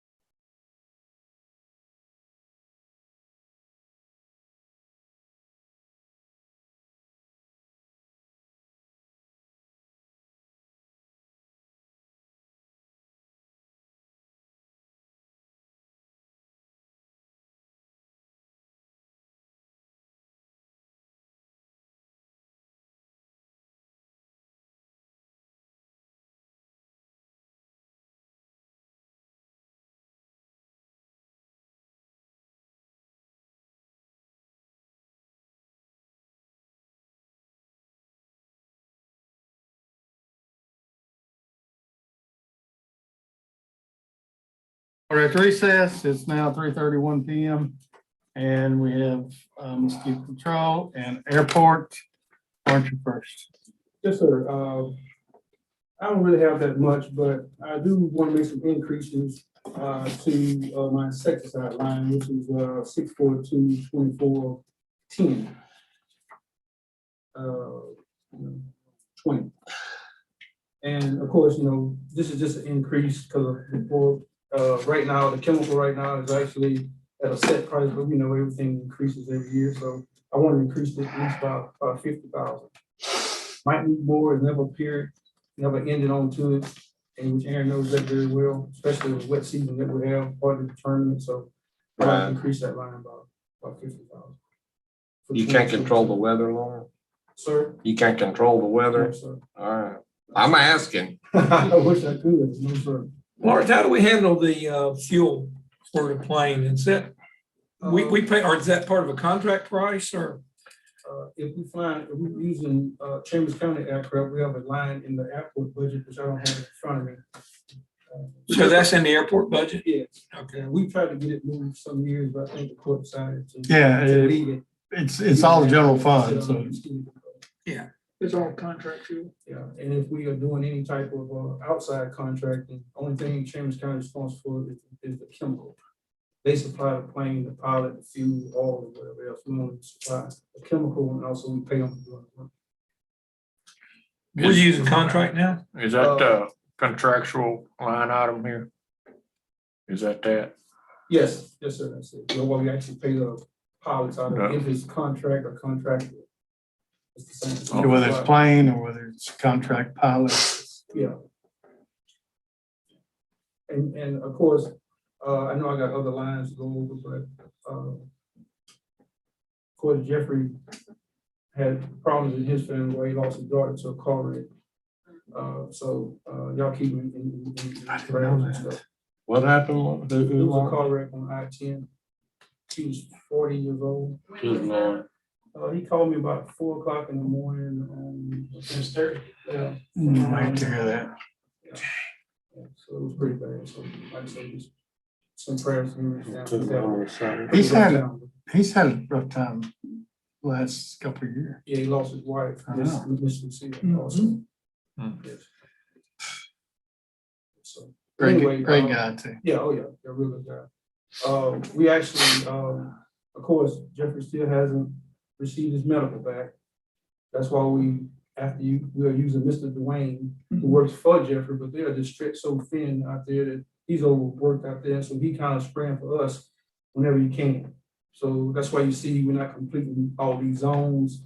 We're flying 2 zones, maybe 4 zones in 7 days. And usually I can fly with good weather, 3.5 days with mosquito controlled airplane. I can fly this whole county. All you can do is all you can do. Right. And That's I think I right. sent some information to Aaron and also to you guys. Maybe we can get VDCI in here and we can probably spray this whole county in about 2 days. Since we got good weather coming up projected. Saturday, Sunday. Monday. I saw that, Lauren. So who's been flying recently? Mr. Dwayne Williams, he works for Twin County, for Jeffrey. Yeah, I noticed, just not got anything to do with the budget, but he flies perpendicular to the shoreline when he comes over, where before they've been flying horizontally with it. Jeffrey did. Yeah, those pilots, they have a good. Yeah, way of flying. they like got their ways want to do it. I can't speak for ag pilots, but they kind of fly different when they doing their type work versus vector control. It's usually cross stacking it. in. 2 different worlds. Yeah, it's totally. Well, they're different anyway. That's right. Yeah, it's Do that. vector- All right, Joe. everybody else is completely different. Yeah, I thought he was gonna fly in my bedroom the other night. Well, he's actually 300 feet in the air. It was. No, he wasn't. Oh, hell no. I know better than that. I was born. All I'm saying is, I don't have any skeeters. He hit the satellite dish. Yeah. Okay, all right, and then we move down to, of course, contractual other with the commissioner I just now discussing, and also I want to increase it by 50,000. It might exceed that, it might be cheaper than that, but I don't know. It all depends on this weather. So I just decided to increase that line by 50,000. That's an increase over this year? Yes, sir. Yeah, always are increasing. Yeah, yes, sir. It has nothing to do with you personally, Lawrence, but I'm tired of seeing due to price increases. It's just in my regular other world, it's just everywhere. Right. Wow. I think I was just going about my budget, I didn't go strictly off the request for one. Trying to, I guess we can get the numbers out the way. If we go back up to the top, then we'll go back to number 5. Those, of course, licensees, of course, I'm trying to hire another employee, another inspector. You guys know that we did lose some people for Mr. Ray Laird, which now he did volunteer to come back and help me only when we're doing some training. We've got 3 people now that's in training. They should be ready to go if the weather allows us to.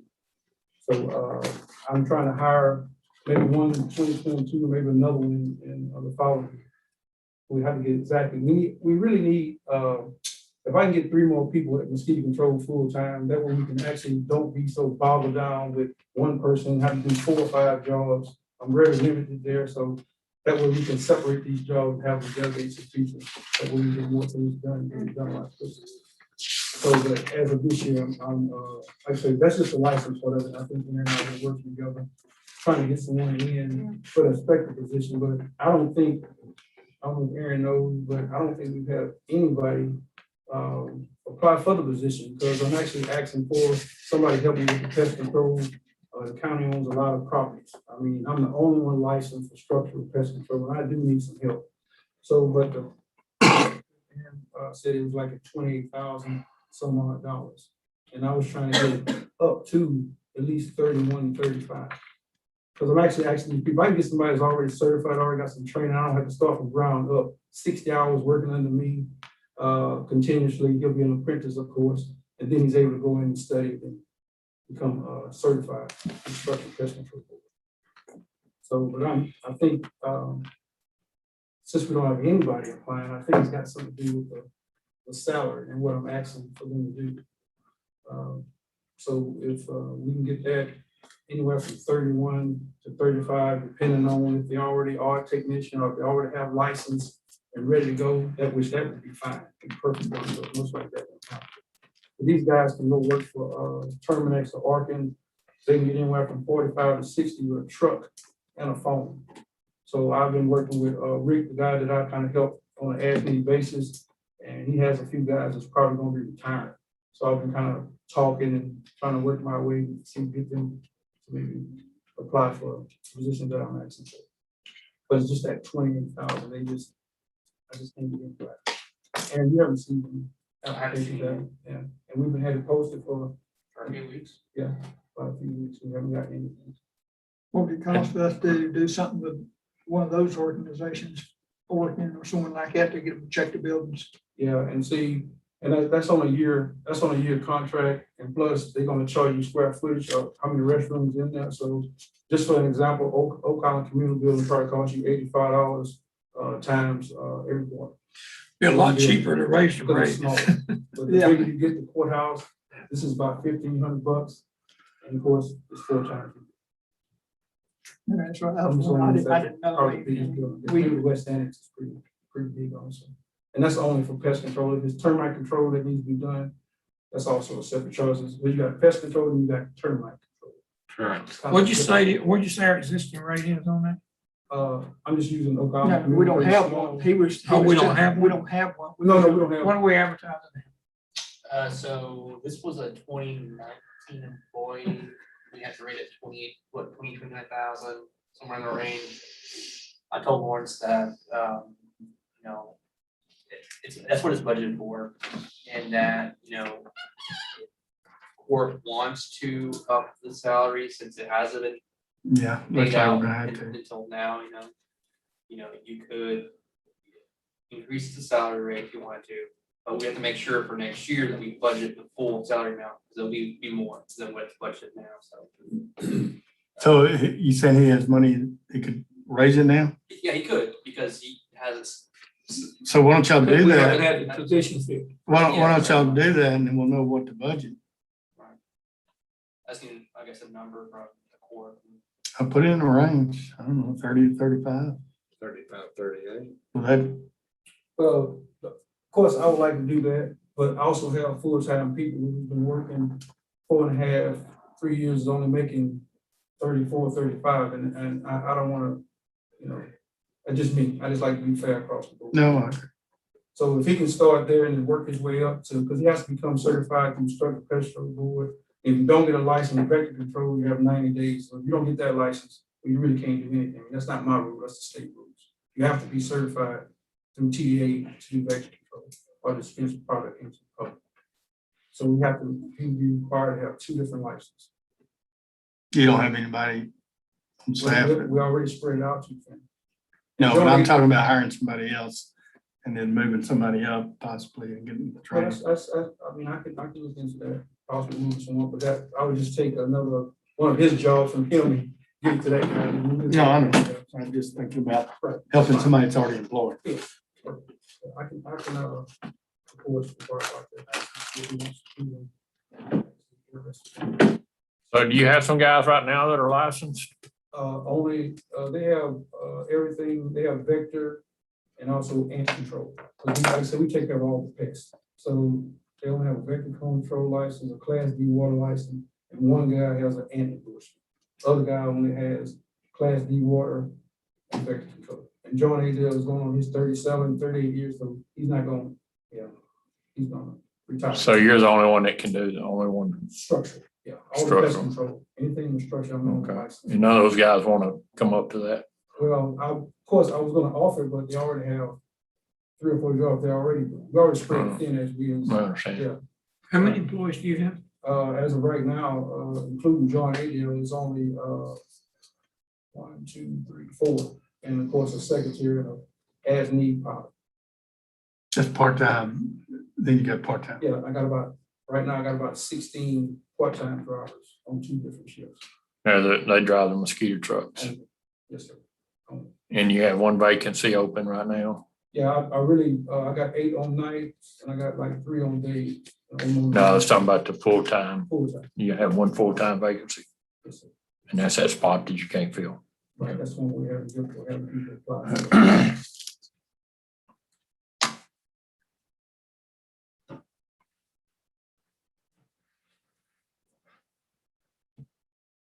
But to me, if that job has more requirements, I think it would have to pay a little bit more, you know? Yes, sir. So if none of those guys want to step up, you know, that's their choice. But we got to get the price range right to be able to get somebody in there and fill the spot. So either way. And also it's going to be an evening shift that they will be on because of the 24-hour entry when we're doing pest control. It's a state rule, 24-hour entry after you put any type of pesticide in a public building. You have to do what? 24-hour entry. That's why they mostly scheduled on Fridays. Oh, okay, Yeah. okay. So what are you thinking that pay rate needs to be to get with it?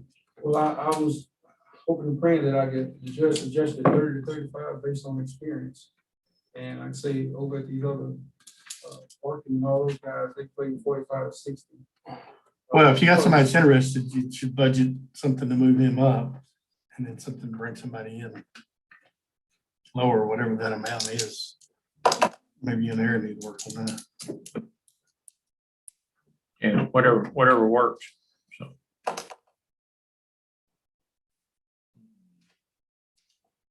What else? Lance?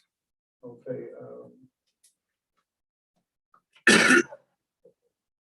This is 642-4410. This is, I'm asking you guys, of course, I've already, I would say, purchased 3 new Monitor 4S trackers, which also that's the spray units that go back the truck, and everything is moving in the direction of computers and so forth. That way we have a better idea of what the driver is actually doing. And I think Mr. Hammond, you had suggested you wanted to see a more clear view, and Mr. Moore, and we start submitting that to you guys. So I don't know, is it better? This Yes. action. Yeah, why you have a more clear view of what that driver is actually doing. But anyway, these systems, like I say, majority of the country has moved either to these Monitor 4S systems or they got basic units. Every unit that I have, me and Calvin Humphrey built those units back in 1992, 95 area where we actually built them. So now it's time to, now it's time to move in a different direction and kind of come aboard with all the modern technology. So, and of course, these units are $13,000 a piece, but, of course, I don't supposed to be doing any type of negotiating. So, but I purchased, it didn't matter if I would purchase, if I purchased the 15 drums of dial bronze, if I did purchase, I'm gonna buy it regardless. So I purchased 15 drums of dial bronze, and actually I got a free unit. So that's what Coach and the salesman and I worked out. So, and if not, I had a deal set up to where back some time ago where I could actually buy, I think it was 7 units at $7,200 each instead of $13,000 a piece. So I was told to back off of that. So I started doing it the correct way, where I was instructed to do. So, Back on the building spray, and I At know. least a wheeling and dealing there somewhere.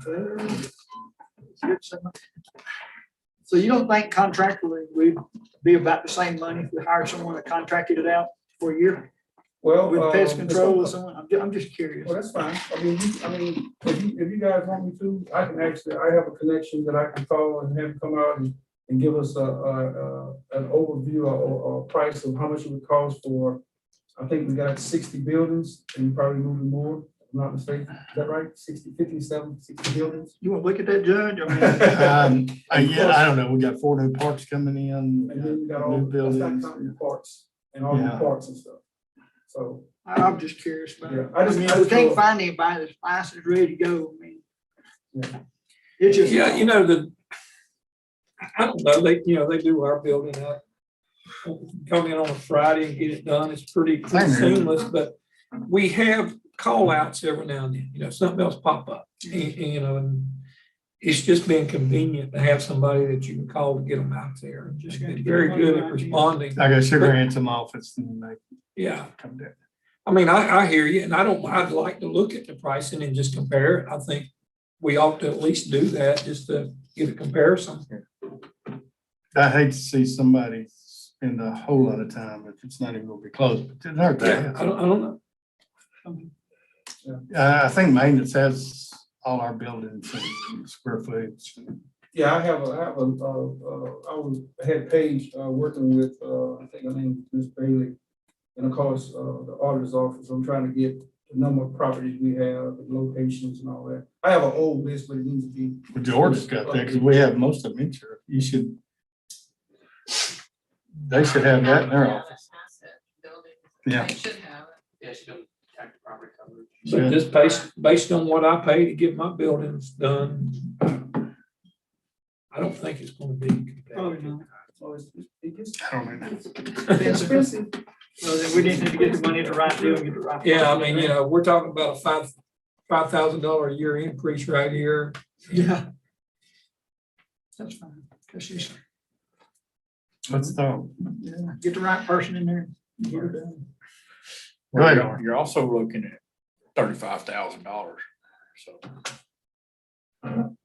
Well, you're looking at more than that by the time you figure the equipment, and everything. I mean, it's Tommy, I'm all chemical. for looking at Yeah. it. I mean, it's 35% on top of that for benefits. so. Okay, let's look at it more. Okay. I mean, we can pick a certain number of buildings and get a price on it and see what it looks like. I mean, Oh, yeah, you could do that. Here's square footage. If it's 1,000 square foot building, 1 restroom, what's it cost? And then you double that or triple it or quadruple Yeah. it. I'll get with Clint from Coastal Okay. and have him come out and see if he can give us maybe 5 buildings, try to give us an idea of what it actually costs to get the pest control stuff done. yeah, those guys are pretty good.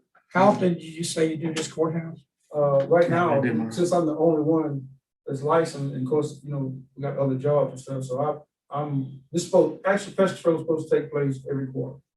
But I'm behind because of all the other. Do the jobs to do. Right. I understand. Yeah. So if you have an issue, I come out immediately and take care of what you have. Not, I just get you on the list and I pay schedule with the office. So did y'all get that snake out of? the That's Wesley Rich's job. That Call me, Lawrence, I'll catch that snake. You passed that right off.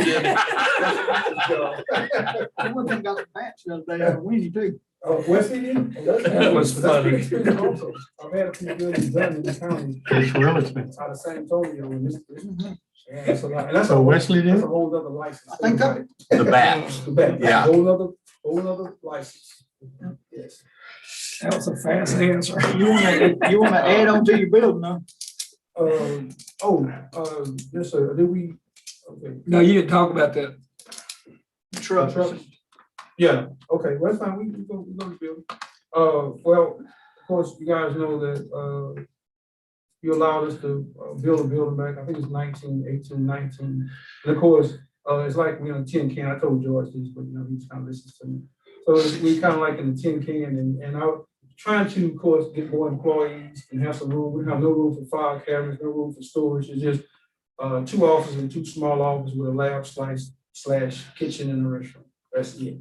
I mean, it's okay, it's fine, but of course, we're trying to get more employees there so we can actually have more room to operate. We have no room for storage. None. No file cabinets or anything. So kind of got it stored in the other building in the back, chemical. And you're actually in better shape than you used to be. Yes, sir, since But you still- 2005. I'm in better shape. Yes, sir. 20 years waiting on that building. Yes, sir, that's very true. That's very true. Yeah, I would like to, of course, if we could, I'd like to increase the size of the building so we have storage space. Of course, another office for the new guy, if we were to get one. Okay. Okay. I think last but not least, we have 2007 F-150 half tons, as you can see in the writing here, we started counting problems, AC high mileage, and now really the body started to deteriorate on the trucks. They're 07 models. They've been great trucks, but it's just time to move on. And of course, we get rid of those 2, and I bring the 2 oldest trucks, 2010 models out of the spray line, and then added 2 new trucks to the spray trucks, and those other 2 become surveillance trucks and water and control.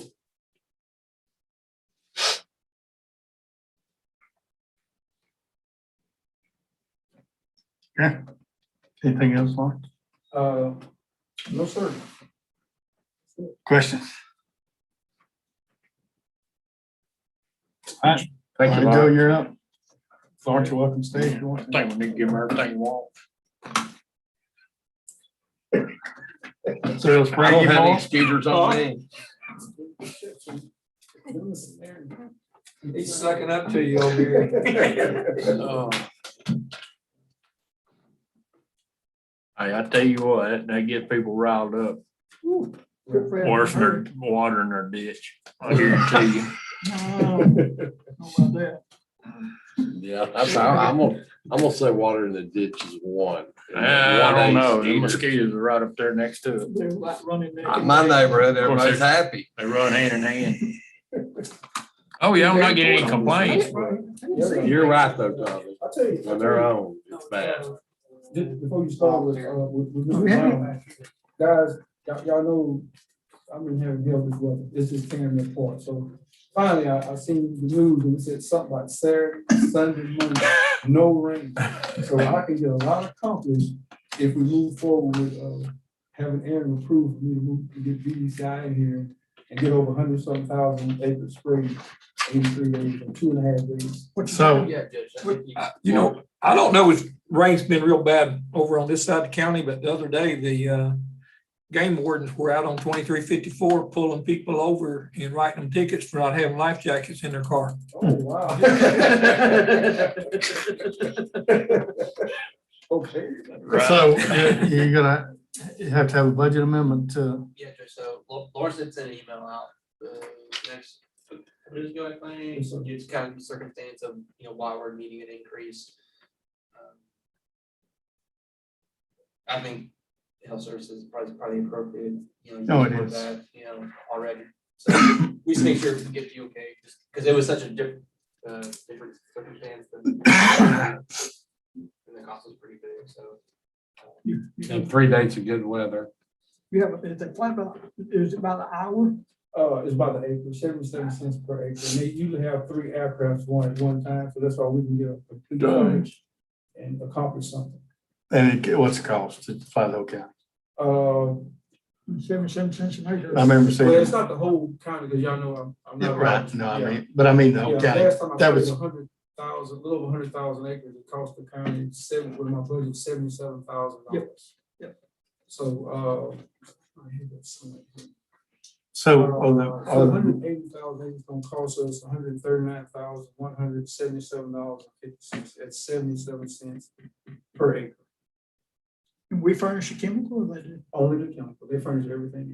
so the cost is 139,000. Yes, sir. So are we, I mean, are the mosquitoes that bad? Are we getting the calls? Are the counts up? My land rate counts down south is, which we're not allowed in the state to put 100 plus, they only allow us to put 25 plus and turn in for any type of help anything. So it's exceeded that, but I just can't put it on a legal document.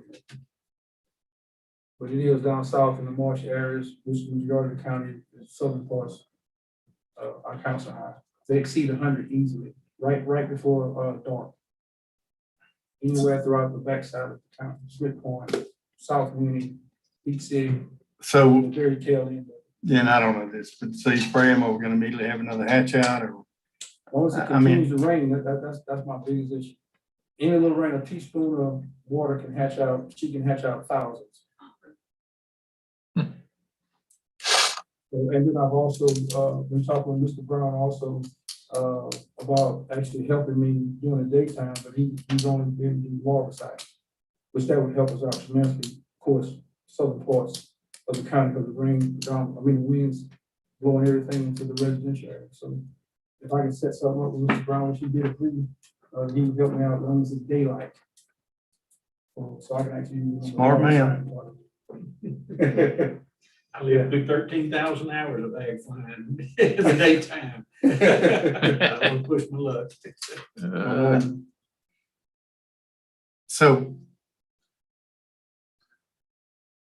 you don't have anything, how much, what was the budget amendment had to be the full amount? I think we got like probably $70,000 or something like that. Well, I only have, 53,623.99 is all I have as of right now. So you might as well amend the whole amount. Because we'll have to, we can amend it to what he needs, but he's gonna need more because. Oh, I know. So, yeah. No, that's what I'm saying. Okay, unless somebody disagrees and No, I'm good. put it on court Tuesday to make it official, but I think we're good. I heard him say something about Beach City, so yeah.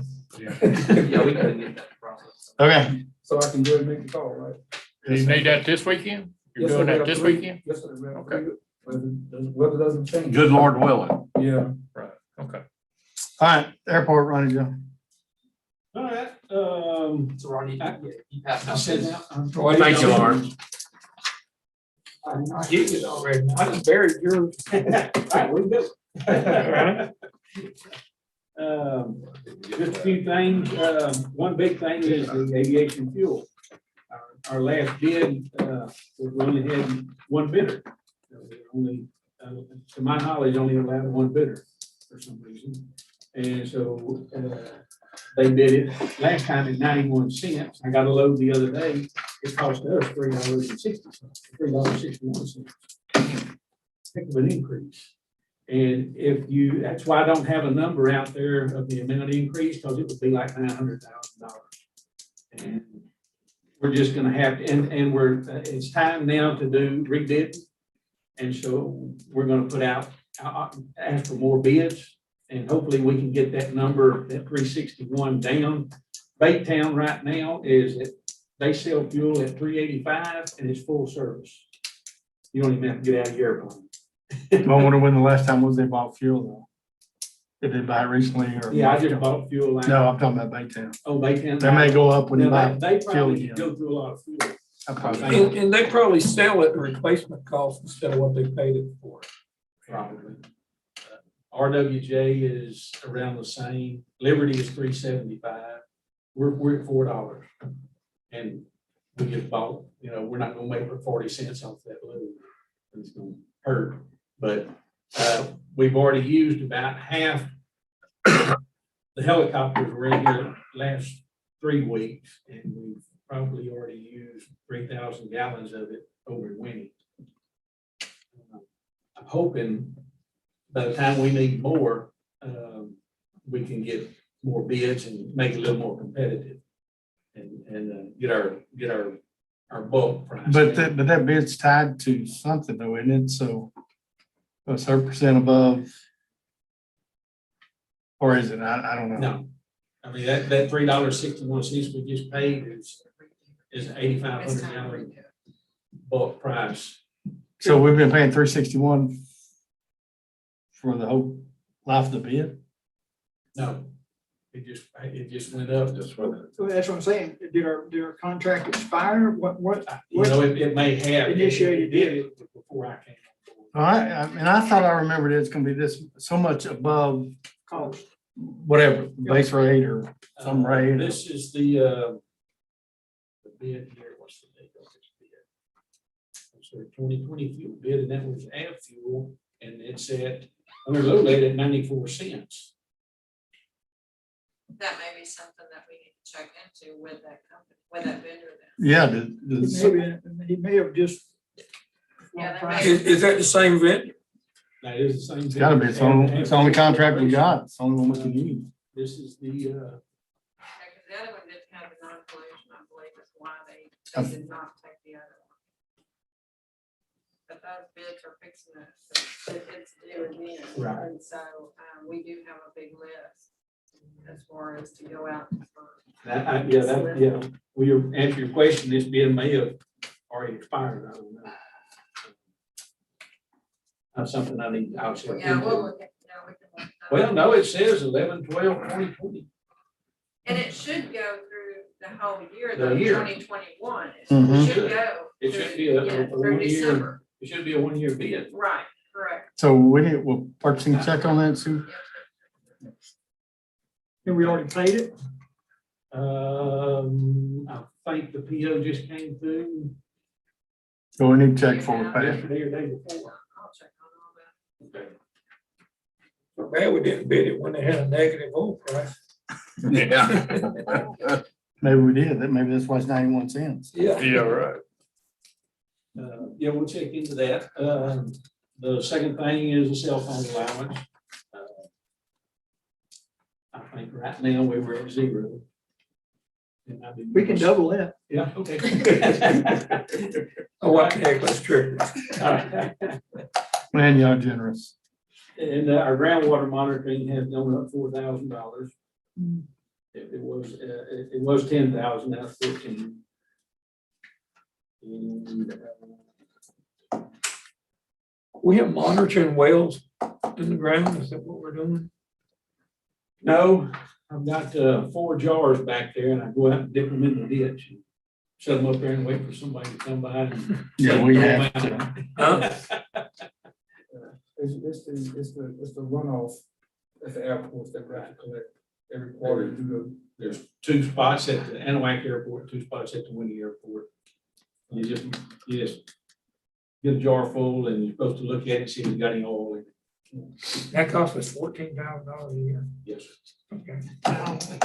Yeah, it's another mandate. Discount. Oh, what, cell phone allowance, what's our department head cell phone allowance? Yeah, we need to. All right, so we need to look at that. Cutting yourself short, Lord. Something happened. Oh, I'm sorry. You're good. Who invited you to stay? Go ahead. And line 4 is our airport maintenance cost. We doubled the rent on everybody. That happened before I got on board. And we got some hangars that are in dire need of some repairs.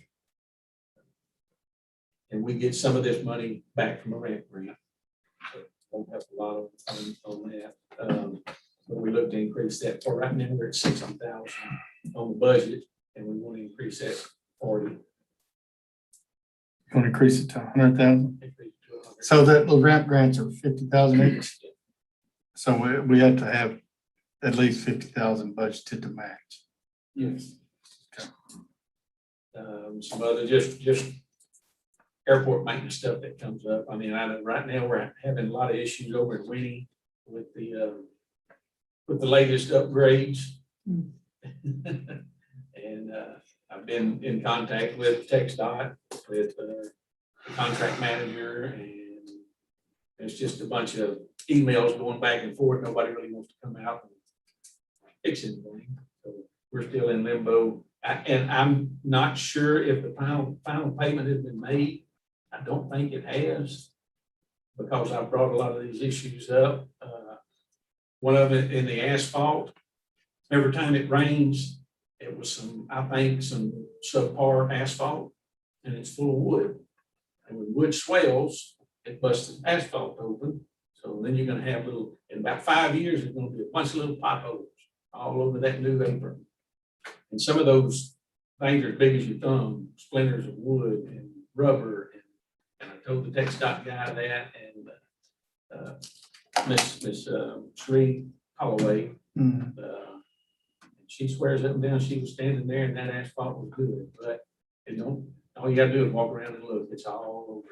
That contractor should have some kind of insurance to. Wood chips. It's, the only thing you can do with it now is to keep it seal coated and to help keep the water from getting in there and getting to that wood. I mean, You don't have enough room to do an overlay over it without raising up above your slab elevations, right? they may, I don't know. You take your pictures and documentation and you send it to our county attorney. If you hadn't, probably should. I haven't sent it to anybody, but. I did Ashley take probably some needs to get pictures. involved. Me and Mr. Allen Glenn walked around it, and he actually pointed them out. And then you can just stand in one spot, look around and count 10 of them.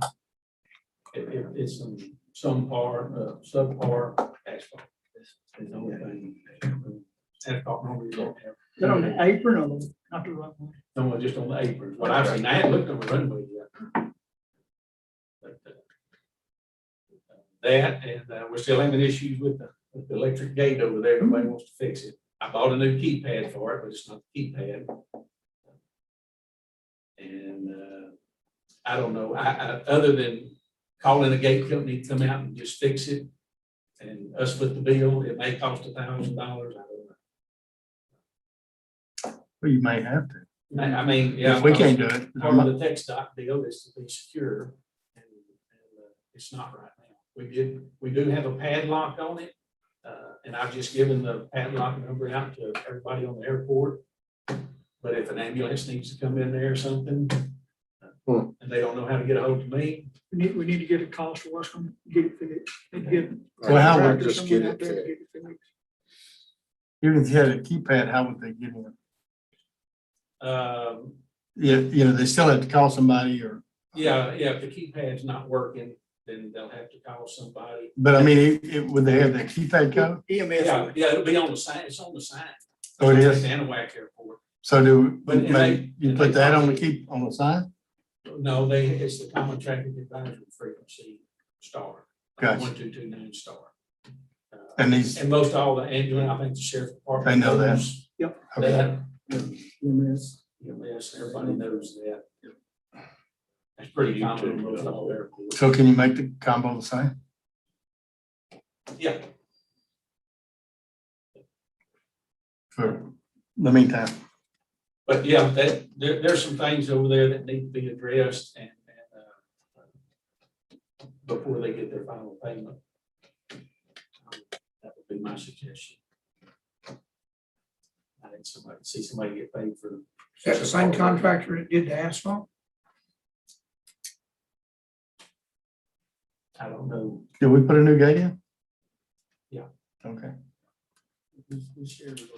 Yeah, the hallway. Yeah. Well, it'll open and close from the inside. You can pull up to it on the inside and it'll open, you pull out of it and it closes. Go the other way and it won't. And then Mr. Allen Glenn, and he's an electrician, we sat out there one evening until 7 o'clock trying to diagnose it. And We've even rewired it. It's got a wire that goes underground. And I told Ms. Holloway that the wire up on the keypad side is gray and the wire coming up in the box on the inside of the fence is brown. And she said, oh no, she said, it's all one wire. I said, well, it's two different colors, so it has to be spliced somewhere. And of course, she said she stood right there and watched them put that whole new roll of wire there. One color on one end and one on the other. I'm quiet. I've never seen a roll of wire. I'm not the right person. And the last thing on the list is the travel and training, and I do use my personal vehicle to travel to Winnie Airport every day and check things. And previously, we only had $1,000 allocated for that, and I want to increase that to $9,000 if possible. For a total of $53,600. Without the fuel and cost. It's gonna be a lot.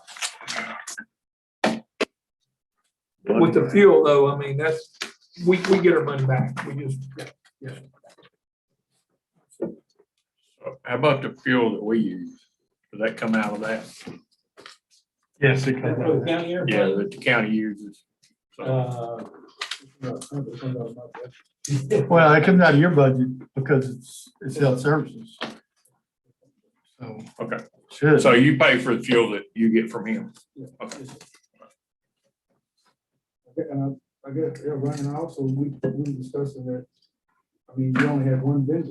We used to have, prior to the previous airport manager, I had, multiple vendors. That way I have a choice. And I can do my thing. I also have to negotiate. So. Well, and normally on those type of things, we approve more than one vendor. Usually top one, you second, third, fourth, and if your top one can't deliver, then you go to the second one or third. I thought we, but you're saying we only have one, we had two and one of them didn't qualify last time.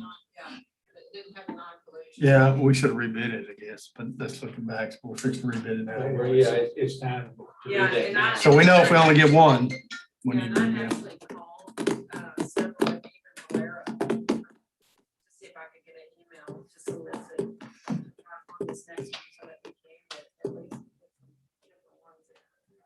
Hopefully they will. And yeah, I will check into that. I just got this. Yeah, I wanna piece of see- paper today. I wanna see the input. Mhm. So Ryan, y'all got anything else? That's it. Yeah, my wife was at a baseball game. I was sitting in the lawn chair. She See, they charge us She texted me, said I can read your text message. $3.62. Well, good, because I got Just into. okay, All right, nobody else have any questions? Not, we are adjourned at 4:14 PM.